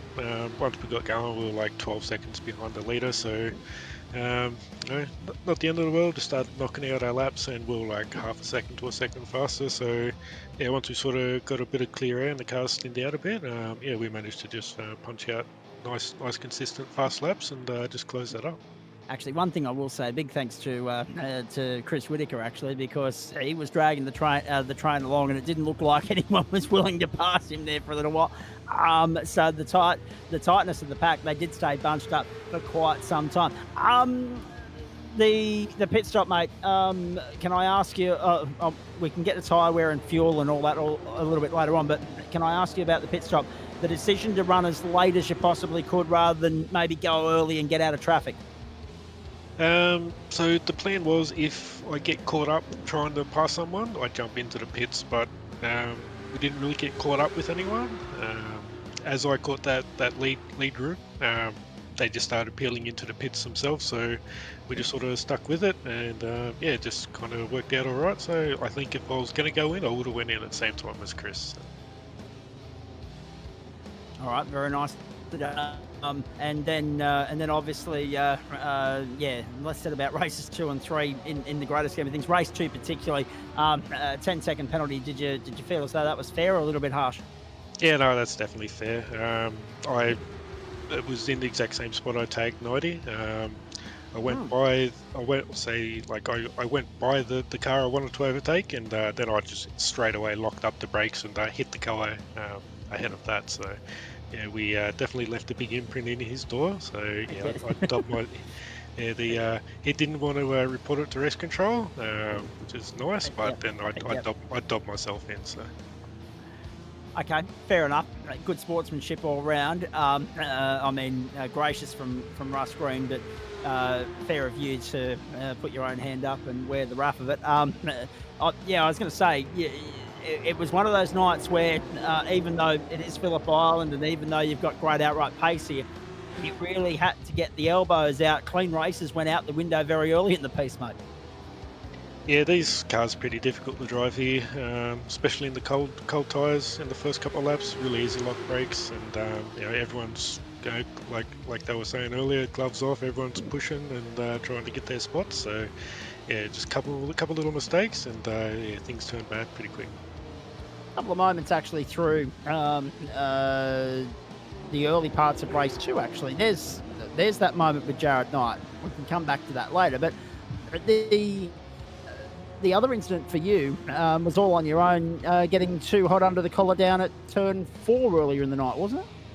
Yeah, that was the first time I tried to go inside there. I literally could not see my braking point, and I was like, yep, that's a couple car lengths too late. So I just released off the brakes to make sure I didn't smack the guy ahead. So.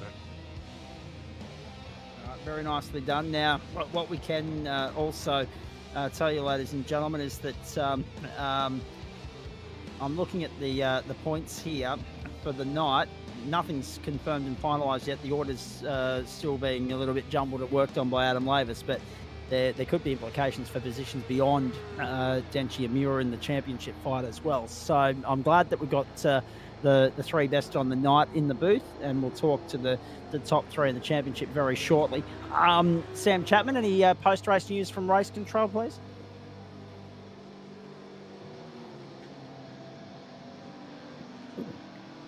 Are you there, Chapman? Oh, I'll turn it on this time. Have you got Yeah, me? that's it. There we go. There We've all we done that. go. There We've we all go. done that. Oh, it's been a long night, so it's been a long day. Me. Yeah, I'll tell you what. Not too much of a report. There was just one that I hadn't entered correctly. That was a warning for Jared on Chris race. Yeah, I had a number to do there, so I'm not surprised I made an error partway through. But Adam picked up on it while going through the points, so easy done.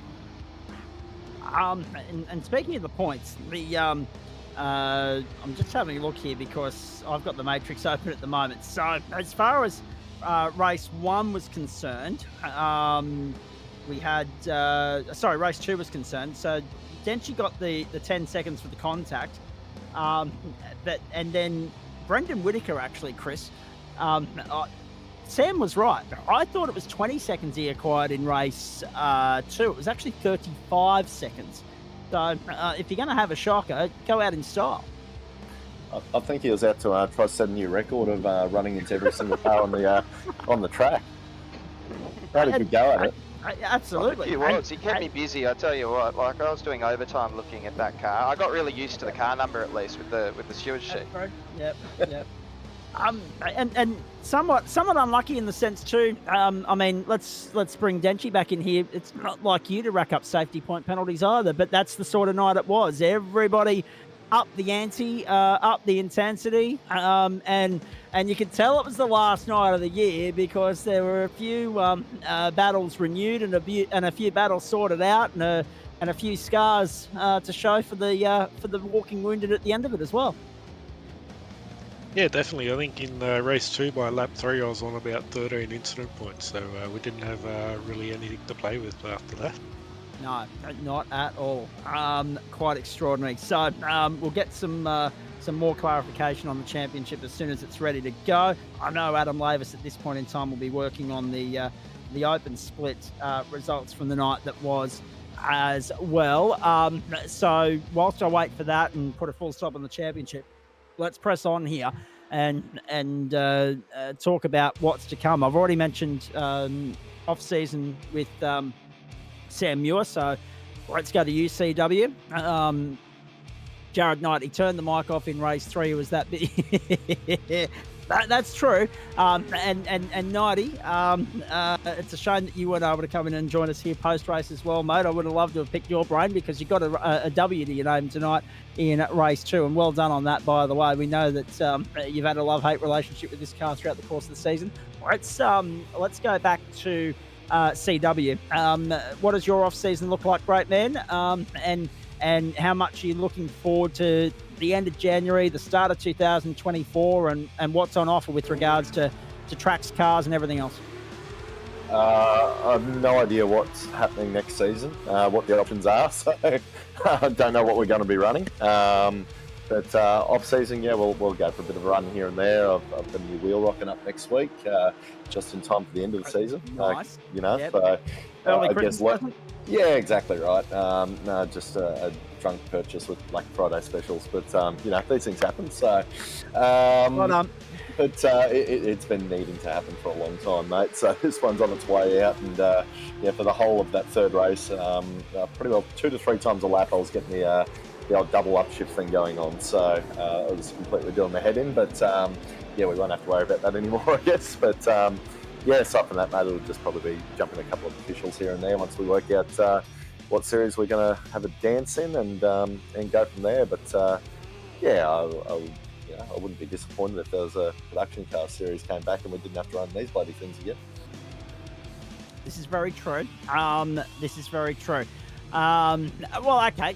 You make a good point. If it were up to you, what categories would you like to see next season? Because we know the committee takes the advice of its members, and when they go back to the drawing board and put the schedule together, what cars would you like to see make a return, or what cars would you like to see phased out for the start of 2024? I think we can all agree the first one on the list is the Clio. We'll just leave that out completely. So, oh, sorry about that, Chapo. My bad. Yeah, just No, yeah, I thought you were talking about my whinging, not his whinging. Yeah, okay, right. all of the whinging. All of the whinging. Just All of the above. you get a whinging. You get a whinging. You get a Yeah, whinging. you guys actually don't whinge that much. I have to find half of them myself, really. It takes a lot for. I mean, some do, but half the time I have to find them myself. Excluding the bloke in the 35, of course, but that's not. Oh no, he loves to whinge. I've heard that on the grapevine. He's the king of whinging. he prides himself on being the king of whinging. It's Get to spell a few incidents too. I give him a run for his money though. Trucker Joe Baldwin and Chris Whinger Whitaker. It works well. Love it. Make it happen. Whoever's in control of that, make it happen. That's Adam Lavis. That's it. What would? Oh no, he'll actually do it as well. Actually, by the way, there was a reference there earlier about getting gored. I think it was Denchi that made it. It was actually nice to see a Chris Whitaker, Trent Lavis reference made by someone that wasn't Chris Whitaker or Trent Lavis. I had a smile. Don't worry. I had a smile ear to ear when that one came out. It was good to see brilliant. someone else picking up the slack for me. So I'd drop the guard, mate. I'd let the team down, but good potential to pick that one back up for us. Absolutely. What would I like to see next season? Back to the original question. I don't know. Maybe those TCR cars. I don't mind them. I'm quite fond of them. Quite fond of them. Yes. An MX-5 series on a night that I can actually get to would be good. I wouldn't mind that. I'm all for it. I'd love to get back into GT3s, but I think I've been out of them too long to be competitive, and it's just too bloody hard to get the setup sorted. Right. So. Yeah. I don't know. What's your feel on the 86 CW? We had a great series in those early on. That was fantastic. You know what? What about an 86 versus MX5, and then maybe some sort of bot on the 86. I was thinking this. I really like this idea, like the pop on the production cars sort of thing across a few different ones. Yeah. Yeah, I reckon something along those lines, or even just a split field. If we can get enough to commit pre-season that we know we're going to get a field of 25, 30 each week, and it's not going to be all 86s because they're quicker, and then just let them run and run their own race in between, independent series, but in the same race. Not too dissimilar from what we do with the Elite Cup and Open Cup in the Porkies. I would like to see Open and Elite Cup split up a little bit more, and maybe the Opens run the 991 and actually have it as a feeder category. I don't know if it ever was like that, but that's maybe something to be thrown out there. But I reckon an 86 versus MX5 series of some description would be bloody fantastic. Well, there's some ideas being thrown around. Denchi, if this is title number 8, it's the calendar set for 2 years on the trot for your two favourite GT3 categories. What else is there left for you to conquer, my friend? It's just the Push Cup and GT3s. That's where I go to for my racing. Don't really enjoy all that much of the other cars, so yeah, we'll just stick with those ones.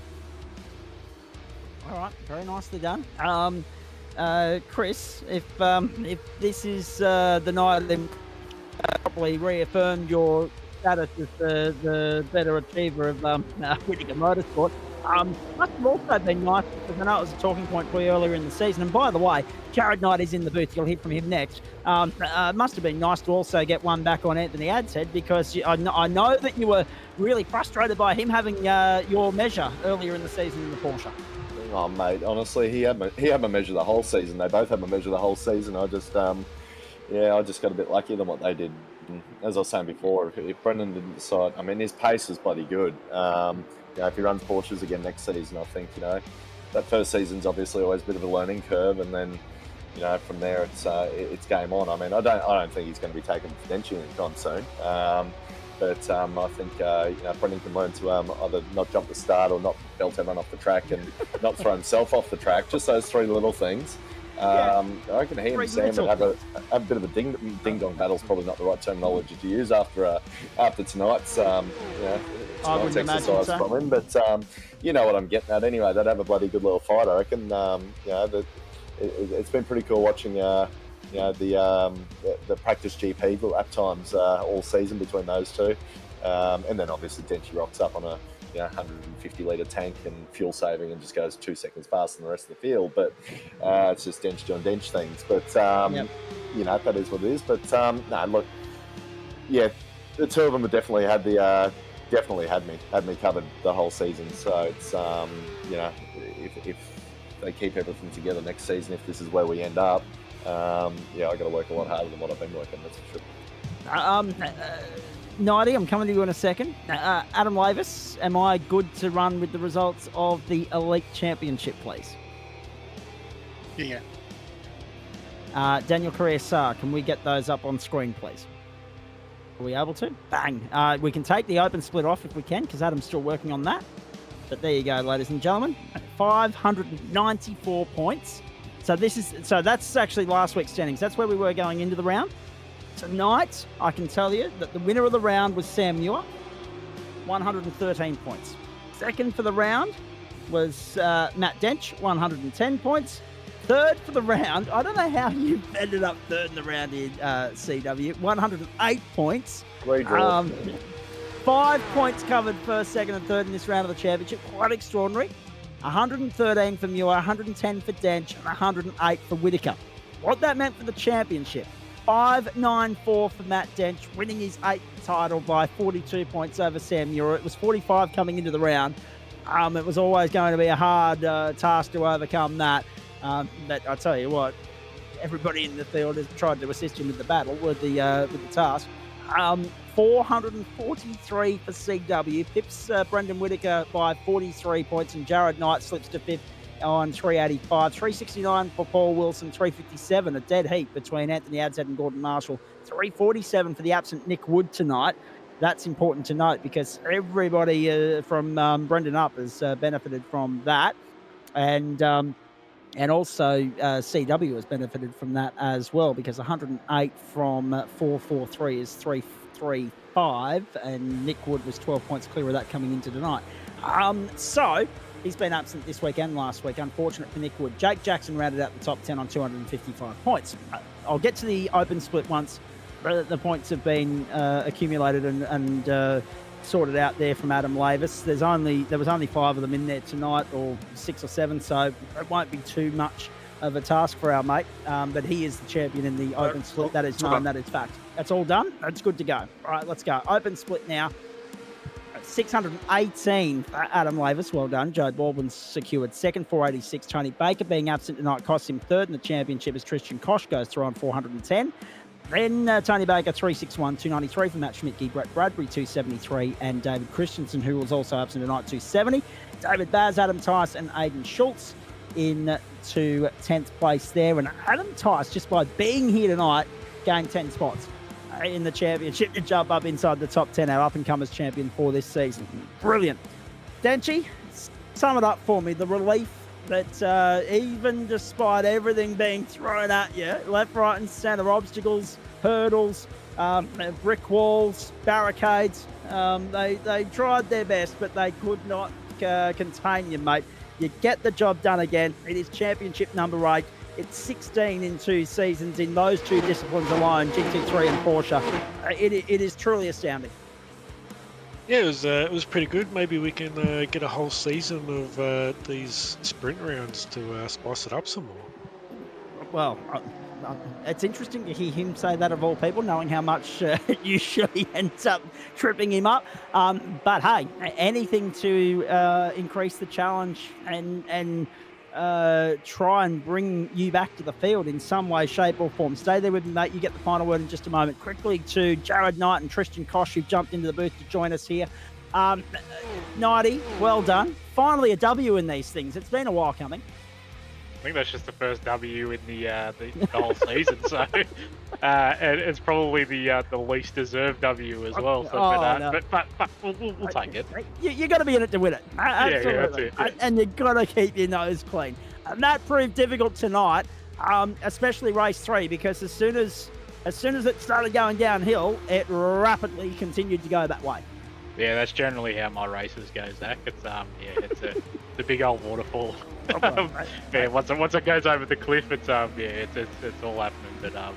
But yeah, we were actually running a set Denchi shared last season, and it was very good until those closing laps when Sam and him got on the back of me, and then just all fell apart. And was trying to make it as wide as I could, and it's unfortunate to get a little tap and unload the front, and so said to Denchi, that probably could have gone either way. Unfortunately, he got a 5-second, but yeah, it didn't really matter in the end. No, it certainly did not at all. We're pushing a 4-hour broadcast tonight, boys. That's how long we've been on air. It's been quite the night here. We're at the 3 and about 35-minute mark at the moment, but by the time we get through everything and wrap up and sign off, we'll be pushing that 4-hour marker. Quite extraordinary. Nighty, do you continue to persevere with these cars next season to try and get a better grip and grasp of them? I have no idea yet, Zach. Right now, the answer is no. But yeah, I can probably dare say once the season rolls around, I won't be able to help myself and jump in and be another sucker for punishment for another 10 weeks. Just continuing to prove what a bloody well addictive drug this is. Yeah, no, definitely. Yeah, exactly. What's next for you, mate? I mean, 8 weeks off. I know you mentioned something on Monday night, but obviously there's real world commitments and sim world commitments to juggle when we get to 2024. But a nice chance to take some stock, catch your breath, and reassess where we go from here. And I was going to say on the way out, nice to see that all four wheels remained on the vehicle tonight, and that's a difference to the last time I saw you in the kart as well, unfortunately.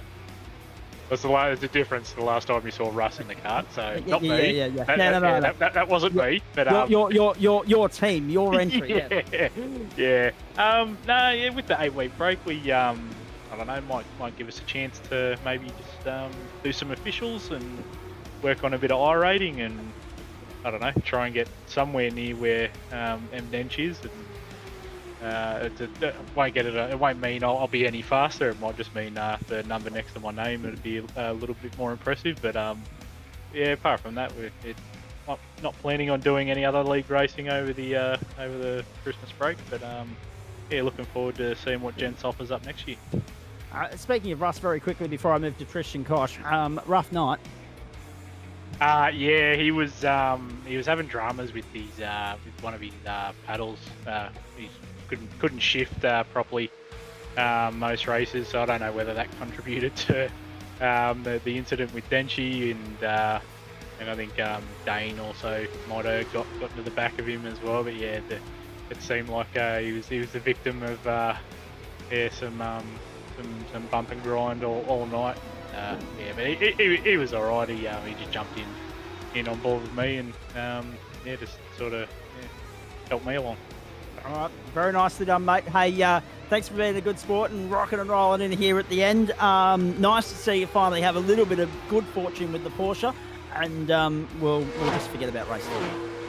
Yeah, no, definitely. And while I'm here, and while Tristan Koch is in here, congrats to him on P3 in the open split. I think he's one of the only guys that basically races every race the Gents offers each week. So yeah, it's good to see Hecker getting a bit of a reward at the end of it. Indeed it is, and I'll move to him on that note because I don't want to keep you blokes too much longer. It's been a bloody long night, as I keep being reminded by Sam Chapman. Now, stay with me, Nighty. I'll come back to you. Tristan, well done, mate. Thanks for dropping on by late in the piece to have a chat to us. As Nighty said, you race just about everything that we offer up, and you do so rather consistently. And that was the key to third in the championship, mate. Here, A, being here, and B, you played your drop rounds to perfection. You dropped 2 rounds throughout the course of the season, didn't turn up, but you made good points with the other 8 rounds, and it results in third place on the podium, mate. Well done.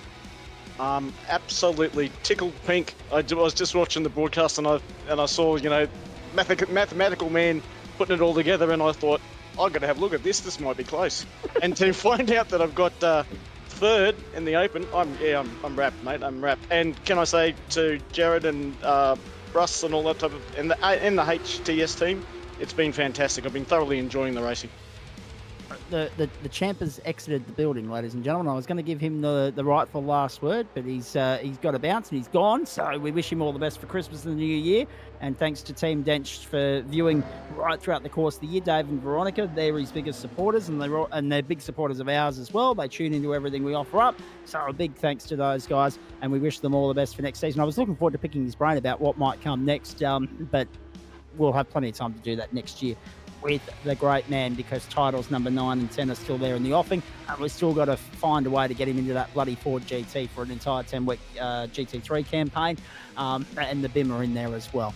And we picked his brain enough on Monday night. I think we can let him off the hook. Tristan, tonight, talk me through it, mate. I mean, our eyes were on the shenanigans and the dead set, frantic and frenetic action that was unfolding in the elite split, mate. But talk me through tonight. Obviously, Tony Baker's absence has helped you out as well. But at the end of the day, we say it every week, you've got to be in it to win it. Absolutely, got to be in it to win it. And as you mentioned before, being consistent. And look, sometimes it looked good and sometimes it looked bad. But yeah, thoroughly enjoyed it racing with the elite guys as well. It was fun. It was like a mixed bag of lollies. But yeah, that car, awesome. So you're a fan of the Porsche, unlike your teammate. In saying that, let's talk about next season. We've got 8 weeks of nothing. Some people are going to have itchy feet. Some people are going to get a social life back. Some people aren't going to know what to do with themselves. But at the end of the day, I think we're all happy to take a step back after 40 weeks. It's been a long, grueling, taxing year. It's nice to put the feet up, kick back, relax, and look forward to next season. As we look forward to next season, what do you most look forward to as far as the racing that we offer up, any potential new venues that may be dropping in the iRacing server, and what do you do in the meantime? Well, I'll be talking to Jared a bit more over the Christmas break, and also finding out what GSRC is going to bring for 2024. And what can you say? Might expand my knowledge in cars and tracks on what gets served up. Go for something completely different, but I'm definitely going to give the Porsches a run again if they're on. I don't doubt that. I mean, and hopefully a few more numbers in the open split across the course of the season as well, mate. And what a way to finish it off at Phillip Island. Did you find it challenging to keep your nose clean, or were you able to avoid the garbage tonight? I think they had one little tingle mix-up, but all the other, we could say, mishaps were caused by one and only myself. Yeah, at least you're honest. Mate, well done. We're starting to run out of time here. Feel free to stick around if you want to. But I've just had a reply. I've just had a dead set. One of the comments of the night is off feed, off air, in a personal message that I've got. I've got a friend that celebrates a birthday tomorrow, and they've just come back to me and said, look, I identify as this, which is the age they currently are, not the age they're about to be. So I quite like that. I will be replying to that message very shortly. In saying that, and happy birthday for tomorrow to the new TCR category manager on that note as well. Tristan, well done, mate. Thanks for that. Thanks for stopping on by and having a chat to us. Nighty, let's go back to you. Next season, you'll probably jump in the Porsche again. We know that. GT3. What else? What else tickles your fancy? I wouldn't mind. I think Chris mentioned it a little earlier. I wouldn't mind maybe a bit of MX5 action. Yeah, some more proddy cars. Yeah, maybe some more open wheelers. But yeah, no, they're a bit of a not to everyone's taste, but yeah, I think if we the main thing is probably maybe a bit of an MX5 series, maybe to go on a Tuesday night with the up and comers. But yeah, apart from that, it's all the series that are offered up. They're always good. Any series that you'd like to see return to the platform that wasn't offered up this season? Possibly the TCRs. Yeah, I think they had the mix and match last season where each week was a different car. But yeah, if we could maybe do a full season of TCRs again, they offer some unreal racing. They're basically one of the only cars in the service that sort of allow a bit of door bashing without sending you off into the weeds. So we're looking at Trent. Yeah, so if we if we can maybe get the TCRs back, that might be good for the club. All right, very nicely done. Looking forward to whatever is dished up by the category, by the club, I should say, for next season, because choosing which categories to keep and which ones to drop, and etc. and so forth, not an easy task. So I don't envy them in the slightest with that. I wish them well with planning for 2024. We'll know more about 2024 in due course, because the category, or the committee, I should say, will reconvene in January, early January, after the Race of Champions, no doubt, to finalise plans for Term 1 of 2024. It's only 8 weeks away. We can hardly wait. It'll be Monday, the 29th of January. We're back on air, I'd say, for Term 1 of 2024. I'll get back to Jared Knight if I get time in a moment. We've still got Sam Muir here as well. I didn't even get to ask Denchi about tyre wear tonight, Sam. Did it hamper you in any way? It wasn't too bad. Yeah, we sort of knew it going in. It was going to be a bit of a struggle, so there was always sort of the conscious thought in the back of the head just to look after the tyres, because we were checking it out in practice and pretty quickly getting down to the 70% mark, and especially in race 1 where the track temp was about 44 degrees. It felt like you were driving on ice there at the end. So, it wasn't too bad if you were looking after the tyres.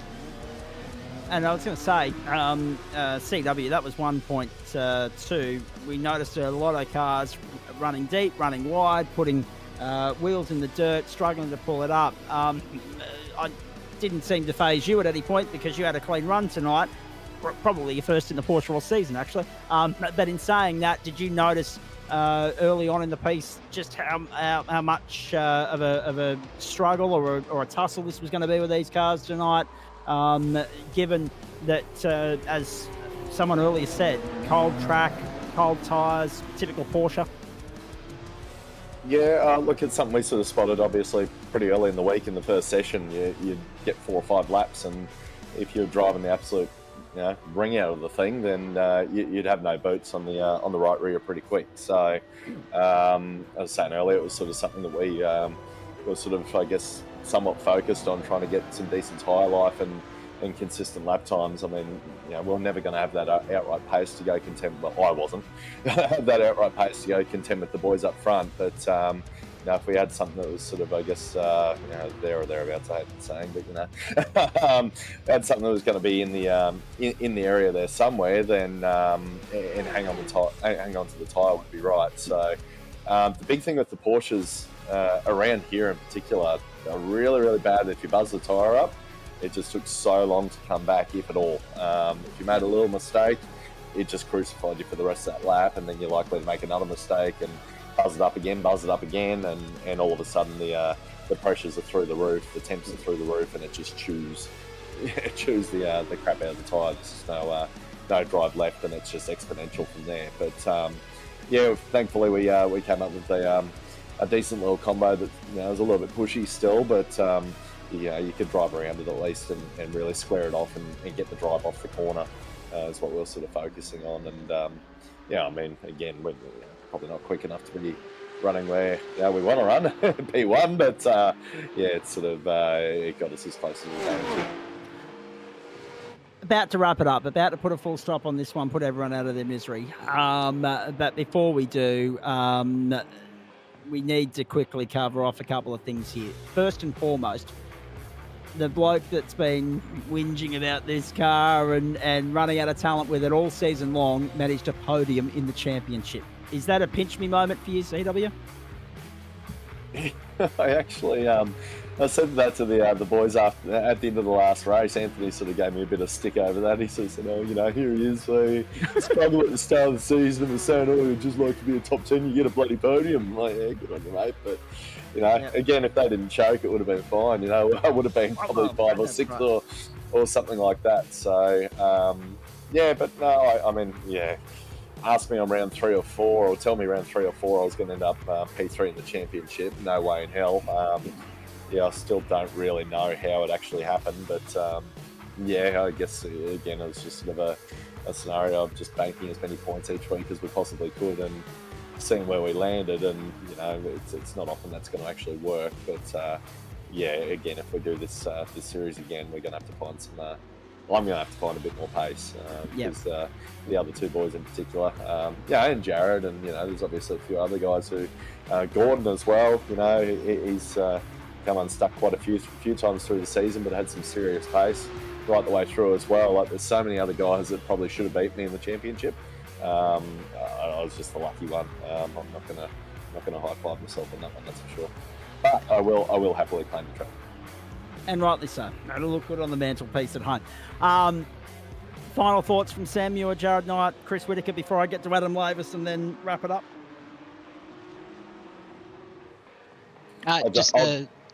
Go, Sam. Yeah, no, just a quick massive thanks to the club, all the sponsors of this series. I think it's Blackout Electrical is the main sponsor, correct me if I'm wrong there. So, yeah, thanks for their support, and massive thanks to all the guys in purple. Absolutely love racing with you guys, and hopefully we can go one better next year.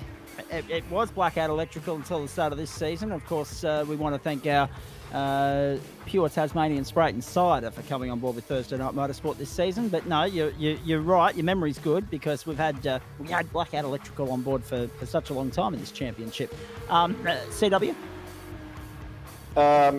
Same sort of thing, mate. Obviously, thank all the committee and all the guys who put all this together. They stick a lot of hours in it, and unfortunately, they do cop a bit of stick from time to time, mostly from me more than anyone else. But so I apologise for my part in that. But obviously to yourself and Daniel as well, Zach. You boys are here week in, week out, and going through the wee hours with your commentary. I mean, I know it's only 10:30 at the moment. There's still plenty of time to get a couple other digs in there for you, Zach. But thank you.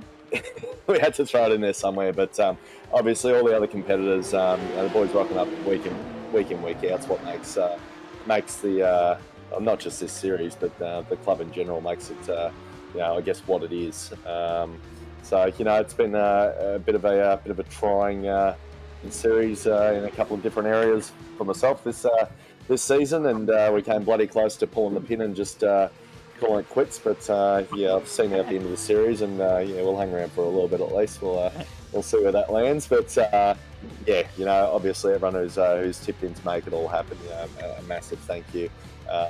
Obviously, Brendan and Anthony and Adam as well. Obviously, week in, week out in the chat with us and jumping into practice sessions and hosting the rooms and all that sort of stuff. It's it's been a really good series. So but time for a well needed break and a couple of these Spreyton siders. I think we might have to throw a few of them down over the break.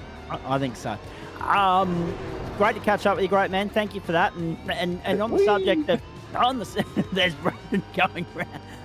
On the subject of tradition, though, nice to see you maintain your tradition in Formula V of not contesting the full 3-race program as well. So well done on that. And the other tradition of A. Whitaker taking out Adam as well. So true. If it's not Brendan doing it, it has to be me. Well, I mean, in fairness, he killed himself onto me, but it's all about continuing traditions, mate. 100%. We did plenty of that throughout the course of the night. Well done, CW. Thank you. And Jared Knight, thank you to you as well. If there's anything else you want to say? No, just he's good. I'll follow the sentiment of CW and Sam there. Just thanking everyone for the club for the year. It's been unreal. Great to see the elbows out tonight. Great to see you in the winner's circle, mate. Go well for the summer. We'll see you in late January. And hopefully see you blokes on January 7th for the charity event announced tonight as well. Sam Muir, Jared Knight, Chris Whitaker, thank you. Adam Lavis, our Hall of Fame life member. Well done. The open split was secured last week, but you had to go through the motions tonight. But yes, you got a race win to your name. Let's not talk about Formula V, fair dinkum. But at least you got a W in the victory lap, if you like, the parade lap tonight. And then, a great win for Joe Baldwin in race 2 as well. But it was a challenging old night at the office. Yeah, tonight probably was one of those ones like Phillip and me get on pretty well, so I had a bit of haste tonight. But I was actually the first race was a pleasant surprise. I didn't know it was Joe. I just know I got friggin' I got nerfed and I was up in the grass, so I was like, oh no, that's not going to start tonight. But then, yeah, like 3 or 4 laps later, I realised I was already battling for the lead again. I'm like, oh, hello. Everyone else has just fallen off the track, so back on task, and managed to get the win there, so that was good. But then, yeah, then I probably should have been closer to the wins in the second or third race, but I bombed myself a turn 1 in the second race. Just had no grip in turn 2, just was like on ice. And then, yeah, then in the third race, just kept getting caught out by that banana peel at the second last corner. You know, it's just very frustrating, that one, because like it there's no way of catching it, because it's like it feels normal, and as soon as you straighten the steering, the car doesn't straighten. You're like, oh damn it, and you're around. So it's annoying, that one. But yeah, other than that, it's decent night. Got some good pace, so 2 fastest laps for that. So at least I actually had a night where I was actually probably on the pace to be the champion for once, rather than just sneaking through the incidents and keeping clean. And on the subject of people finding the grass and running off the circuit, I don't think between Formula V and the Porsches there was a blade of grass unmowed at some point tonight by our drivers. In saying that though, mate, nice to rack up a championship win. You have a few to your name thanks to Mountain Men and other things. And now five time. Yes. And there's also an open wheel championship to go about securing tomorrow night as well. So it could end up being a very good back end of the week for you. Oh yeah, I was talking to Nick the other day, and he's already conceding. I'm like, don't concede. There's still a race to go. And because I don't think he realizes, but like the way the drop rounds work in the US open wheels is because there's half the races are road courses and half ovals. It's not just your 2 worst rounds; it's your 1 worst oval and your 1 worst road. Yep. And because Bathurst was an oval week, I've already got a drop oval, so I need to do well this week. Otherwise, it's not good for my championship. That's it. Not good. However, in saying that, there's Jared Knight on the subject of dirt, kissing it again, and that was the second of the 3 that put pay to his campaign in that third and final race. Did you notice how like, I mean, we often talk when we're in here about Porsches doing Porsche things and being skatey and losing the rear end and everything else, but it was particularly prominent tonight. Was it because everyone was trying a little bit harder because it was the last one of the season, do you reckon? Well, the first race was really hot. It was over 40 degrees track temperature. So as long as you didn't scrub your tyres and kept them in the window like Teacher keeps saying, it was all right. But as soon as you tried to push and you put a bit of heat into it, it would catch you out, because the 2 easiest places to get caught out is Lukey, because it's like Lukey, you turn in, it feels good, you do the downshift, and all of a sudden it just compression locks a little bit and you're around. Or if out of the second last corner, because that banana peel on the throttle there, because it's the most frustrating one, because you're only half throttle, you're not even full throttle, you're just churning it on, and then all of a sudden you're facing the grass. You're like, come on. So, but yeah, it's one of those things. I think the thing that makes the Porsches that extra prone to having those rear end snaps is because their tendency is more towards understeer. A lot of the time when you're pushing, you're trying to fight the understeer. So you're probably putting a bit more load into the front tyres than you want, and then you unload the rears and that catches you out.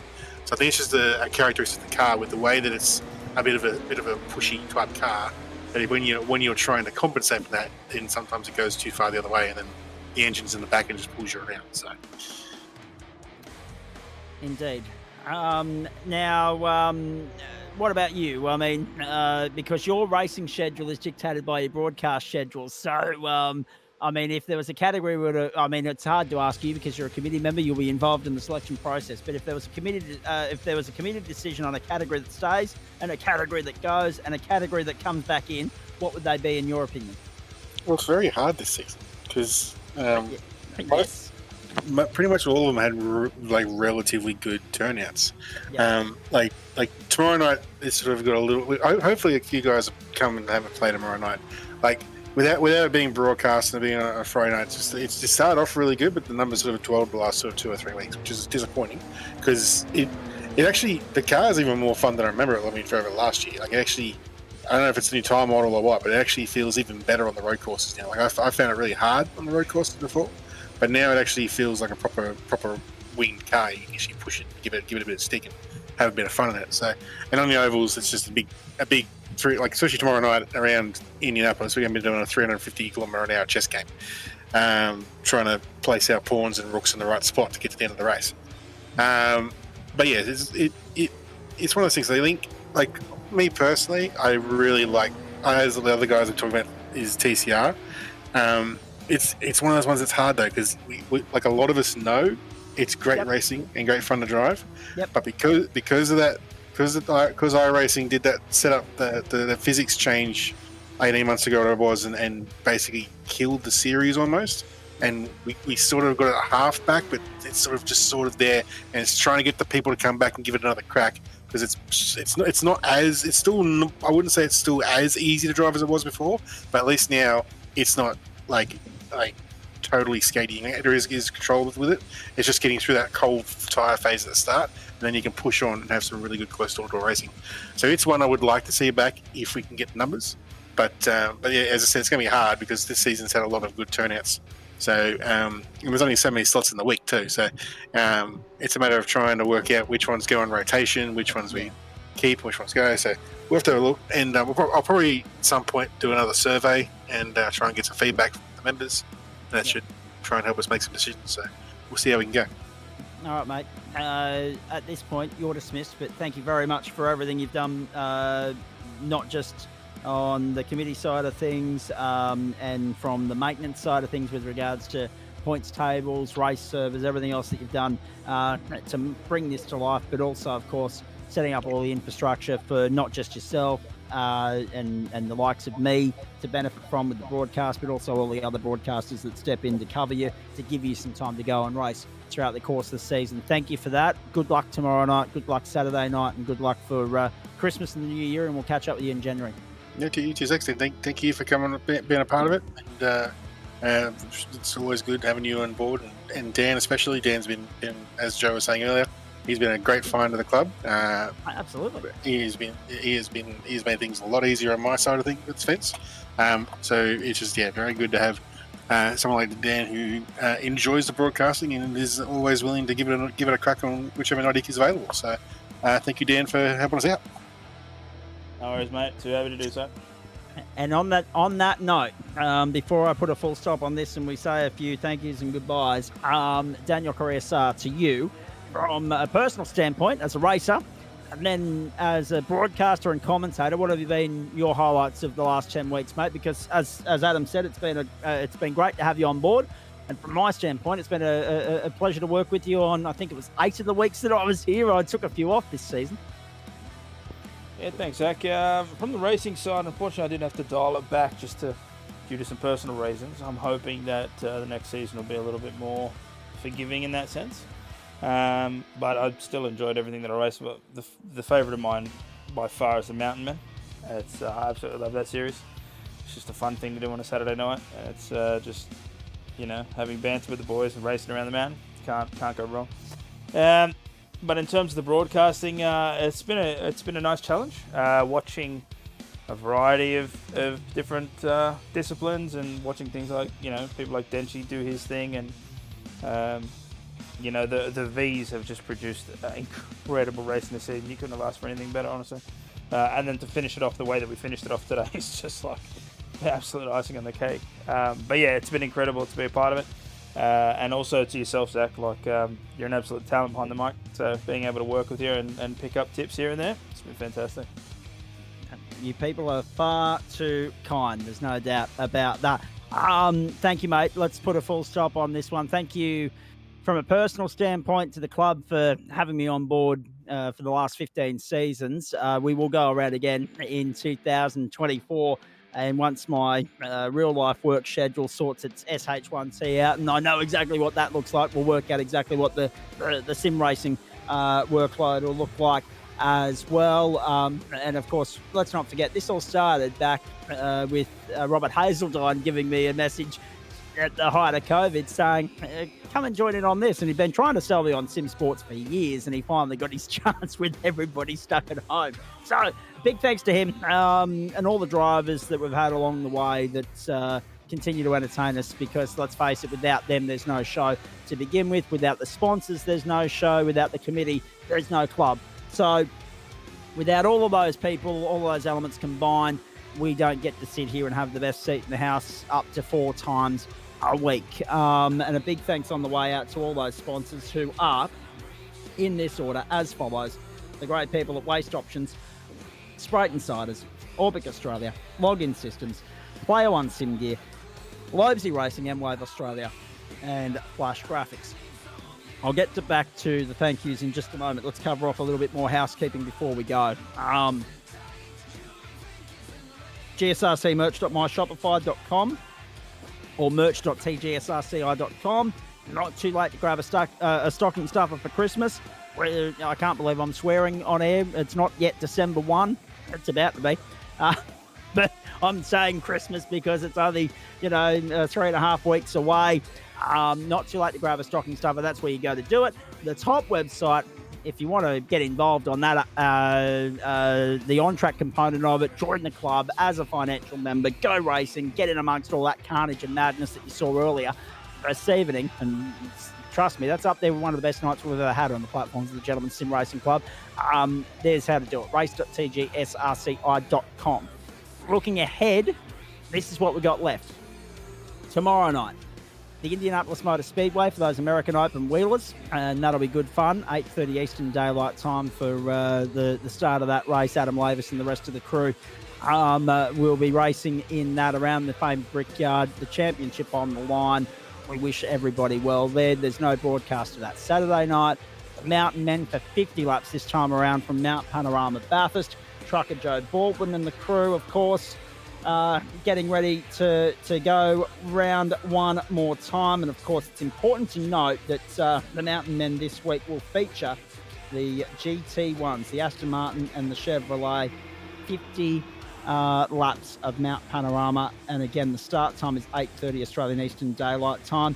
8:40 next Tuesday night, the final race of the season of the campaign for the GT1 Civil War. So, basically, Bathurst comes up. It serves as a precursor of GT1 running for the 95-minute hit out around Daytona on Tuesday night. That's an extra hour than they've gone all season in GT1 on a Tuesday night, so a big test for them. But yes, you get the GT1 hit out on Saturday night and the GT1 hit out next Tuesday night as well. Then the final race of the season for the Login Systems GSRC Endurance Championship for the Le Mans Hypercars and the GT3s from the Circuit de la Sarthe. It's a 6 hour, not a 24, but the server will run at 4 times speed. So you get that whole 24-hour experience in 1/4 of the time. That is Sunday, December 17. Hope you can join the crew for that, Liam Banks, Sam Chapman. And then, of course, we reconvene with the Race of Champions. And then, of course, that event that we mentioned earlier for Beyond Blue on a Sunday, January 7, a fundraiser that we're looking forward to. Team-based format, track and car combo to be announced. I'm already petitioning for Formula V from Phillip Island because that was some of the best we've ever seen tonight. We could even throw the Porsches in there at this rate. And that is where we will be, Sunday, January 7, right here. And in the meantime, if you're doing it tough this festive season, reach out to the team at Beyond Blue because they do great work. Reach out to a friend, reach out to anyone. Because, as they so often say on Facebook, we'd rather hear your problems now than be talking at your funeral. So don't feel afraid to speak up and say g'day and just shoot the breeze. I know I've had some heavy conversations with friends this year, and by heavy I mean deep and heavy. But you do it because that's what friends do. It's not an easy thing to do, but you do it because that's part of friendships. So we'll be really ramming that point home for Beyond Blue on the 7th of January. A big thanks to, I've already mentioned Adam Lavis. Can't thank him enough for everything he does to set up the broadcast infrastructure for the likes of Daniel Correa-Sarr and Sam Chapman to follow in the footsteps of, and Grant Gill as well. Thanks to all those guys. Thanks to all the commentators throughout the course of the season. Liam Banks, Aidan Schultz predominantly. All those that have stepped in and filled in for me when I've been travelling the country with Excel and four-stroke karting and other racing commitments. Going to a couple of concerts as well. It's been a big 10 weeks, 40 weeks, in fact, if you combine the other 3 seasons as well. A big thanks to you, our loyal and dedicated audience that tune in each and every week. We don't normally go this long. It's 10 to midnight. There's only ever been one other occasion in the history of the GSRC where we've finished this late. I'm pretty sure that was a Friday night many moons ago. We don't normally run this long, but it is grand final of grand final nights. So it's only appropriate that we spend a little bit more time reflecting and reminiscing on the year that was. There have been highlights, there have been lowlights, there have been quiet nights, there have been frantic nights. We saved some of the best until last. There's no doubt about that. To our committee members, the crew behind the scenes that make all this happen and try and keep 400 odd plus members happy, good luck with that each and every season. They're the unsung heroes of the club. It is a volunteer club. It is a thankless job at times, but they do it because they're passionate about the club and they're passionate about what we do. And thanks to all the sponsors that continue to support the club to ensure that we are able to do it in the first place. Have I forgotten anybody? Daniel, Adam, help me out. I don't think so. No, I think you're good. Okay, I think we're good. So on that note, at the end of season 15, on the platforms of the Gentleman Sim Racing Club. Yes, I can't believe I'm saying season 15. Someone mentioned earlier that I've been here, part of the furniture, pretty much since the start. There's no way I envisaged that once upon a time, but it started out as an escape and a way to take our mind off the lockdowns and the world going to the proverbial through the pandemic. It's continued to be a part of our lives well and truly beyond that. It's like a family. It's a great club. There's great camaraderie here. Some people come and go. Some people are regulars. Some people juggle it with their ever-increasing real-world commitments. Some people come for the fun of it. Some people come for the competitive side of it. Some come for both. But it's been going strong for 15 seasons, and let's hope for another 15, starting with term 1 of 2024, season 16, Monday, January 29. As I say, I didn't envisage being here this long, but I've loved every minute of it and look forward to more of the same going forward. Thank you again to the club for continuing to have me on board. It's greatly appreciated. And as I said to the people in Perth, because the people of Perth were surprised that I was willing to travel from the eastern seaboard to the west coast for the Nationals, the XL Nationals. I wouldn't be here if I didn't enjoy it. I wouldn't be here if I wanted to be. If I didn't want to be. So that's the point. You know, we're here because we love it, and we know you do as well. So with that in mind, enjoy your Christmas. All the very best for the festive season with your loved ones. However you're spending it, wherever you're spending it, you've got the freedom to travel. Good luck to those that are, and do it safely. We look forward to your company next year, and we wish you all the best for 2024 and whatever it has in store for us. We look forward to your company for the Race of Champions when that comes up, for the GT Enduro finale on the 17th of December, and also for the charity event on the 7th of January. But our primetime weeknight component is done at the end of night 4 of week 10 of term 4, 40 weeks down the road in 2023. And we sincerely hope that you've enjoyed it as much as we've enjoyed bringing it to you. Congratulations to Matt Dench on 8 consecutive Porsche Cup titles. And well done to Chris Noble on the Formula V Championship as well. Well done to Adam Lavis on his open split win in the Porsches. On a night where we had different race winners left, right and centre, we crowned 3 more champions. It's been a great grand final week to bring the curtain down on an enormous year on the platforms of the Gentleman Sim Racing Club. For the entire crew here, I'm Zach Caban. Until we see you next time, have a great weekend, everybody. Follow that up with a great Christmas and New Year. And we look forward to your company next time we go around on the platforms of the Gentleman Sim Racing Club across Facebook, Twitch, and YouTube. But until then, bye for now.